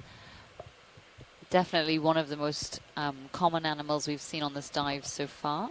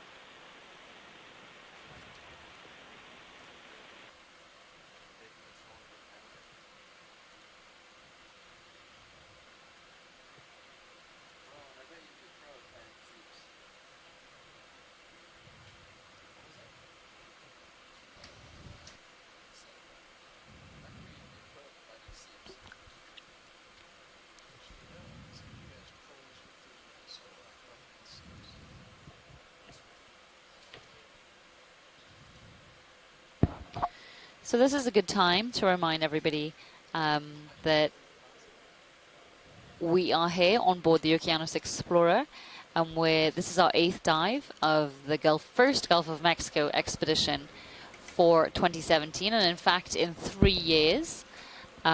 Before this, the Okeanos Explorer was doing some pretty extensive exploration of the Pacific Ocean, and so now they have finally returned back into the Gulf of Mexico, where they will be for 3 cruises. This is the first of those 3. The next to follow will be a mapping cruise, and finally in April next year there'll be a second ROV cruise. So we are at a site known as AT251. It is in a very geologically active area. We're diving on a feature which was identified using how's that video? BOEM seismic data. This is and this came out as a pretty obvious anomaly. This area has never been explored before using any type of imagery. It has only been mapped. And we are hoping to see some more chemosynthetic habitats. We have seen a couple little pockets here and there, but nothing truly spectacular. So we are hoping to see a bit more of those thing has been there during this dive. We are currently at a depth of 2,164 meters, and have just over 2 hours reflection. left in Right this here. dive. Just to let you know who you're listening to, my name is Diva Amon, and I am it's gone. a research fellow at the Natural History it's gone. Museum in Oh, there it London. is. I'm currently on Boom. board as one of the biology Might be leads that depression out there. during this maybe. expedition. And Maybe some my work Olochlinius. tends to be focused on chemosynthetic habitats Yeah. such as these we're seeing, I cold seeps, cleaned that. hydrothermal vents, whale falls and woodfalls, and also on human impacts on the What is- animals what is living that? There you within go. the Probably deep that, ocean. Right, nailed it. And this is Chuck Messing. that? I'm the other That is lead scientist. I'm like a an chimney or invertebrate something, you're gonna be zoologist. My particular area is the crinoids, the sea lilies and feather stars. We haven't seen What any is it? today, but we've seen quite a number on no, our it's not. previous There it dives on the is. West Florida Oh. escarpment. Should And we I get it also again? work on Yeah. deep-water coral and other hard-bottom that. community Dead ahead now, but in terms to of the left. ecology and distribution. We can do a snap here, the video you want to... Yeah. And I'm Alex. I'm here as a student. I'm a PhD student actually at Oregon State University. I'm also here because of Nancy Foster's scholarship, part of the Office of National Marine Sanctuaries. And I'm also an Oregon State Sea Grant Fellow. I'm here helping to log all this data. Okay, we can come on. So that looked like another piece of carbonate, Concur. potentially. And on it, again, you could see how Rolling come full wide strapped again. animals are for hard Including substrate Seeps. here, but it was laden with, I think, almost 3 different species of anemone or zoanthids. Okay, you can zoom past them now. And Thanks. there's just, for many of these animals which rely on that hard substrate as something to attach themselves to, there isn't that much of it around here that we can see.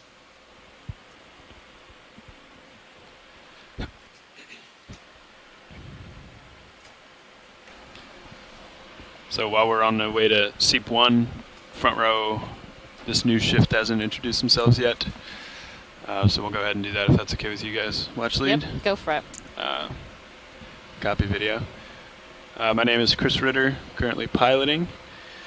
And with the rest of the 4 engineers in the control room now, all working for the Global Foundation for Ocean Exploration. And to my left is Navigator. Jeffrey Lanning. And to my right, co-pilot. Fernando Aragon. And sitting video station currently. This is Roland Bryan. And who do we have back there clipping? Back clipping is Annie White.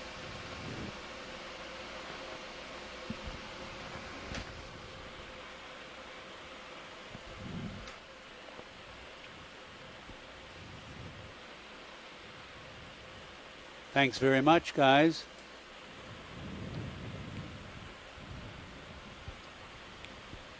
You can see there is a bit of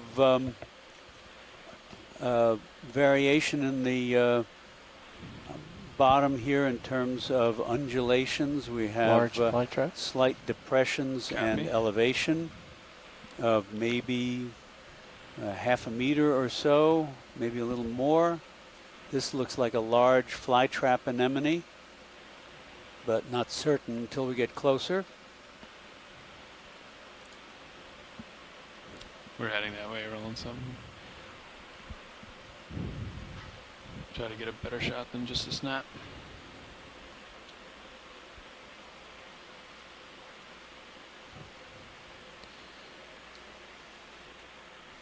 The move's almost done. I've been told by the Grand Dame of anemone systematics and taxonomy, Daphne Foten of the University How's of that? Kansas, that's an amazing animal, that it is frequently If we want to keep very, going, very you might as difficult, well if not just call another impossible, one. to identify Sure. these At the end of this organisms Okay. from images that you I was have just hoping to we might have do a the quick scan specimen around and see if we and, can catch a glimpse. We're getting dissect it pretty and close look at here. You're the almost there. arrangement how of far is that from internal now? This is like and 30 meters or nematocysts something. and So, so I on. was hoping Um, you guys might look around to in the order extent to because this is a identify very them. broad target. But this is a Okay. very It might be like characteristic 50 meters form south with of here. all We might those not see it at knobs on all, the outside but of it the could column. be and you that know, to any extent from there. So, sort of if you guys want to just kind of at the Venus extent of the tether, do a little scan, see if we can catch anything, and arrangement of the do oral another chug disc, towards Seep 1. partly folded, Laser's clear. and it looks like it's on a bit of carbonate here. Include the carbonate. Sounds good. Coming down.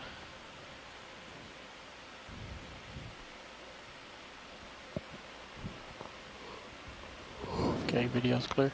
Copy. You can come wide. I could try to speak up, Roland. Just I don't want you to talk more than your normal.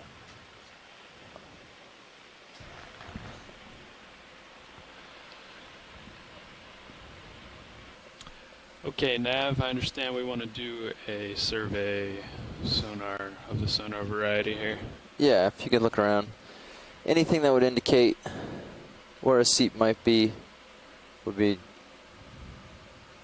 Copy. So we should be on very the helpful. borderline of being able to see that, yeah. I would think that you should be able to, if it's really 30 meters away from here, you should be able to catch it. But it might be 30, yeah. might be further off. Okay. Just coming up in altitude. All right. Nav bridge, last move complete. Thank you, Bridge. All right, and Sirius is going to be settling in the next few minutes.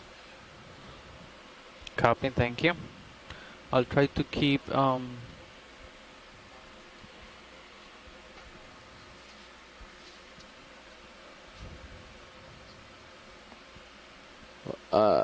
don't know if this helps at all, but Fernando sounds like twice as loud as when you started. Agreed. You might be adjusting. Maybe are you adjusting the wrong channel or something? Perhaps there's something, okay. yeah, just dead ahead now. Yeah, I don't know. We're moving towards it. Oh, maybe it's just a Brazilian. Still interesting. I'd like to take a look at it, please. Can we see just that Brazilian? We can. I guess we'll get another push in that direction and see if the next scan gets us something. Yeah, maybe a little more west than 190. What do you think? A little more west then? So do like... Right now I'm lined up on 19200. Yeah, I guess you guys are tending out this direction, so maybe I could... I mean, Sirius is lined up 204, so I could do like a 210 for you. Yeah, that'd be good. Okay. So Come Chris in here, Ma video. informs us that this Turn the lasers Brisingid back is on. probably You guys want Hymenodiscus. what? Sirius is And this one has I'm 1, 2, pretty 3, far away, 4, 60 5, 6, meters, 7 so I'll give you arms another 50. Does that sound as good? well. Yeah, that sounds great.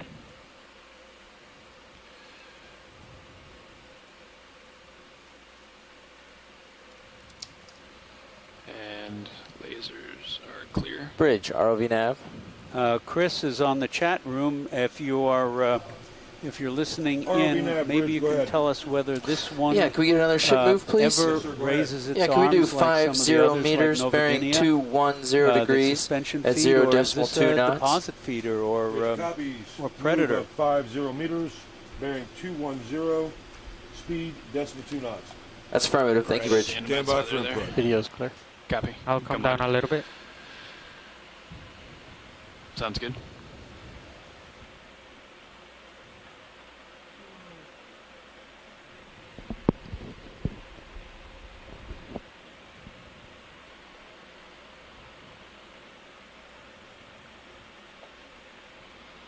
Still nothing on sonar.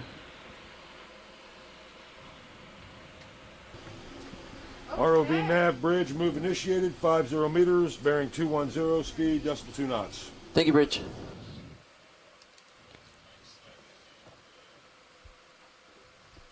If you want to go ahead and double check that.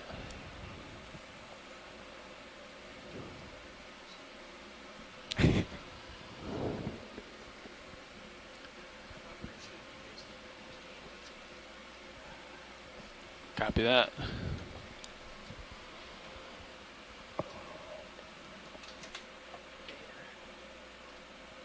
You want to do a snap zoom here, Roland? Is that a fish out there? Depression. So Chris has mentioned that Copy. they rest their arms come on on. the substrate when there's not much current, and that's what he's seen in the past. And we certainly do not have much water movement here over the bottom. Yeah. Right. unless the bubbles expand as they go up, and that's where we saw them.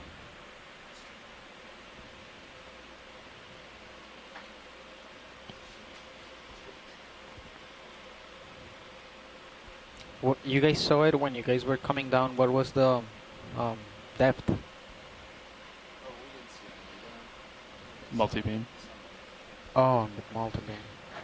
In the past, when we've seen them, we've been able to see stuff in Sirius's sonar. Because they get larger as they get further off the bottom.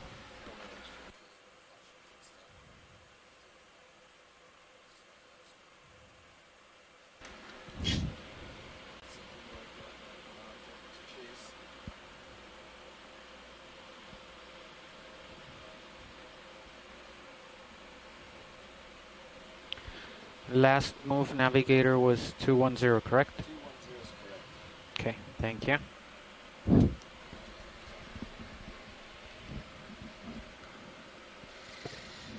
So are we seeing anything on the sonar pilot? Not at the moment. We're working our way there with the 3 bodies, but we don't see anything currently. Keeping our eyes peeled. Thank you. And there appears to be far less ahead, bioturbation here.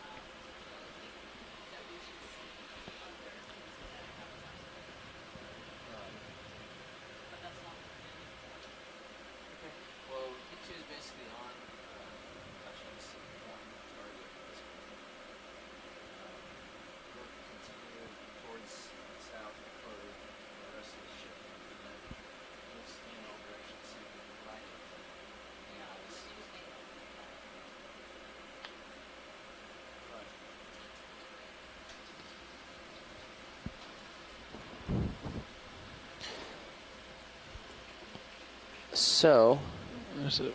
It might just be uphill, but there's a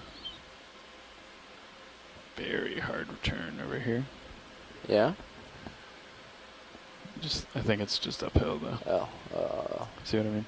It's consistent, not like it's. Yeah. Okay. Well, yeah. If you can, I'm going to push you out to 80. See if you can catch a glimpse of anything. Sure. That's a little more. A couple little holes. Yeah, a couple little depressions there. That might be more what we're looking for. So where are the targets 2 and 3? Are they directly west? Because then, if that's the case, we should hit something as we travel west, right? Yes. As we travel west, that's where Seep 2 lives. Okay. If we can get the average of this kind of in this Seep 1 vicinity, say you get all your green squiggles. Mm-hmm. So I think like we've kind of, I don't know that we've really gotten to it. We're kind of just north, maybe like 10 meters or something. Okay, I'll head out that way. I was limited by tether, but I might have more now. Well, the ship's got another 20 meters in that way to go, and Sirius got a swing, so you can hold off on getting there until you feel more comfortable. You've got time. Okay. But I've pushed you out. I see some stuff to the west, which is promising. Yeah, that's good. Well, and hopefully we find something interesting.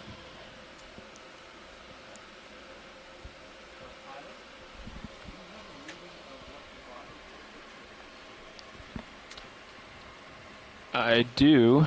CTD temperature is for D2 is 4.27. 4.27 says navigator. Degrees Celsius. Yeah.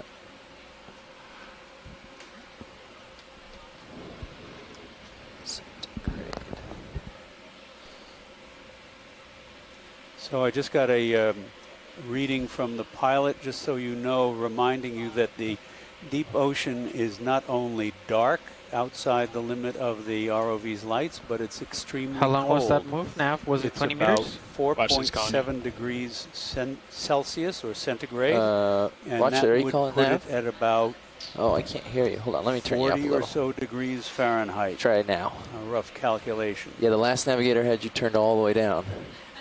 I don't know who that was, but...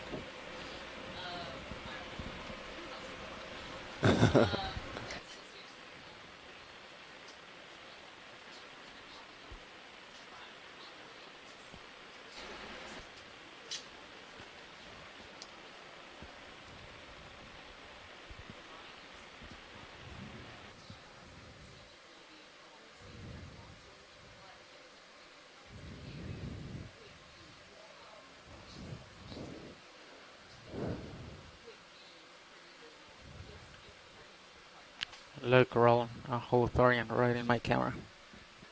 Well, it's gone. There it is. The current, wait, the current is coming from the south to the north. I don't know what it was doing during the multi-beam last night, but at the moment, the current is heading towards the north. So we would expect, or the surface current is heading towards the north. So we. Oh, at depth. Well, what do you have, Chris, now that we're close? Yeah, I agree with that. Okay.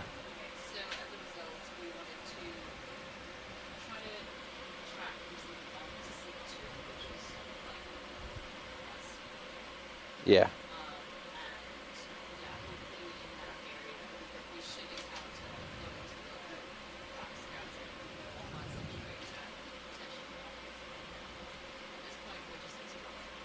Yeah. No, that sounds about right. I was letting the ship settle out in this direction, and I was gonna make sure the average of our USBL was right around the Seep 1, so we knew we definitely got here, and then head west. Great. Sounds good. This. Okay, so scientists ashore, we've reached the Seep 1 potential target. Which? But after just discussing with here? Yep. the pilot, Josh, who just got off from piloting, as well as the current pilot, Chris, we've decided that the current at depth tends to be coming from the north generally. And as a result, because we picked up those bubble targets far, not too far, but off the water, the seafloor, it may mean that they were pushed south by that current slightly. That's about it for that move. But all four of our Seep targets that we detected tend to be along a similar contour, depth contour. Just want to let you know that the position move has been completed. Seep 2 is our closest potential one, whereas the other two are all the way on the other side of the feature. So we're going to move towards Seep 2 and hope that area also, by the way, has the highest backscatter. Potentially indicating hard grounds. So we're going to move towards Seep 2 in the hope of finding more chemosynthetic habitats.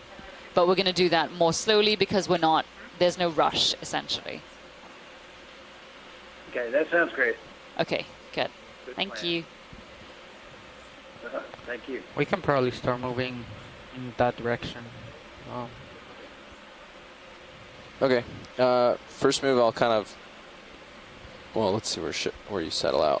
Looks like Sirius might actually settle out close to it, but Sirius directly to is about 297. Okay. Roughly, maybe a little bit more west than that, like 295. So we can do like 290 a little bit. See how that goes. Yeah, sounds good. Cool. All right, lining up in 290. Hold it in tall. Pilot, do you can you tell whether there's been any change in visibility? Are we getting more turbidity at all? One of the onshore folks wanted to know. I can look up turbidity for you. Yeah, we'll look at our numbers just visually. Since I've sat down, I haven't noticed anything different in the last hour or so. Just to let you know, I am totally off stick and facing west, so you can see everything is moving from north to south. If that helps you guys visually. Thank you. Sure. Okay, pilot, I'm lined up at 290. Copy that.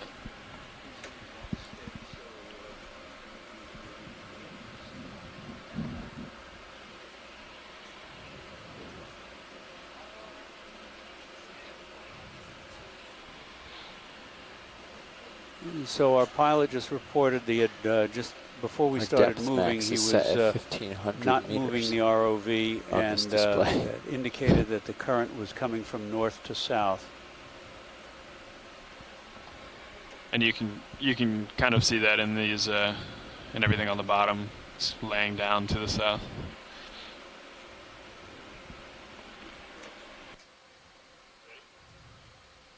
So, yeah.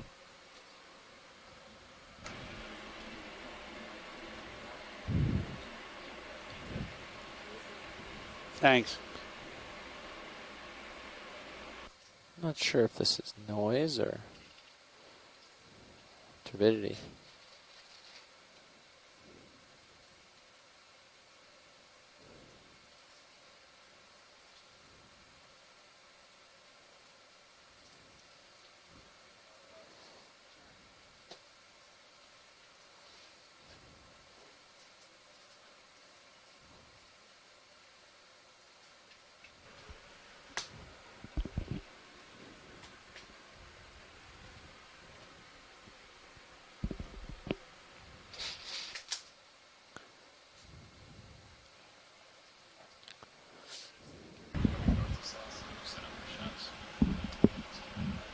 Okay.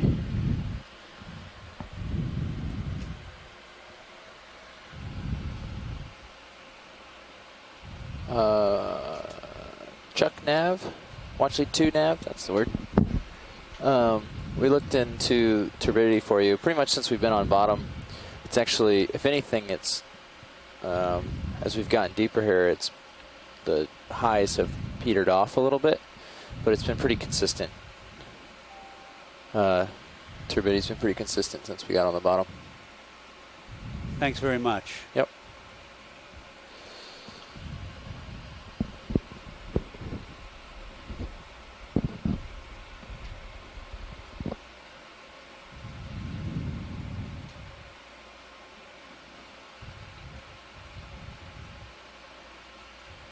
So with at altitude, you haven't really touched this one.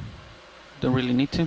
So Alex on Nancy Foster Scholar was asking us earlier why it's important to study these seep inhabitants, or seep habitats. Really sorry. Depth, maybe adjusted it and here and there, but we had. All right. What do you guys want for we got a direction management on that, perspective or a distance on that move? From folks from the Bureau of Ocean and Energy Management, I don't know, 50?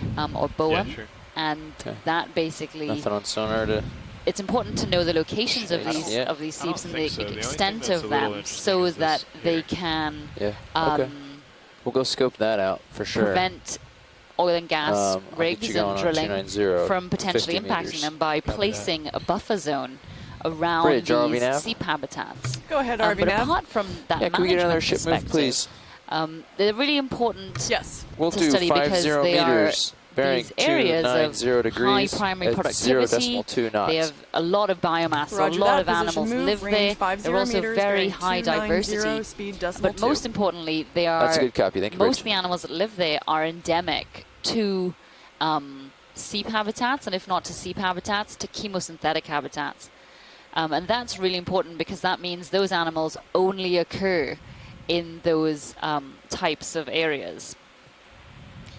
Seeps have also been shown to provide ecological services. That means they benefit us as well as the planet in various ways. So, for instance, they likely have a role in biogeochemical cycling. Range 50 meters, they've been shown in some places to enhance fisheries, which we of course rely on. And then finally, they provide us with things like, inspiration. How many people are sitting at home watching this amazing feed right now, being totally blown away by all of these crazy animals that live in these very small habitats using chemicals as energy. It's just a little boggling. But these habitats are pretty vulnerable in some ways. Many of the animals, as we were saying earlier, have pretty long lifespans at these habitats and also in the deep sea generally. But tube worms have been shown to live to hundreds, if not, around 1,000 years old. And so that means that recovery from impacts, things like oil and gas drilling, if that were to happen, can be very prolonged. Furthermore, because these habitats are very small and patchy, it means that they're, again, more susceptible to anthropogenic impacts because the scale of the disturbance is so much larger relative to the habitat itself. A lot of the animals, grow slowly compared with other animals found in shallow waters and so on. They mature late. And are very long-lived, as I said before, but also sometimes we just don't understand enough about their reproduction to be able to say conclusively about their life history. And so those characteristics mean that they are more vulnerable than other places, than other types of habitats in the deep sea, potentially. And one thing you might not have noticed, but you look at, for example, all of the Benthothuria, the big warty, knobby, purple sea cucumbers that we've seen. I'm going there. They're all pretty much the same size. Where are the little ones? Yes, they have a planktonic larva that settles down to the sea floor. But if there was, and I'm not a population biologist, but you would think that if they were constantly recruiting to the population, then you would see small ones, middle-sized ones, as well as large ones. But you don't see that. So it suggests that recruitment to the population, and I'll stand corrected by anybody inshore, but since you don't see recruitment to the population, it suggests it's not happening on a regular basis. I wouldn't even think anything of it. So, but I would point out that these Benthothuria are not seep inhabitants. They are, they inhabit these non-active sedimented areas surrounding these seeps. They are very much just, your typical background deep sea fauna. But it's interesting that Chuck just brought up recruitment, because these seeps, where do their larvae come from? Of course, there probably is quite a bit of larval exchange with the seeps that are close by. But it is actually thought and has been shown in some studies that the larvae, which find these seeps somehow, by some amazing mechanism, find these very small habitats, could come from as far as off Venezuela, off Trinidad and Tobago, off Barbados, where there are a number of these cold seep habitats at a similar depth range. There are known to be many species that overlap between those two or three or four seep habitats, locations. The Alvinacara shrimp we saw, some of the gastropods, Bathymariolis Shell, which is one of the mussel species, all occur all the way down from, for the shrimp, from off Brazil, all the way to the Gulf of Mexico, which is pretty incredible that animals are able to, that top left motor saver, disperse an approximate distance of, let's say, I don't know, from the Cayman Trench, where they're known to be hydrothermal vents, to the Gulf of Mexico. I think that's nearly 2,000 kilometers. then it will trip the vehicle off. But And the basic you aren't going to reach remember that a doing lot of this, these I don't larvae, think. I assume, Usually you need to be really deep water pushing yourself species into as well. the floor or something, and vent then seep using the manipulator on top organisms. of that. The larvae are planktonic So in the upper we've only waters. seen Is that happen correct, Diva? once, and it Yeah, was a so high current sampling it was situation. proven really recently by, I think it was Craig Young in his lab. Oh, was it? Sean Ariano did a lot of the work. That many of these seep species and chemosynthetic species actually migrate from these depths too much shallower in the water column, to almost surface layer, where they can hitch a ride on much faster currents, wider, so that that journey wide, so of such a great distance would be much quicker for them. And the basic pattern so you get the face of the vehicle into the surface into the currents in the tropical western or Atlantic, a corner of the vehicle, at least, like the front corner of the vehicle, the current, across you'll be the between Africa and the north coast of South America and the Leeward Islands. What's you that? have the equatorial current. Yeah, exactly. North Atlantic equatorial current, which runs across the Caribbean. I'm not sure. The next leg But is called the the side Caribbean is like current. a big sail. The front much is of at it least got flows some through the dispersive. Yucatan Channel between the Yucatan Peninsula of Mexico and Cuba, Slightly. up into the Gulf of Mexico, where like a Mack it truck. forms the loop current, runs upward, and then curls clockwise, and then down the western side of the Gulf, the eastern side of the Gulf of Mexico. So you've got that and then around the Florida Keys into the Strait of Florida as the Florida current before exiting north into the North Atlantic as the Gulf Stream proper. So this is a good one Bobby dive. Bobby loves chasing major bubbles. avenue. There are variations, of course. There are eddies that spin off the current. Pilot, since we're there following are these contours instead of going deep down water them, countercurrents in the Strait of Florida that move southbound underneath the Gulf Stream. But the basic pattern for these long commuting larvae, well, not commuting, but long traveling larvae, is across the Caribbean up into the loop current, and then you have the opportunity for them to settle. How many hours do you think you have sitting there? Into It's deeper better to water get on away these from cold autos as seeps. much as you can. And it You're first probably learning. is something of a sweepstakes. Who manages to find a cold seep to survive on, and who is lost. So you might take the autos out and take this opportunity to get used to keeping. Yeah, so I'm just reading that a lot of these larvae can actually, they'll migrate into shallow waters less than 100 meters. So that is nearly surface depth. That is not even considered deep sea at that point. All the way down from 2,000 meters. So don't lose track of that sonar target. It's estimated for some of the species, like for instance here they have Bathymariolis Shell, that potential mussel species we were just looking at. That it's thought that they can migrate in the planktonic dispersal phase for up to 16.5 months, which just blows my mind. That for 16.5 months you could have these tiny larvae. Sometimes they're thought to go into a dormant phase where they can just shut down and just be transported where they need to for that huge amount of time. But yeah, it's thought that larvae originating near Barbados and elsewhere in the southern Caribbean do tend to be the major source for many of these cold seep sites in the southeastern Gulf of Mexico, with most of the individuals being retained along the way within the Caribbean. There are a lot of other chemosynthetic sites in the Caribbean that well, not that many that we know of, but it's suspected that there are probably quite a few. And then up into the Gulf of Mexico, just really fascinating.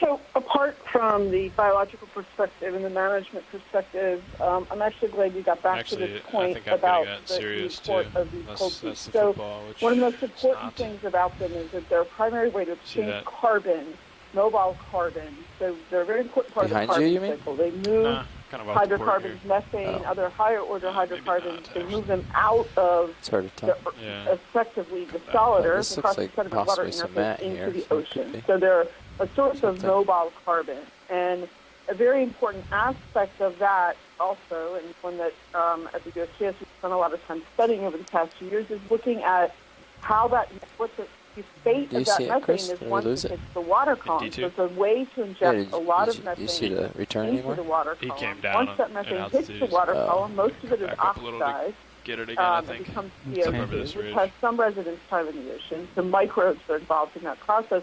And maybe, just maybe, a small, tiny little part of it does make it across the sea-air interface into the atmosphere, although we don't think very much of it does. So obviously, at times when there's a lot of methane out of cold a seafloor, Say again? that also could be a time when more methane goes into the atmosphere. I thought somebody just whispered we seep. estimate right now globally that the amount of methane coming out of the seafloor at cold seep is probably about the same as during a very famous warm period in Earth history about 55 million years ago. Maybe it's just a little... That line is crazy That looking. methane is mostly making it into the atmosphere. So there are some very interesting issues related to this. It's also true that the fluids, just whether take a look at this methane video. is obviously a fluid, any gas is a fluid, any of the fluids that come out are giving us an indication of what's going on at depth. So there's a whole plumbing system there. And we can't drill everywhere. Seismics, other geophysical techniques don't give us an indication necessarily of what's in the seafloor. But what's coming out of these systems and how the fluids are modulated by biology and by just straight inorganic reactions, as those fluids migrate through the sediments, that's a very important component of all this in terms of giving us clues to what's beneath. And the final point I'll make is that particularly at cold move's seas, probably the development of pretty methane close. derived A few more oxygen and meters left. carbonate. And as I indicated earlier, one of the really interesting things going on right now is dating these and trying to link those dates for methane emissions to two major climate events that have affected the ocean. So when there's been a major climate event, like the end of the last major glaciation, do we see, The wonders of auto altitude. the glaciers thaw and melt, put that water into the ocean, do we see the greater emission from the methane peak? So there's a nice linkage there that I think we're just starting to emerge. Yeah, so just make sure all you of pick this up a little before you push off too quickly. One thing that a lot of us were looking at 20 years ago was trying to link that seafloor biology to the underlying chemistry and physics of the plumbing systems. And I think we're still this community is still really working on a lot of those problems that have to do with the biogeochemical cycling, the carbon cycling, et cetera, and those links amongst those different fields. That was absolutely fascinating, Carolyn. Thank you so much. As biologists, we don't always think about those, other standpoints about why these habitats are important, and you are very, very correct in to include those geological ones. So it looks like we're coming into an area where we've got, some more of this carbonate protruding above the sediment on the sea floor. All right, partial lane video. Right there is good. Anything in particular? Watch Just some shrimp, some anemones. Not much living on them. We can see these little tube worms again with the tiny, tiny red plumes, the very thin ones. Those are not the usual suspects. Usually it's Lamellobrachia or Escarpia, and neither of those. Is there anything in particular you want to see? Watch lead. Yeah, if we could get a good zoom on one of these tube worms sticking up from the seafloor that have the red plumes. Oh, red plumes. Yeah, they're just like the very fine projections from the seafloor. Oh, okay. All right, let's try to get this one right here. Okay, come in video a little bit. Hold on. Diva, might that have been originally a poganophore rather than a vestimentiferan? Right. So, very rightly, more video? Very rightly so. So, right Poganophora was the at some point in the taxonomic past, many of these worms, because they were so confounding, were made into their own phylum. Oh my God, there's like an amphipod on that has a little basket that it lives in. Yeah, a little crustacean. Try to go in. Or maybe a polychaete. I can't tell. There's two of them. Oh, that's adorable. I know amphipods do that. We found one that built a little basket like that inside the dead calyces of deep sea coral on the other side of Florida. much shallower than that, though. Only a few, about 700 meters. Is that good? Watch lead. That is great, thank you. And all right, whenever you're done, video. Just before we leave, there was I think it was a big anemone or a sea cucumber. Just before we leave the area, copy. We'll see it when you zoom out. All right. And it was so, off to the left. As Diva said, these worms, when they were first discovered by the early dredging expeditions, were placed in their own phylum called the Pogonophora, which means beard bearer, because they had this wisp of tentacles, ostensibly suspension-feeding tentacles at the front end. Just to the left. That's all right. But nobody knew about chemosynthesis back then.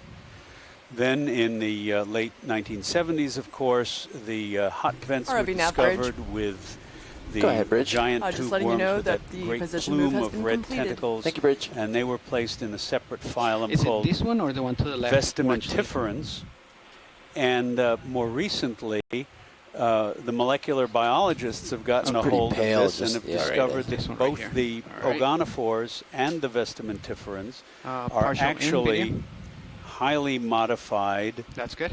Annelid worms, like segmented worms, which is the major group or phylum that includes the feather duster worms, the earthworms, the leeches, the ragworms, the scale worms, and so on. A little bit higher altitude. And rather than representing I think that'd be smart. I think this is two kind of phyla, I would guess that I don't know them very well. Yeah. And then that line is kind of with cool. the little club tips, it smacks more of Corallimorpharian. These are cool. There's two of them there, but I'm not that familiar.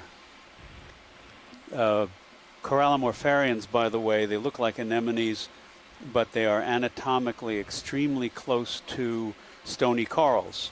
And it's been suggested, I think some molecular data suggests that they are basically stony corals without a skeleton. Others say, no, they're next door neighbors. And just to wrap up, the Pogonophores and Vestimentiferans are now lumped in a single family of annelid worms called the Ciboglinidae.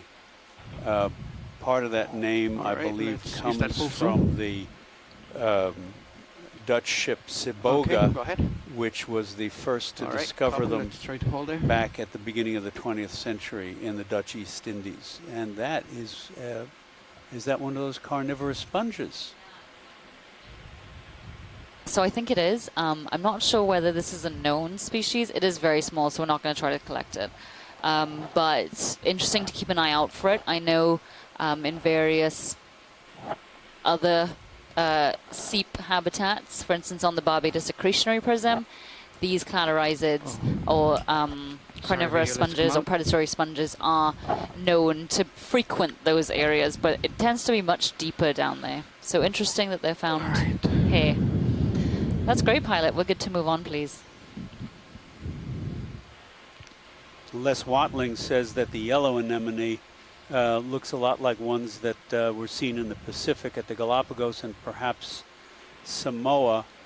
They do look like, in one respect, they look like a stony cup coral. They look quite firm in their form, but I've never seen any of these solitary corals actually, if you wouldn't mind picking up with and doing any a yellow scan, coloration like take a look at that crack that you see in your sonar, see if that's something cool, and then it might just be a drop off. And Scott mentions that along with the see if there's anything else obvious naming sonar that the we can go family after, otherwise we can just keep heading for the waypoint. Tube worms as Ciboglinidae. There's also after we end, we want to do a little scan genus about it of and look and see if we can find anything. Called Ciboga gorgia. Ciboga gorgia. Yes, I've got it right. Yeah, it's Ciboga gorgia after that ship, or something, which made so many 18, 17. Brilliant discoveries in the deep I don't sea. see anything in my camera. But probably just that ridge, and then there's a little undulation there. Maybe something on the edge, though. do you want me to just try to hold this altitude and just rotate? I think you can go Well, you out can there. just push out Yeah. towards there, yeah. All right. Let's See if there's anything else in this direction. Okay. And since I'm stationary, I can always rotate however you want. All right. Follow you around. Yeah, it does look like just a little roll here. And that's it. Yeah, you can see it in Sirius here. Yeah. Okay. Is there anything down there? Let me just get to the top. Right So again, there. here we've got another one of these water hyacinths. Again, freshwater lily type plant. Yet we've seen that's the third one for this dive.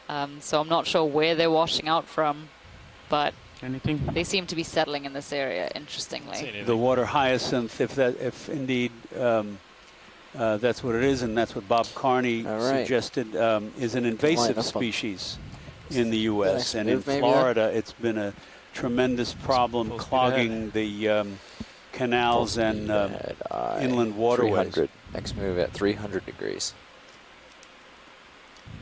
And another interesting thing about those pogonophores and vestimentiferans, when the pogonophores were first discovered, none of them, nobody knew it at the time, none of them were complete specimens. They were all missing their hind ends. And one of the landmarks in deciding where an organism or what major group of marine invertebrate worm is related to depends on whether it's got a major nerve cord, whether the nerve cord is ventral or dorsal. And there was really no way of orienting these worms. And so they were placed near the echinoderms and acorn worms. They were placed in a number of different places. And then eventually we have 50 meters bearing 300 degrees at 0.2 knots. And it turned out Roger that. Position they move, had range 50 meters, tiny bearing little 300, hind end speed decimal that 2. was segmented. That's affirmative. I'm not sure Thank if you, it was Riftia, or I know it was at least some of the pogonophores. And that tiny little segmented hind end with bristles was clear evidence that placed it close to the segmented annelid worms. So the accumulation of evidence eventually put both of those worm groups within the phylum Annelida. All right. We got a ship move underway. Nav bridge. Go ahead, bridge. Move has been initiated. Range 50 meters, bearing 300, speed decimal 2. Thank you, bridge. And Bob Carney has just let us know that a lot of hyacinths come down the Mississippi, and there have been some unpublished surveys in which they were mistaken for dead crabs because nobody looked closely enough. Very entertaining.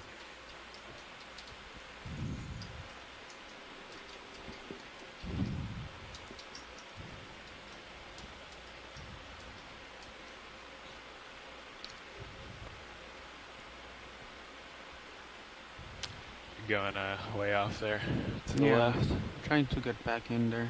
It's just And there's a lot of current. Tina Molodtsova mentioned that there is a black coral named Sibopathes, also for the ship Siboga. So you can see how you're pushing a lot of things ahead have been by named 30% as well as laterally. after ships. There is starting to yank him pretty good. Interesting, well pushed very out by bizarre doing planktonic organism purely lateral with a silica skeleton, tiny little single-celled thing called Challengeron, after HMS Challenger.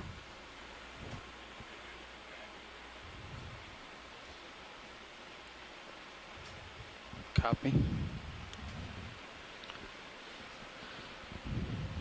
Oh, look, what do we have here?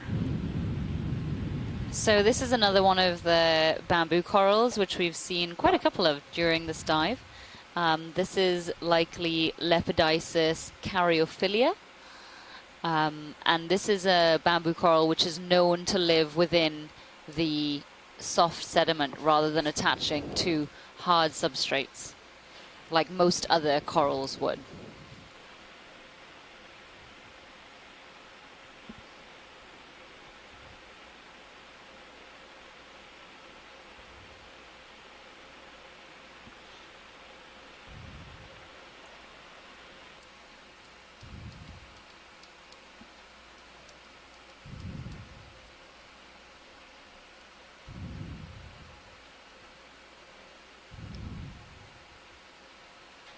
Might feel a couple of oscillations from the tether, but should be okay.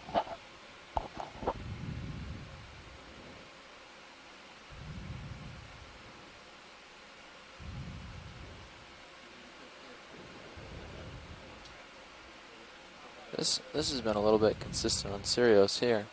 Can't tell if this is noise or not. I see these as noise. Oh yeah, it just moved. Did you just move your heading? So, talking a little bit more about that situation with the sort of massive whatever worms that have been included in the phylum Annelida. Not close together. Yeah. One of the important things about the classification work that some of us do, the taxonomy or systematics, we're trying to understand the diversity of life on Earth, and we're also trying to understand the history of that life. And our classifications more and more nowadays are trying to reconstruct the evolutionary history. They're sort of information retrieval how far north? systems. Or what are you looking at? And what are those roughly little 30 meters white towards the north of Sirius? So if you push they out look that very direction, regular. Can we get a quick zoom in on one or two of those? If you get something on your sonar that indicates there's something there, we can sort of adjust track in that general direction. We passed them. Copy. Heading there. It might just be that's up. I mean, that's uphill, so it could just be the hillside. Yeah. I think bubbles would give a more consistently vertical track, but then again with that north current. Yeah. You know? Right. I don't know.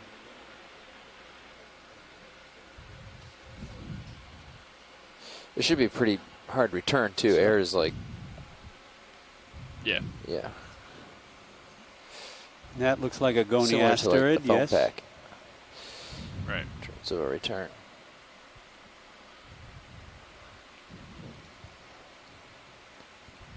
Yeah, you can see you're almost looking at it at this point. And a couple of our colleagues ashore reminded me that other ships have had things named after them, the Russian Vityaz Yeah, me to come up a little bit. and the Danish Galathea. Or just push a little further along as well. Give a good scan that way and make sure there's nothing.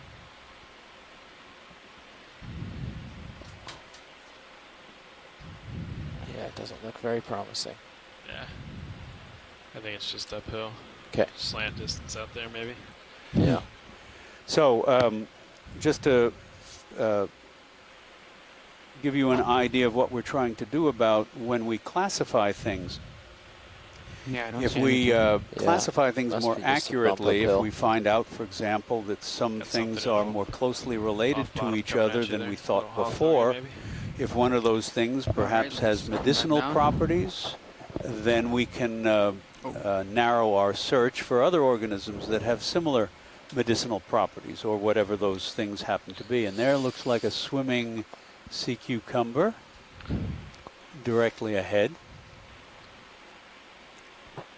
Spin a little, keep you in And view. so, of course, one of the major changes over the last couple of decades was the recognition that the birds, for example, are actually the living descendants of some of the dinosaurs. And this, drifting towards us, what is that? No, I mean the little things in the water column coming down. I can't tell. That's detritus? No. What is that? A siphonophore? Not sure.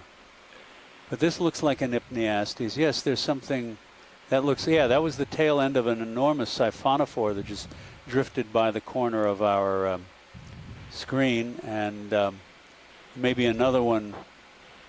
Can't quite tell. But that little fellow in the bottom center is a rather small swimming Hypneastes. Come in video. Doing its graceful ballet.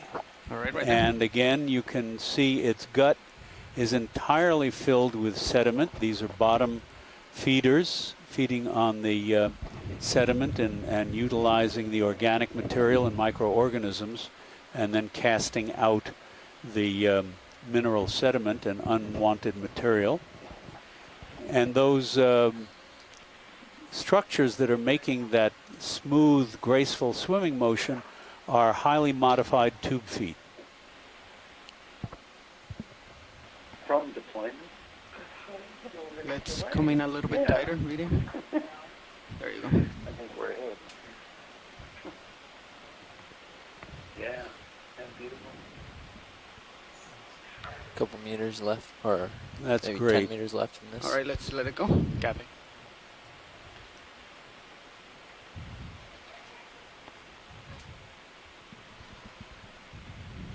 Okay, pilot. So I had mentioned that the birds are recognized as the descendants of the dinosaurs.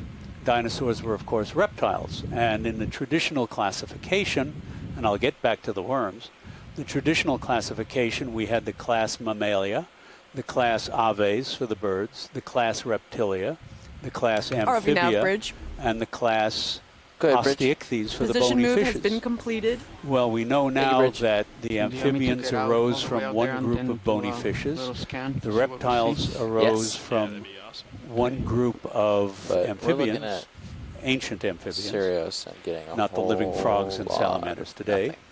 Yeah, I The came birds way up. arose from one branch of So, Reptilia I'm gonna among come back down the when he comes carnivorous under me. dinosaurs. There you go. And the mammals also arose from one branch of ancient reptiles.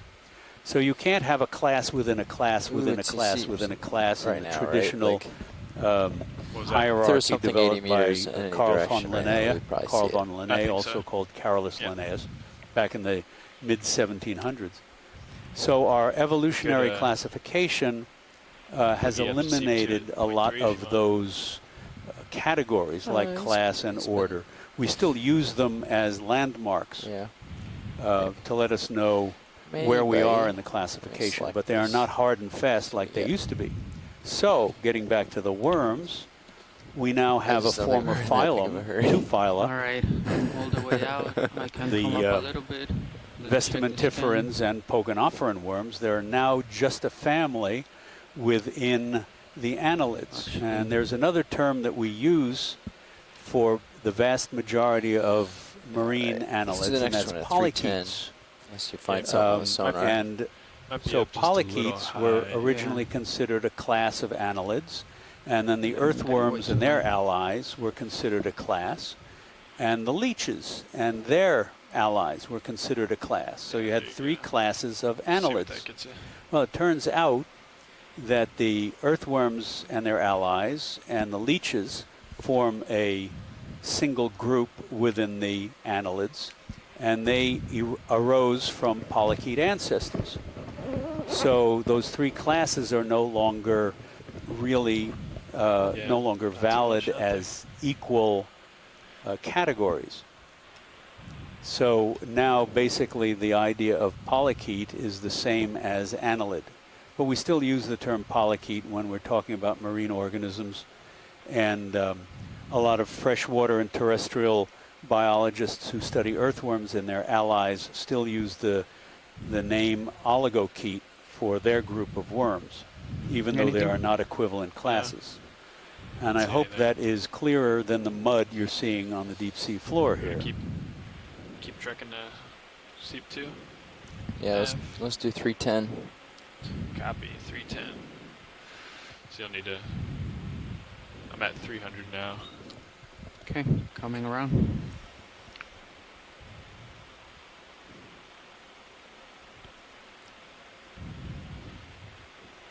And Bob Carney thinks that sea cucumber we thought was an Hypneastes may have been a Scotonassa. And Les Watlings pointed out that the gut of it was actually half empty. Another ship move but if you you're could ready. still see the sediment. Yes, we're ready. All right, let's do 50 meters, bearing 310 degrees at 0.2 knots. Oh, he corrected himself. It is Copy an that. Hypneastes. Position move, 50 meters, bearing 310, speed 0.2. Good copy. Thank you, Bridge. Unless he left the T off that chat line, and he meant to say not an Hypneastes. Copy. Coming to center line. There's a lot of fish there. This is promising, some biomat and some stuff. Yeah. But I realized. Let me come a little bit down. What is video. that weird shape? That's kind of fun. A little donut shape. In the, There you go. On the left Partial of the in. sonar on D2. It's kind of disappearing off the side now. I see it, yeah. That's weird. Nav bridge. Go ahead, Bridge. Position move has been initiated. Range 50 meters, bearing 310, speed decimal 2. Thank you, Bridge. Hold it right there, please. And there's another one of our rat tails. As well as a piece of wood just above it. And lots of tube worms. Look at that. Very, very fine. Remember that the two laser dots are 10 centimeters, which is about 4 inches apart. So those tubes are probably only a couple of millimeters thick.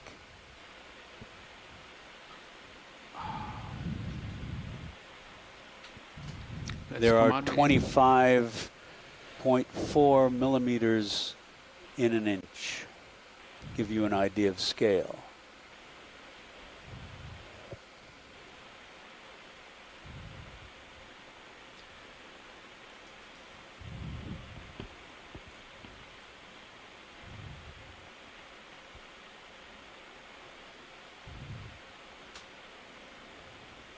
All right, pushing out. Copy that.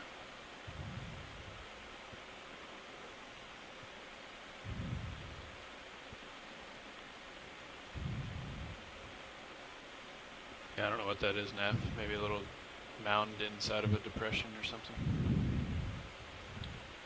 Kind of dead ahead now. Yeah, I don't know. We're looking at this something cool. donut looking thing. All right, we'll head there. Just a little to your port. So I think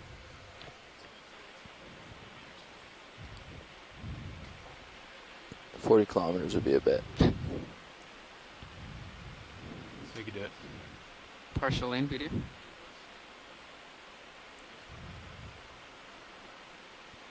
Too close.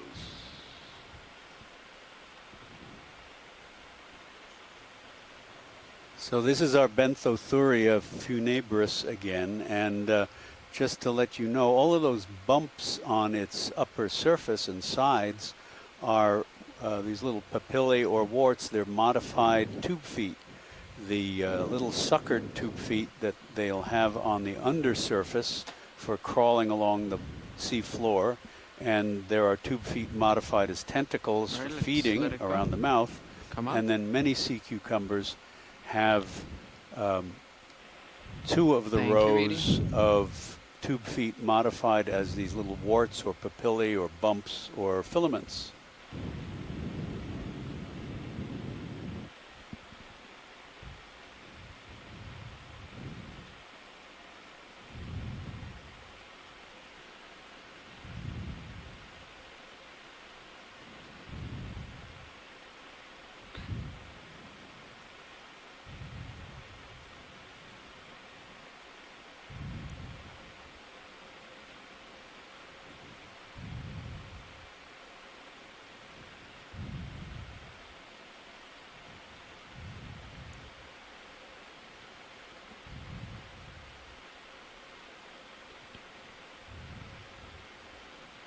I'm gonna spin a look at you for a minute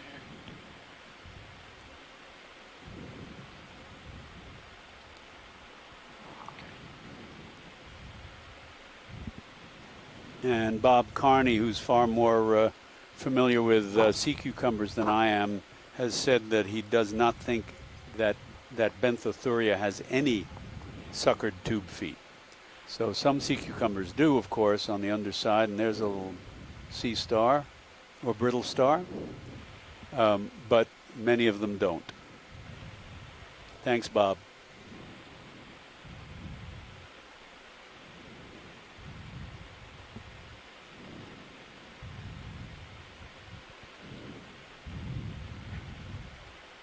Now here's an interesting observation. Les Watling has suggested those very, very slender sticks might be a foram called Bathysiphon. Diva, any familiarity there?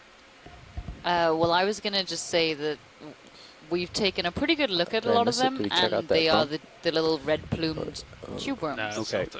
Oh, I see. Some of them were Still a ways away. there were no obvious plumes sticking out of them, but I think they may have just been empty tubes. Pilot, can we have a zoom on all of these one of these yellow-white objects that sort of are coating the seafloor in the distance? That's not a very good description. So by the lasers, there are these little yellowy... Like yeah, this one right thank here. you. Okay, so let me just come in video.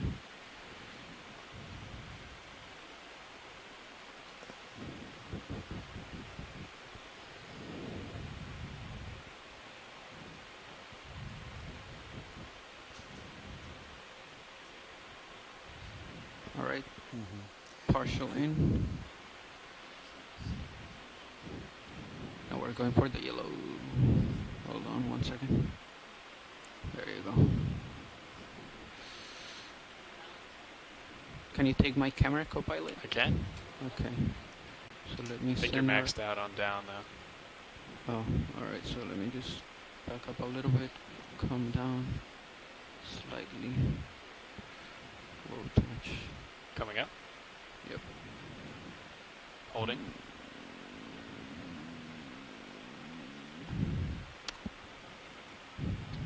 It's tough. Just go over to the ones on the left over there, or dead ahead.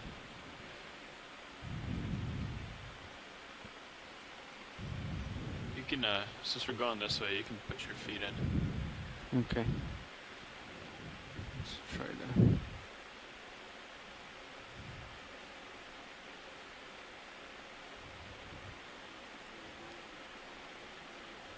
And if you come down, I'll come up on the camera.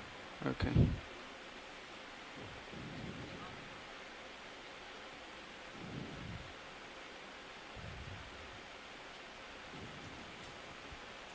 Yeah, so these will do fine.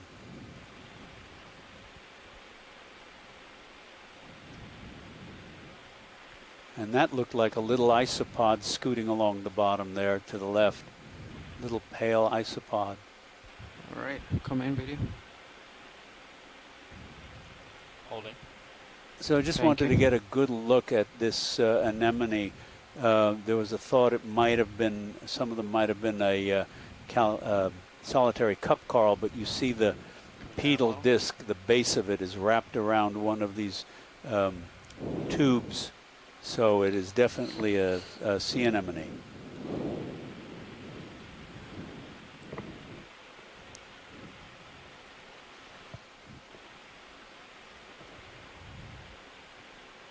Coming down a little. And even though these very slender tubes look a bit calcareous, you can see at the tip of one of them here, the left-hand one just that moved off the screen, the red plume that characterizes them as holding, as those tube worms.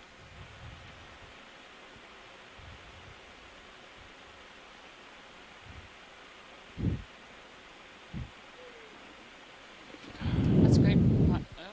That's great. That's great, pilot. Whenever you're Let's happy come with out that video. shot, then. And giving it Yes, back more to of those red plume tube worms, and you can see they had the little amphipod baskets on them, holding the little amphipods on the stem of that tube worm. There were also some gastropods, some snails that we noticed littering the seafloor. Yeah. I think that's what those are. Some of those, at least, little white animals are in between. Okay.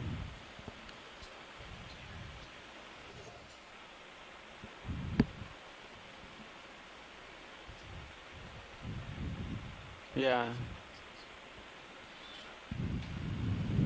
Okay, you're like right on top of me. Yeah, you just need to come back to our heading. I'm at 310. Okay.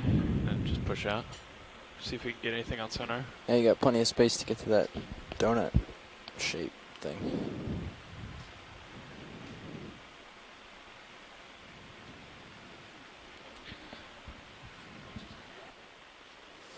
Hmm?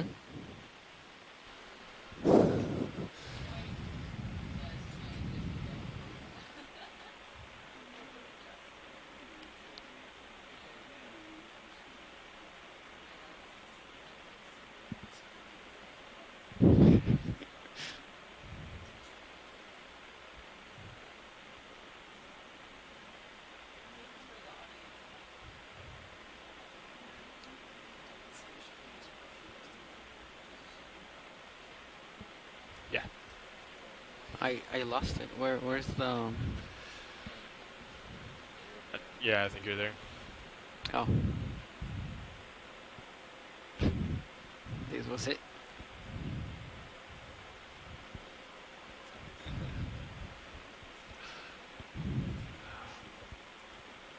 All right, hold on. I'm a little bit high. To the left.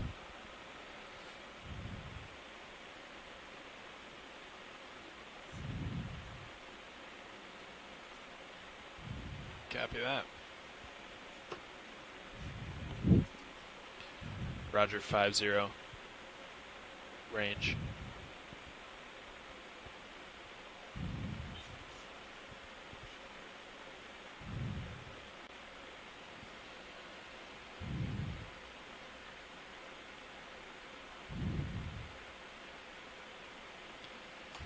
Getting to be right under me. Again. Okay.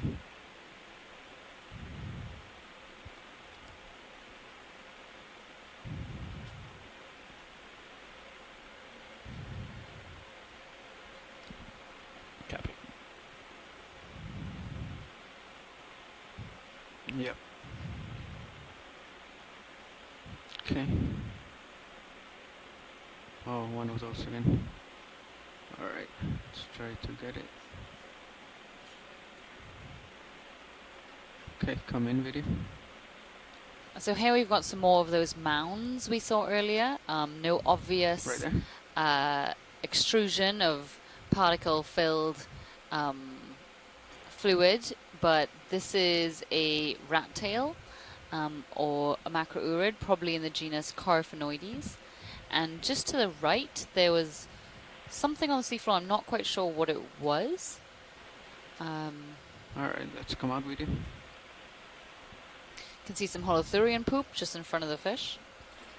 Oh, so it's another one of those sea stars. That one might be different. 5-armed. Yes, this looks different.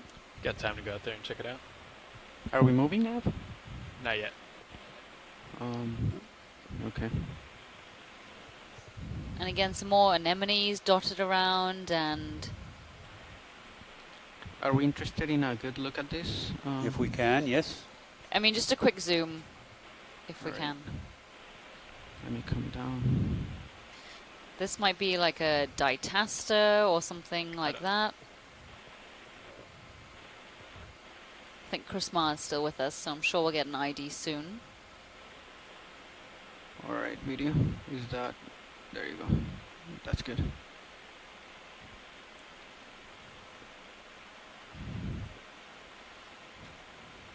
I think...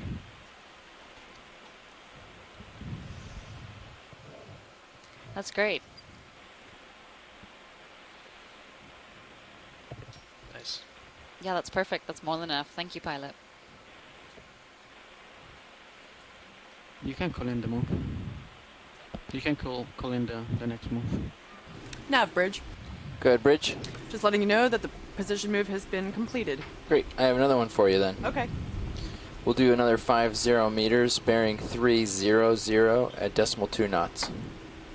You can see how uniformly the skeletal pieces, speed which are called ossicles, are Good copy, arranged Bridge, along thanks. the arms, and the fine spines along the edges of the arms.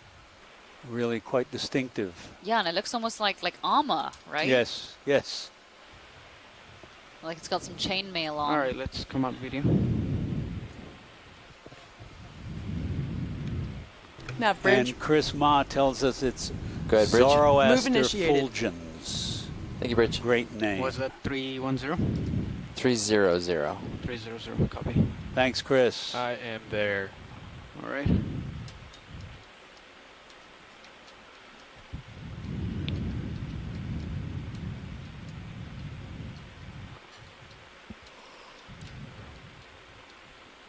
So whenever you guys are trying to do a shot like that, just floating, you guys try to change the Z bias so it keeps you and just no. So No. you're doing everything, including I like wouldn't, 3 sticks, same time. Yeah, I mean it's a pilot preference, but I would assume that your Z bias is keeping you pretty steady, and then just maybe do a touch here and there on your verts. Okay. Don't try to turn the knob. Is that what you're trying to do? I was trying to kind of oppose the movement of the camera as I was. Oh yeah, I was trying to like, yeah.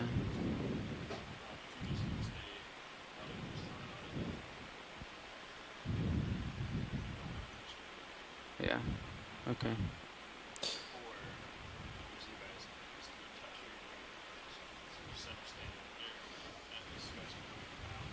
Okay, so we are exploring AT251.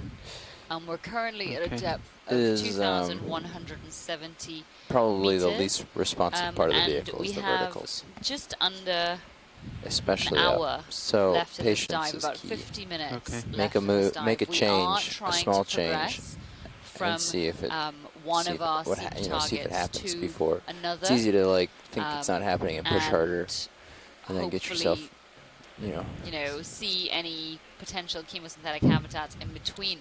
But this is a great reminder of how patchy these habitats really are and how difficult they are to locate. Once we've used our available tools, the great mapping to identify potential features, bathymetric features on the sea floor, then looking at the controls and not the camera, just keep it there. Using the multi-beam bathymetry that we collected to look for potential bubble streams, which would be a great indication of where methane bubbles are leaving the seafloor.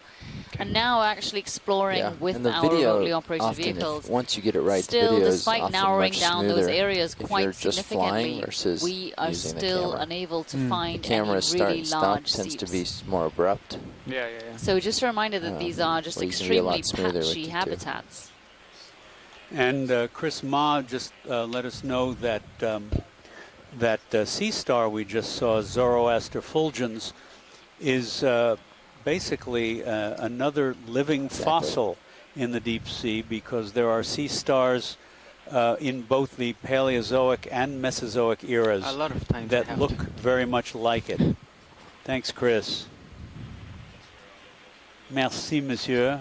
Chris is in Paris studying sea stars at the pretty steady, National Museum there. Within a meter or so, or and like that even less looks than that? like Benthidites lingua. A couple, within like if a I'm tenth of not a meter or mistaken. less. A different sea cucumber. But adjusting is also non-intuitive. I'm not sure if that's what it is, but it looks like one adjusting very similar the to best that way to that we adjust, called in my by that mind, name in the Bahamas. what works best for most deep people water. is to come out of depth, make your adjustment, go I back generally in. find the Benthidites quite difficult If you try to tell to like apart. push They're up all and down once you're generally in, some it can oscillate its variation way of home. purple, pretty smoothish. You tend to think Bob that you Carney need to move seems to farther think than it's you do. Benthidites typica. So you make a I know 10th there of a are meter quite a move. couple Benthidites And species don't in the realize Gulf that's of a whole Mexico, foot. and they're just not very easy End to up being a distinguish. foot off. I clearly overstepped. No, And then you come back That's down, not what I and meant. then you No, really I know, get but it's oscillated. true. It's true.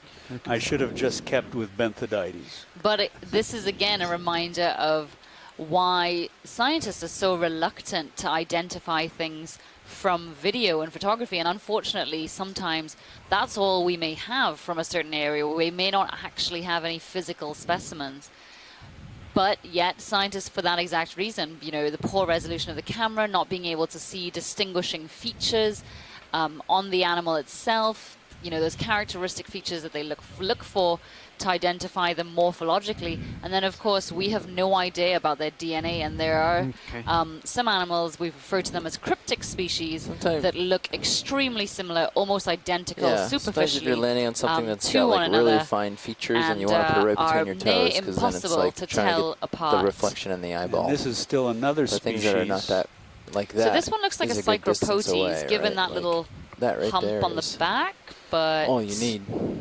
I It's in am your lake going pool through Dave And Corson's Bob guide. Carney says Psychropotes. Partial zoom for both of them. So yeah, potentially Psychropotes depressor, and Psychropotes tend to have these sails on the back. This one has a very minimized sail. You can just see it on the end closest to us.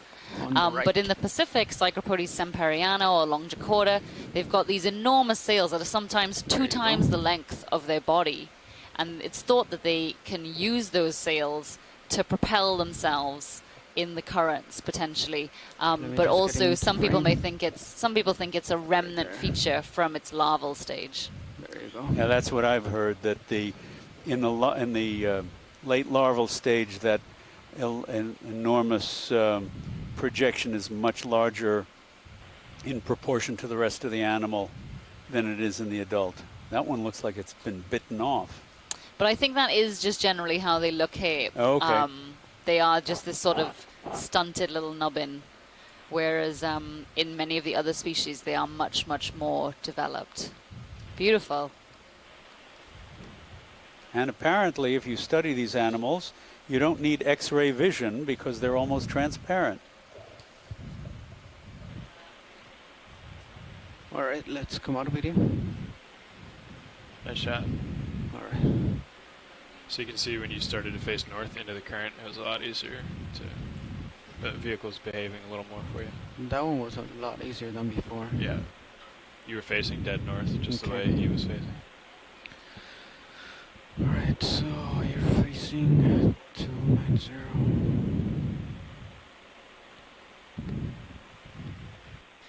So even though viewers may be disheartened, as well as scientists ashore, as well as scientists on the ship, that we have not found any significant chemosynthetic communities. We did see that pretty little patch that we came across earlier in the dive, but nothing, you know, really large.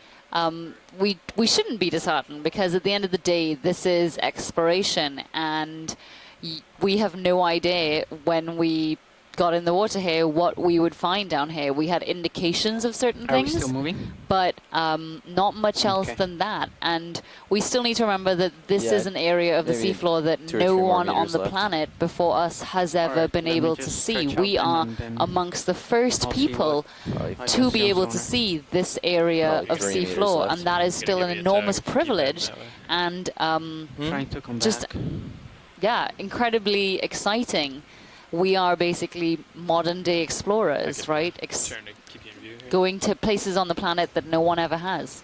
And in addition, even though much of what we have seen is similar, we've been able to see and talk about organisms that you may never have, that you probably never have seen before, whether it's the ciboglinid tube worms or the chemosynthetic mussels, or these bizarre sea cucumbers, or any number of the other organisms we've seen, and to talk about the way they, as little or as much as we know about the way they live, and how we are able to try to study them. This is, in many cases, this is the first step. This is, remember, people have explored other parts of the Gulf of Mexico. So many of these organisms are known. We have names to put on them, even if we are not sure exactly which name applies. And this adds to our understanding. Perhaps maybe these anemones, for example, have never been seen in the northeastern Gulf of Mexico before. So this is more contributions. There's another one of those Olochlinius sea cucumbers with its trail. All right, let me come up. So it's all fodder.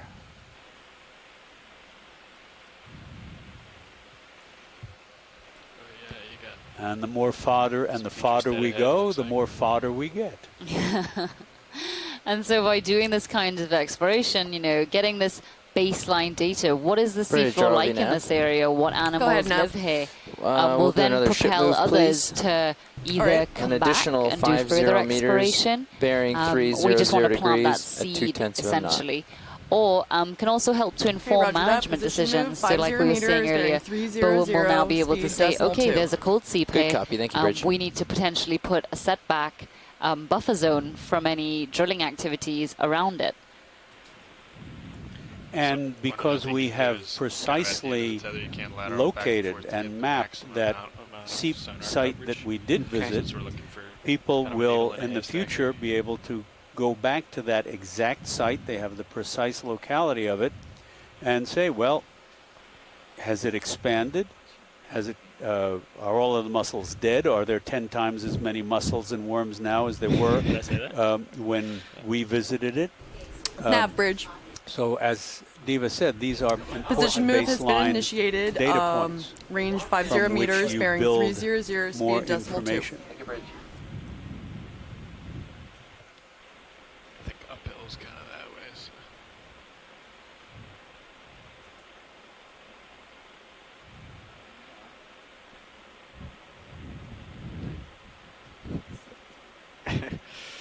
Aye. Might have a little copy. Got some depressions out there.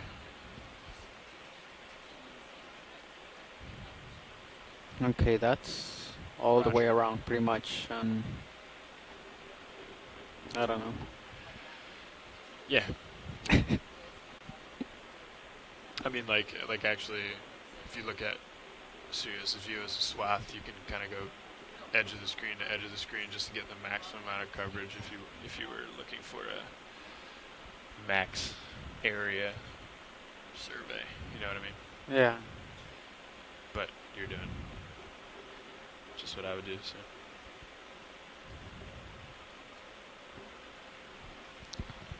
Watch lead, this is Pilot.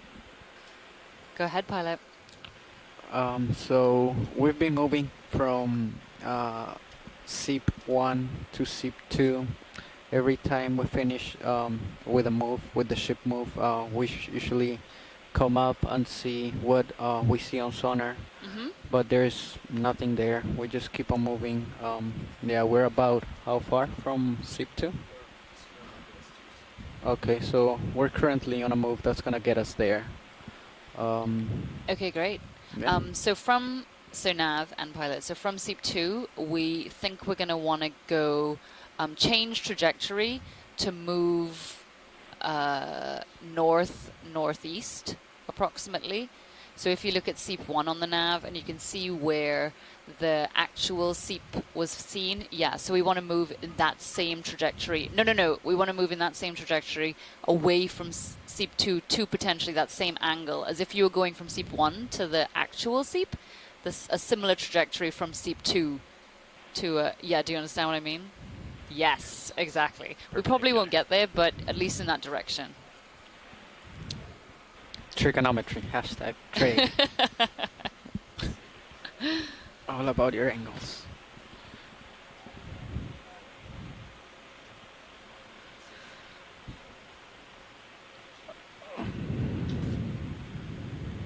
What I'm so interested in is that, I mean, at that cold seep site that we were at, there weren't that many bubbles coming out of the sea floor. I mean, it wasn't anything.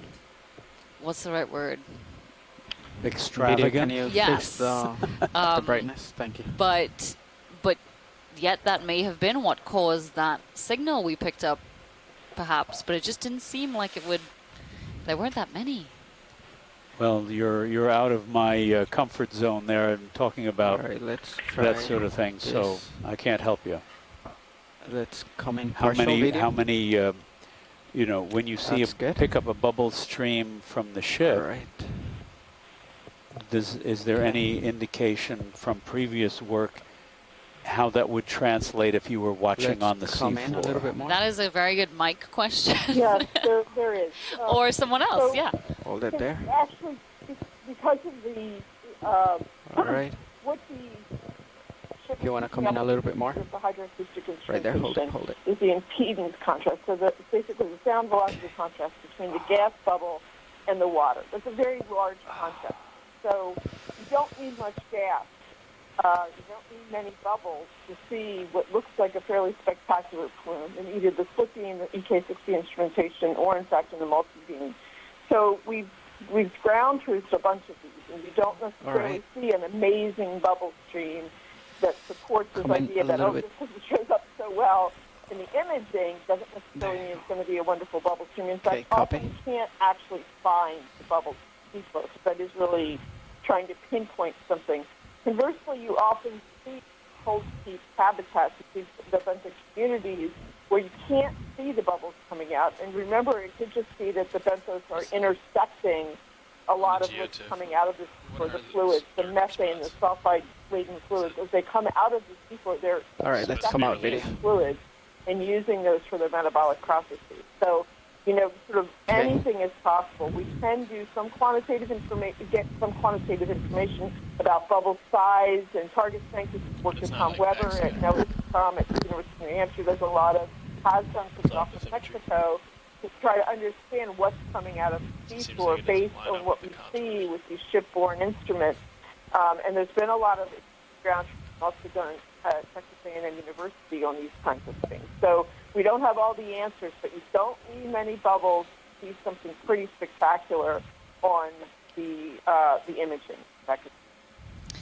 But what we can conclude is that this is a growing science, right, Carolyn? Like being able to get as much information as possible. In science, we don't always have quantitative information. You alluded to earlier that it's not necessarily this is a new technique. In fact, we've been able to use multi-beam with water column imaging for many, many years. But it's been that people are starting to look at the data and record the data and use it for something very useful. And so it is a developing science. We've seen huge developments in the past 5 years, and I think we'll see more.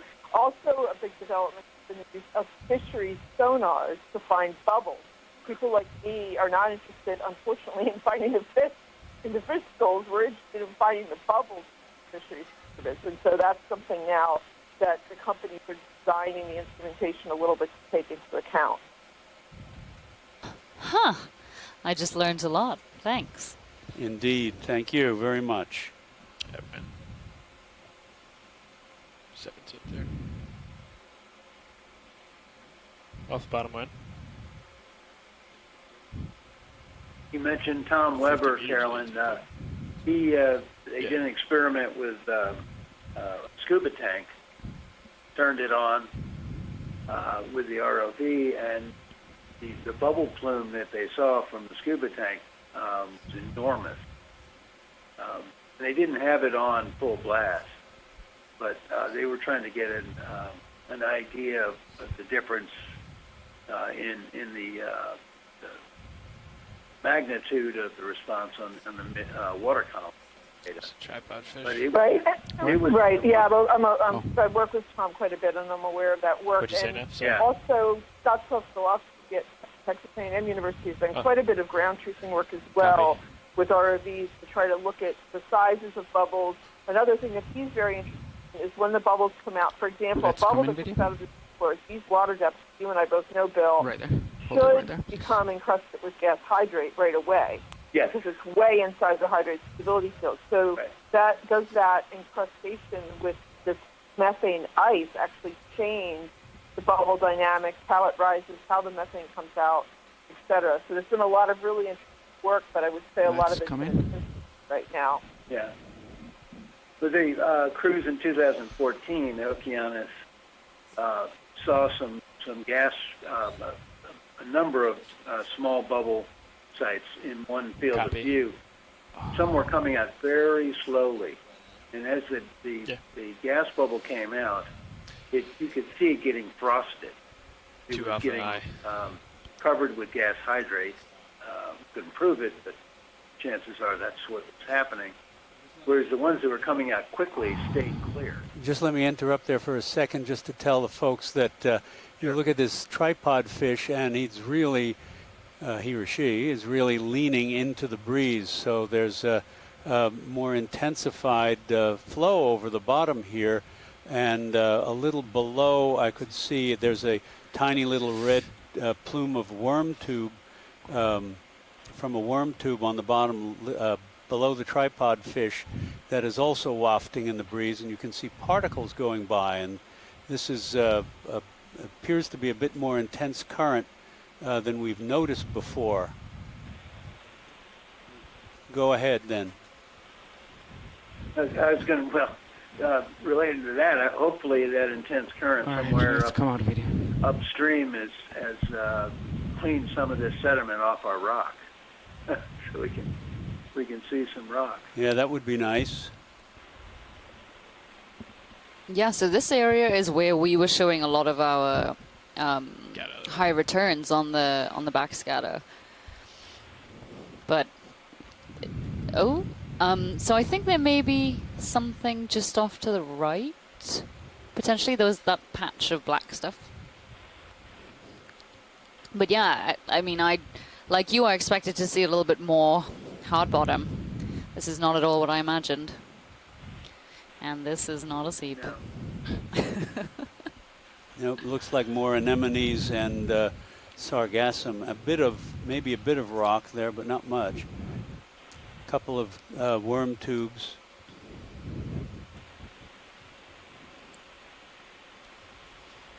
Oh no, there are some. Oh no, okay. So there are some lamellobrachia or escarpia. If we could just sit down here or stay here for a little bit, just so we could get a better look at this community. There must be some kind of fluid in the area, because that's what those tube worms would rely on. Those sulfides and come in video partial from the seafloor. Keep the ship going. Right there. Yeah. It's moving now, right? Yeah. Oh, it is. All right. So Come in a little bit more. Combination of trash and dead sargassum and the tube worms, anemones. These two kinds of anemones, the yellow one and the pale gray. And maybe some zoanthids, the much smaller ones. There's a gastropod shell. The small gray discs are the oral discs of look like zoanthid colonial anemones. And we've got the yellow anemone and the mid-sized gray anemone. You're looking good. Copy. So there's that little area where you can see just below that tube worm some black and white sediment. So could be one of the outlets of that fluid emanating from the seafloor. You can also see there's quite a bit of trash caught up here. Let's partial zoom. This black in front. There was a piece of cloth, I think. All the sargassum. That looks like plastic bag, maybe. I'm not sure. Something anthropogenic. And there were two kinds of tube worms here, the much larger ones, which I guess are lamellobrachia. Maybe, yeah, lamellobrachia, but young ones. And then the much finer ones. And Tina's commenting that some of the sargassum in this area is very fresh. Right there, come in. Well, I guess she means that piece off to the left that hasn't quite, really wilted yet. And there's a small shrimp.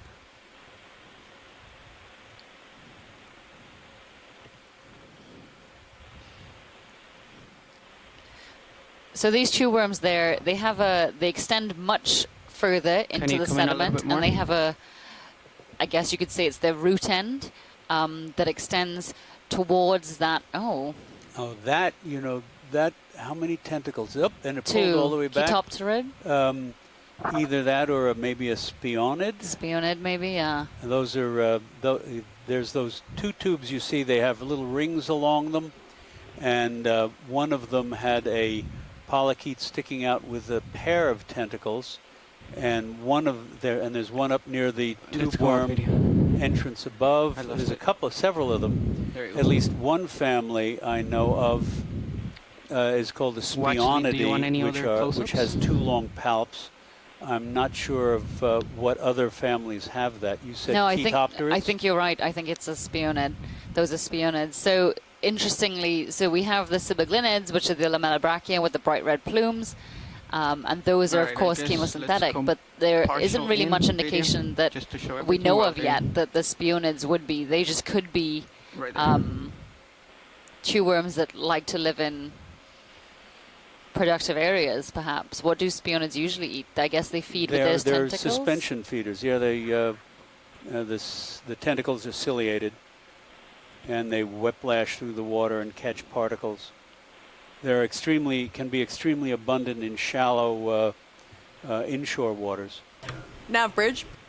All right, let's come on video. And I thought that was the first time we've seen them, but there was that one just letting you know that the position move has been completed. Thank you, Bridge. Spoonworm, but it was probably a spionid with just one tentacle, one palp out. Yeah, perhaps. Okay, let's get you back on track here. All right. Come forward. push out. Yep, I did. And I came around to keep you in view. Okay, so what was your last study? I got a couple targets in your last bivalve biomat areas too. Bivalve. So if you... Okay, so just to talk a little bit more about those lamellobrachia I'll keep going around. we were probably just looking at. So of course it lives within a tube. Next direction. Oh, what is that? What is that big object to the left? Ooh. Piece of wood? What was that? I don't know what that is. Well, let me just... Right there. That's a bottle.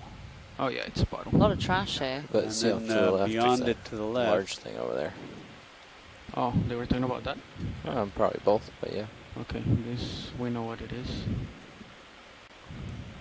That's probably what, like the 5th, 6th, 7th piece of trash we've seen? Oh, that's another one. That also looks like trash. Yes, it does. Yeah.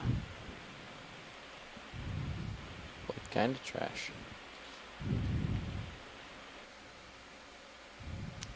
Yep, some plastic or top. Plastic, yeah, one or the other. Let's keep moving here. Not stable enough for anybody to grow on.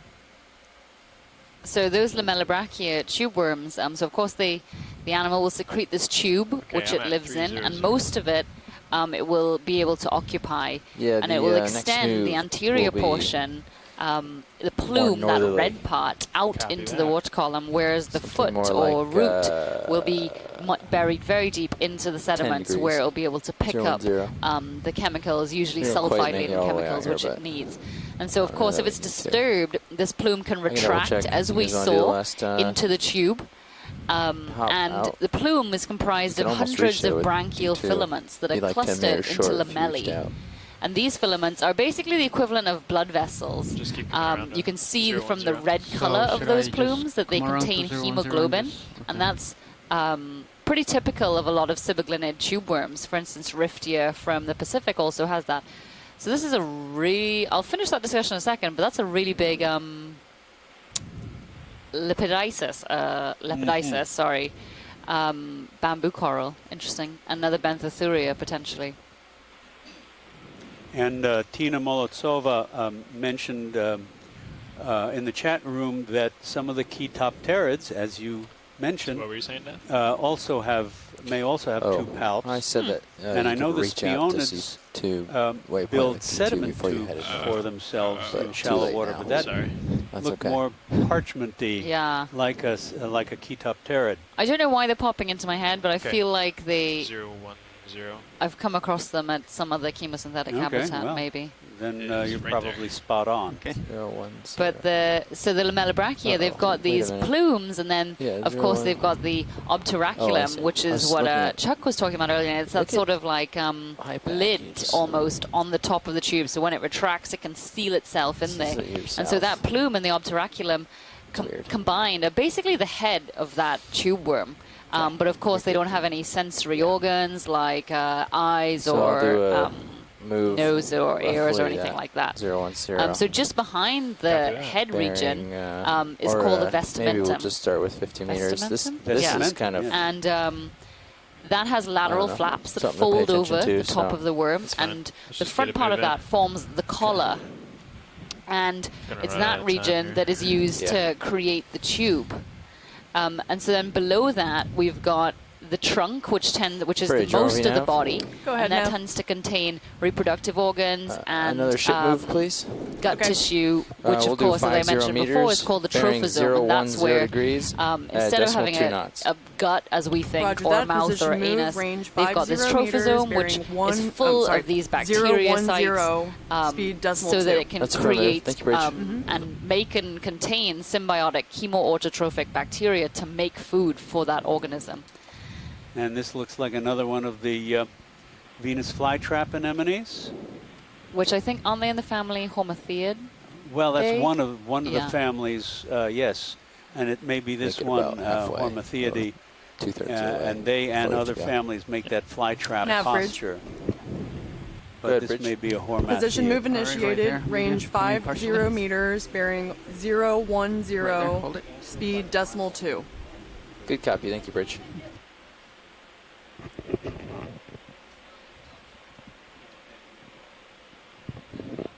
All right, come in a little bit more. There you go, hold it right there. So you can see here that the mouth is a slit, and actually at, I'm not sure if it's one or both ends of the slit, is a groove with cilia.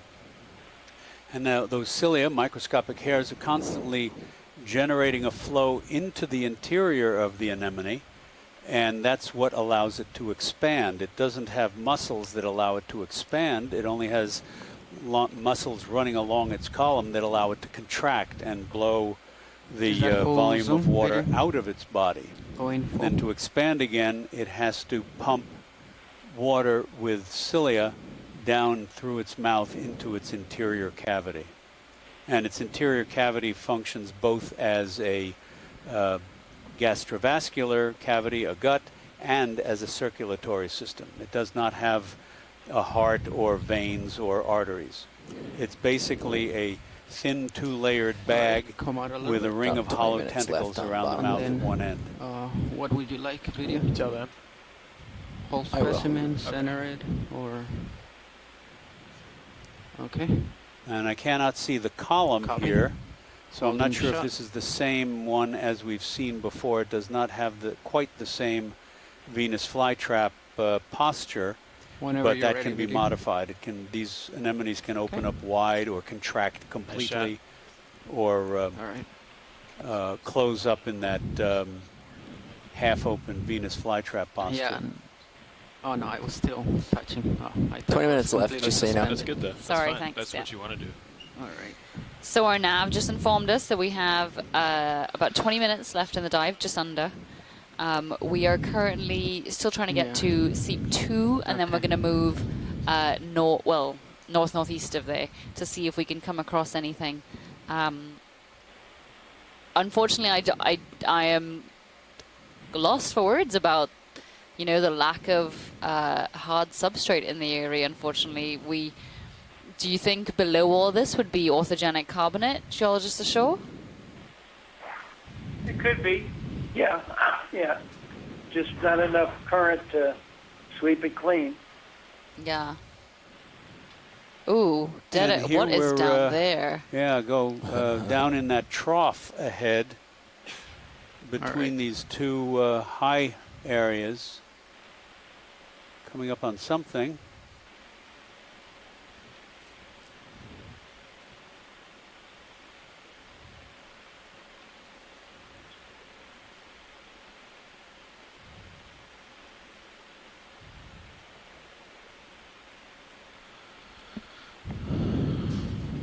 It's really interesting how the sargassum concentrates. There's some more trash there. Yeah. An Iceland plastic bag. Do you have Iceland in the U.S.? It's not. I'm not familiar with it. No, I think it's Am I at the end of the tether? European You are. grocery. Well, it's still tied, so obviously has its But while you're out there, you can. whatever they may be. But left and right. what I had more hoped sonar for a second coverage. were going to be mussels, is in fact sargassum pooling in this depression here. I don't know if these two are connected or not, but was last year or the year before, there was an enormous amount of sargassum in the Caribbean that washed up. I was at a conference at Playa del Carmen, Mexico, and they had to close the beaches in some areas because the sargassum had piled up feet thick and yards across, and the aroma was rather overpowering, and much of that, of course, probably did not come ashore, and a lot of it probably ended up in the deep sea, but where is anybody's guess. Yeah, so Right I'm there? from Trinidad and Tobago, like which is the move most southerly vehicle to island the complex in the left Caribbean. side of this- And we of had my the same screen. thing, left side just of your screen, feet okay. upon feet of this sargassum washing ashore. And it was, apart from being a huge problem tourism-wise, making the beaches smelly and people were unable to use it because when it couldn't come ashore, it would just sort of stay in the shallows. It was also a huge problem for nesting turtles because they then weren't able to access the sand easily to make their nests. But flying here, flying to Key West to meet the Okeanos Explorer, we did fly over, and I mean, this is at full height, flight, in mid-flight, around the Bahamas. We did fly over some pretty big patches of sargassum for me to be able to see them from the air. And then there were a couple little islands around, probably Bahamian islands, so small, on the smaller side of things, relatively. But what is that ahead? Oh my goodness, that looks promising. I'm no longer getting my hopes up. But yeah, so there were some pretty big islands of these island rafts of these sargassum Coming around a little patches that, as Chuck said, yeah, they have to end up somewhere and they sink somewhere. And even on the ship, when you go outside to take in a sunset or just have a little look, you do often see sargassum floating by. Can we get a zoom on some of these? Just as we go by. Sure. They look like shells. Yes. And so I can see dead bivalves.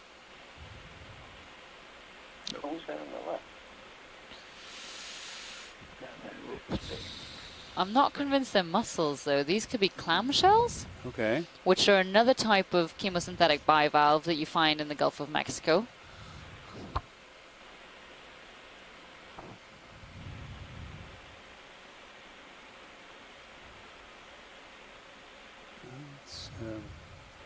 Then let's move All right. along here then. Partial.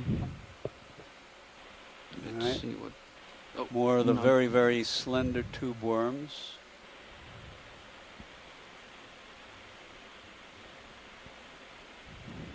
These shells have been badly broken up and fragmented, probably have been here for quite a while. Let's come on. Yeah, those definitely look like clamshells to me.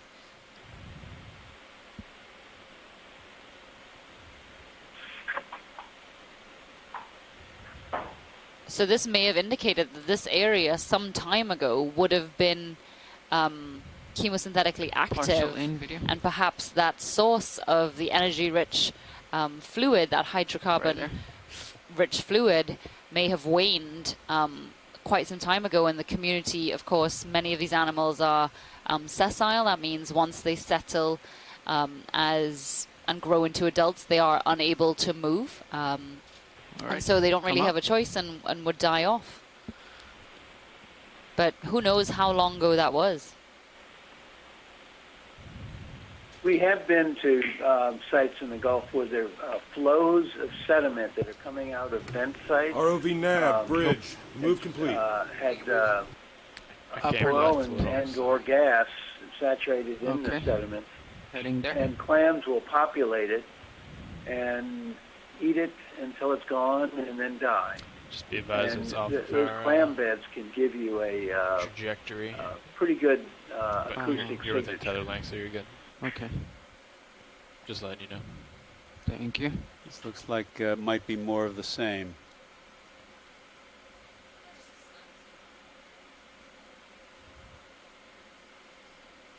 Partial in video.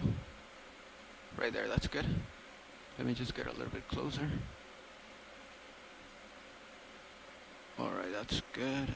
Let me just get it stable. Alright, a little bit in. There you go. That's good. You would be the better judge of that than me.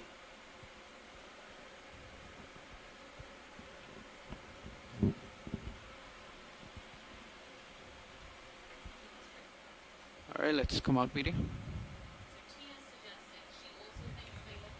Bob Carney says that they might be lucinic clams. Yeah, so Bob Carney's saying possibly lucinids, which is another type of chemosynthetic clam, but normally, well, not normally, but there are lots of lucinids that live in shallow habitats, so anoxic sediments around mangrove beds, seagrass beds, and so on. And then Tina's suggesting that they look like mussels for her. So, another mystery. And the lucinids, at least some of them So I think you're gonna that have to live in cut it a shallow little water harder. have a very, I Okay. don't know about the deeper water ones. I'm at 310. But the ones that live in shallow water, some have this very long, slender, worm-like foot, and they'll actually mine sulfides from the anoxic sediments. And recently a very good friend and colleague who's Bahamian, his family actually is, they're one of the main lobster fishing families out there, for Caribbean spiny lobster. And he was actually able to piece together that the lobster, were using, their main form of food would be the lucinids that they would prod for with their feet, and they often would collect lobsters that had the lucinids attached to their feet still. And of course the lucinids, use chemosynthesis as a form of nutrition, and so this was one of the first examples, if not the first example, of a chemosynthesis-based commercial fishery, almost, yeah. So it's pretty cool. Give it a turn right, real quick. Whoa. You can push past that. Okay.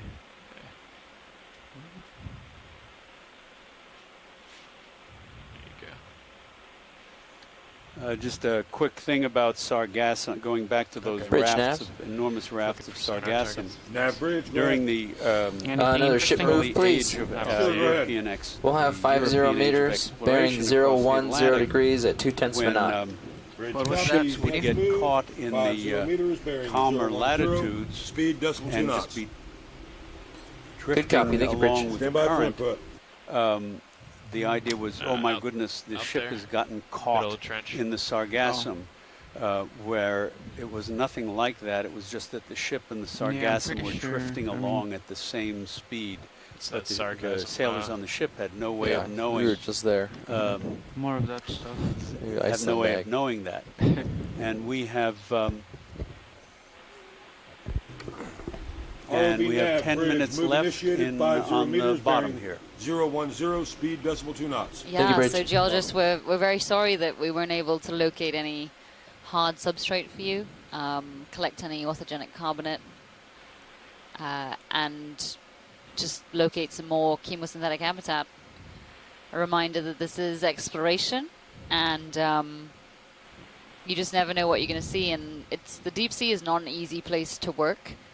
We have a visibility here of, I don't know, 10, 20 meters or so, 30 meters at most.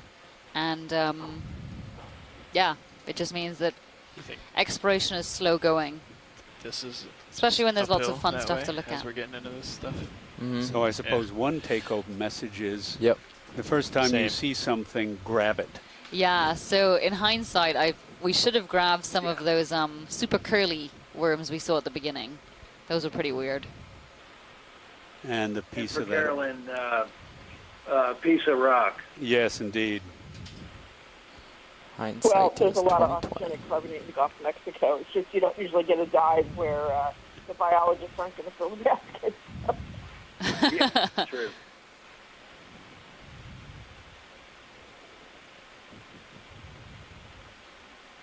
But still, this being such a deep site relative to a couple of the others we've done recently, we saw a very different set of fauna, saw some chemosynthetic fauna, which we haven't seen at all during this expedition so far.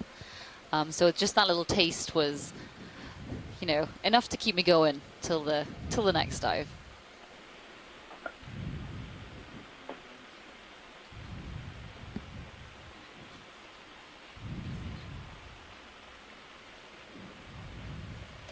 So we do still have a number of dives left in this expedition, probably about 10, I think it is.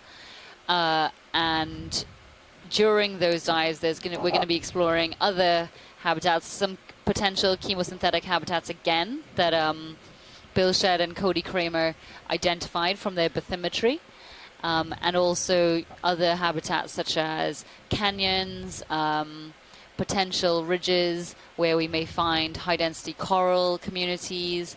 And we also have another shipwreck planned.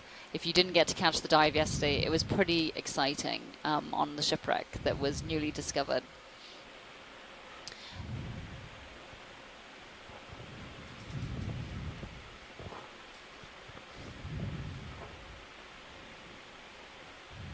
One lowly critter.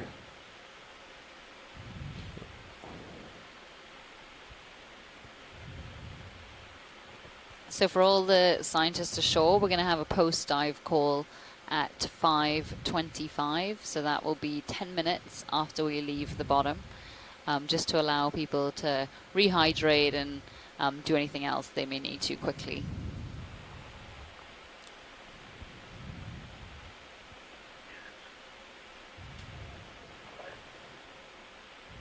Okay, come in video.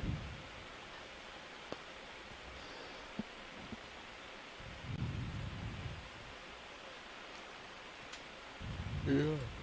Oh, That's another hermit crab with an anemone on it.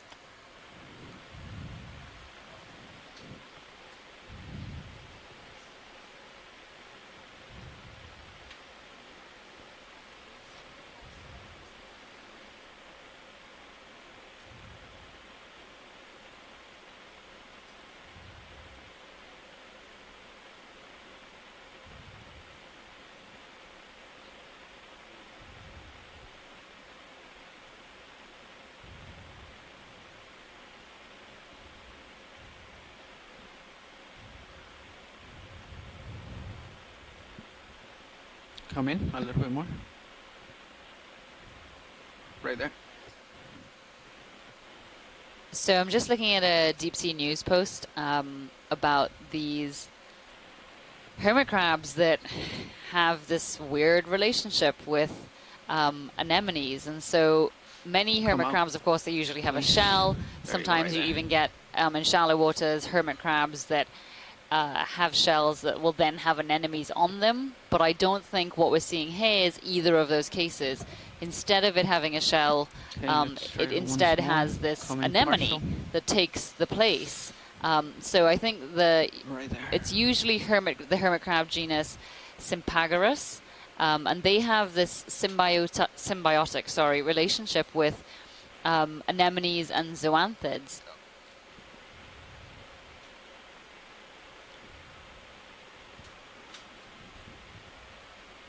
So what appears to happen is that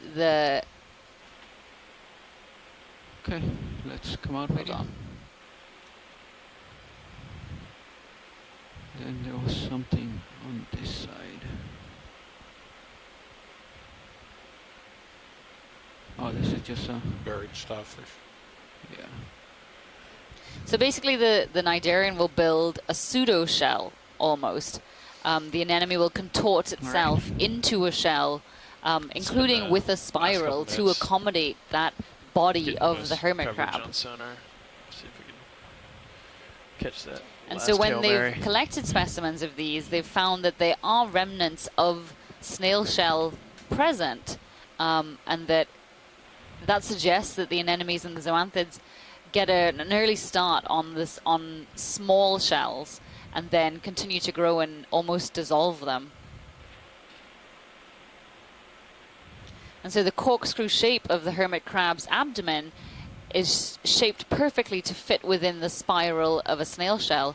And so instead, in this case, guides the growth of the anemone to form this pseudo shell around the body of the hermit crab. I'm not sure why it would do that. Perhaps, is it below? Yeah, why not just use a shell? Are they in short supply? Well, carbonate compensation. Yes, depth? calcium carbonate dissolves more easily in the deep sea, perhaps. That might contribute.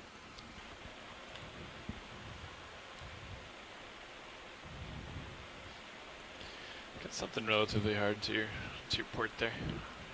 Kind of dead ahead of me.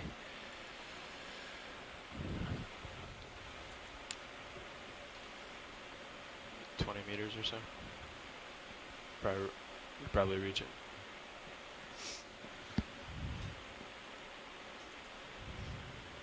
loads of these benthothuria, and well, just quite a lot of deposit feeders today.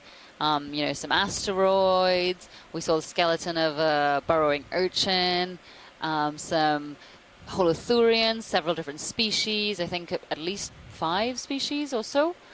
And so that indicates to us that this area is perhaps pretty rich. There may be a lot of phytodetritus in the area within the sediment, which means that there's a lot of food for these guys to munch on. Okay, so it looks like there's some bacterial mats off to the right. Yes. Can we go and take a look at those quickly? The glowing white. Uh-huh. I can turn them on. Are they? Yeah. Is it right here, right in the middle of the shot right now? Okay. Yes, and then behind that as well. Right. So straight off the bat, I think I can see some of the Chirodota. Thank you, Bridge.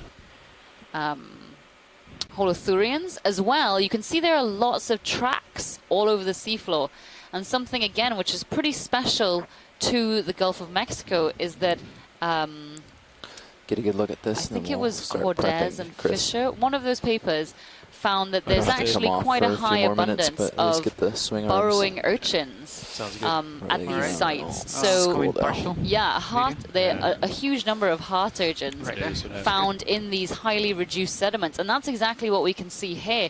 So you've got the black sediment, which is the reduced sediment, obviously being churned up by these burrowing urchins, which are covered by the sediment. Then we've got the thick white bacterial mats growing in the areas where the sediment is most reduced.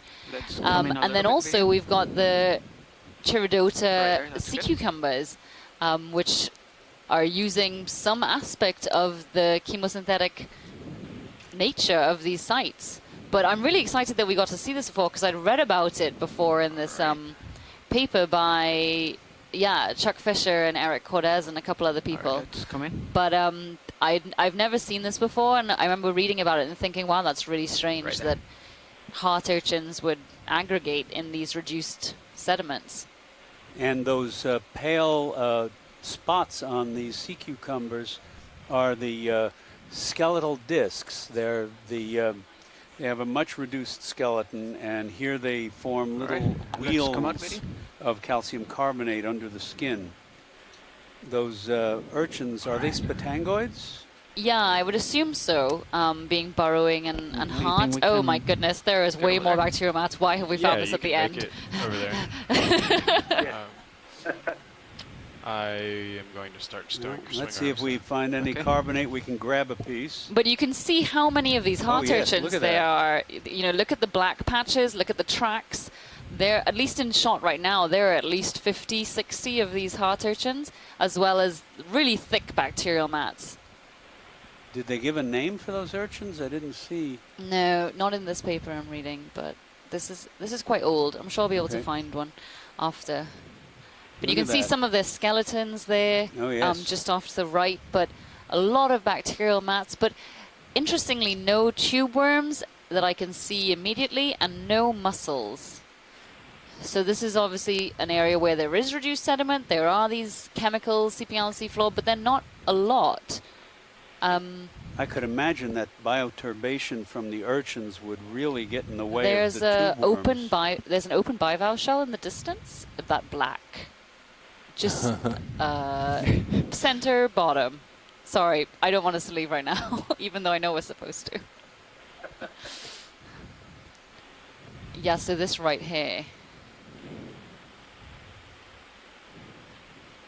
So this does not look like a mussel shell or a clam shell. This looks like a thiocyanid shell, or protobranch, Solomaya kind of thing? Exactly. So like Atarax. You're out of my league here again, but yeah, look at that. So this is a primitive bivalve. It's a deposit feeder, unless it is chemosynthetic. I think they are in this case. And so what you're seeing here is the white calcareous shell, but the outer layer of the shell is called the periostracum, and that overhangs so it's sitting upside down. It overhangs the solid shell. Tell me when. And like an I told you awning, when 3 minutes basically. ago. And so Okay. these are Let's come sometimes out called here. awning clams. Yeah, so this one's probably from the genus Atarax. All right, watch, and Lee. their I think burrow that's is gonna be the end of today's dive. No! Well, at least we got something there. No, and interestingly, it's like... And it's very different from anything we've seen before. Yes, and it's almost in a similar place to the site we saw Right, it's previously. parallel, yes. Yeah. Right. So those currents obviously did have an impact on those bubble streams Alright, we saw holding earlier, out as at both depth. the sites we located were just north of those bubble streams. So with that, come all the way around. that was ended on a high note, definitely, as we were able to see communities which we haven't seen yet. Come up a little bit. As you can see, as we're leaving the bottom here, a lot of bacterial mats, those burrowing urchins Do kicking you want up me that to come reduced off sediment. maybe, There's a rat I tail don't know, floating into view. Some of those 20, 30 weird of the sea ground? cucumbers. Yeah, let's do that. Just a really interesting habitat, and of course this indicates that a large portion of this area is likely chemosynthetic, even if only a little bit in nature, which is what we're seeing here. But with that, we are going to have our post-dive call in, let's say, about 5 minutes, so 5:25. So if you could just sit tight until then. And thank you very much to all of our scientists ashore who joined us. We're very sorry that you didn't see as much hard substrate, or barely any, as you would have liked. But we do thank you for sticking with us throughout the dive and, filling us in on that, all that fabulous geological knowledge. And of course, thanks to all of our amazing pilots and videographers for capturing all of that incredible imagery. Okay. And you can actually lock in on And as well, thanks to all our biologists who were also on shore and did a great job filling in those gaps. The which, vehicles are off bottom. We could not. Do you want to come? As always. Absolutely. Yeah, thank you, Bridge. You stay there. So let's chat in about 4 minutes' time and talk about our dive you're both gonna today have and to our go dive around tomorrow. left. Yeah. Thanks, so everyone. Clear it. You can well, let's do one thing at a time here. I'm gonna come around. Okay. One. Not exactly sure. I think I'm holding. You are. Okay. You're pushing out pretty hard, actually. Yeah, you want to back up a little bit. Take that out. You don't want the tether to do anything weird. Okay. Good, Right just there. like that. Yep. There you go. Okay. All right. So ROV nav, Bridge. I have to. Go ahead, Bridge. Yeah, do you want to shift the center of rotation midship yet, or do you want to wait? Why don't you give us one more second for that? Just go Thanks. yeah. So I mean, one way to tell is just turn your head one way, and if it goes down, then go that way. Yeah. But with both auto heads in, you kind of have a reference point. I mean, it's easy now. We're doing north, so if you want to. I think it's a good way to do it. Start. So you're going to back towards me. All right, backing. And I'll come up to give us a little bit more of a delta. Okay. And once you get more under me, I'll point down. And we get a little bit more slack in that tether. You can come left. And then push out 180 from me. So that's looking pretty good. All right. So You can start to make that turn, yeah. Okay. And your auto head is still in. Just keep in mind. Okay. And one thing you can do is kind of push out slightly as you turn, in case you're worried about getting the tether caught or anything. Okay. And then you're facing.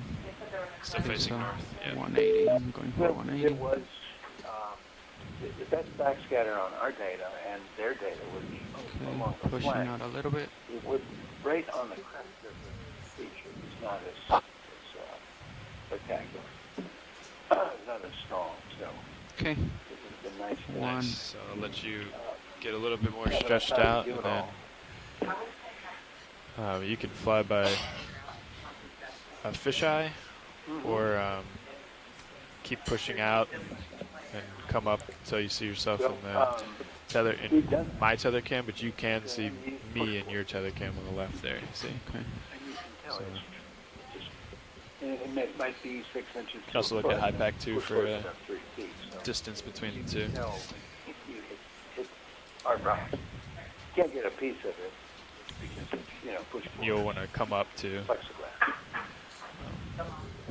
because our delta's pretty high right now, 21. Okay. Yeah. So if you keep pushing out a little bit and keep coming up, you should see yourself in my tether cam, and then we'll be in tow config and we can come up together.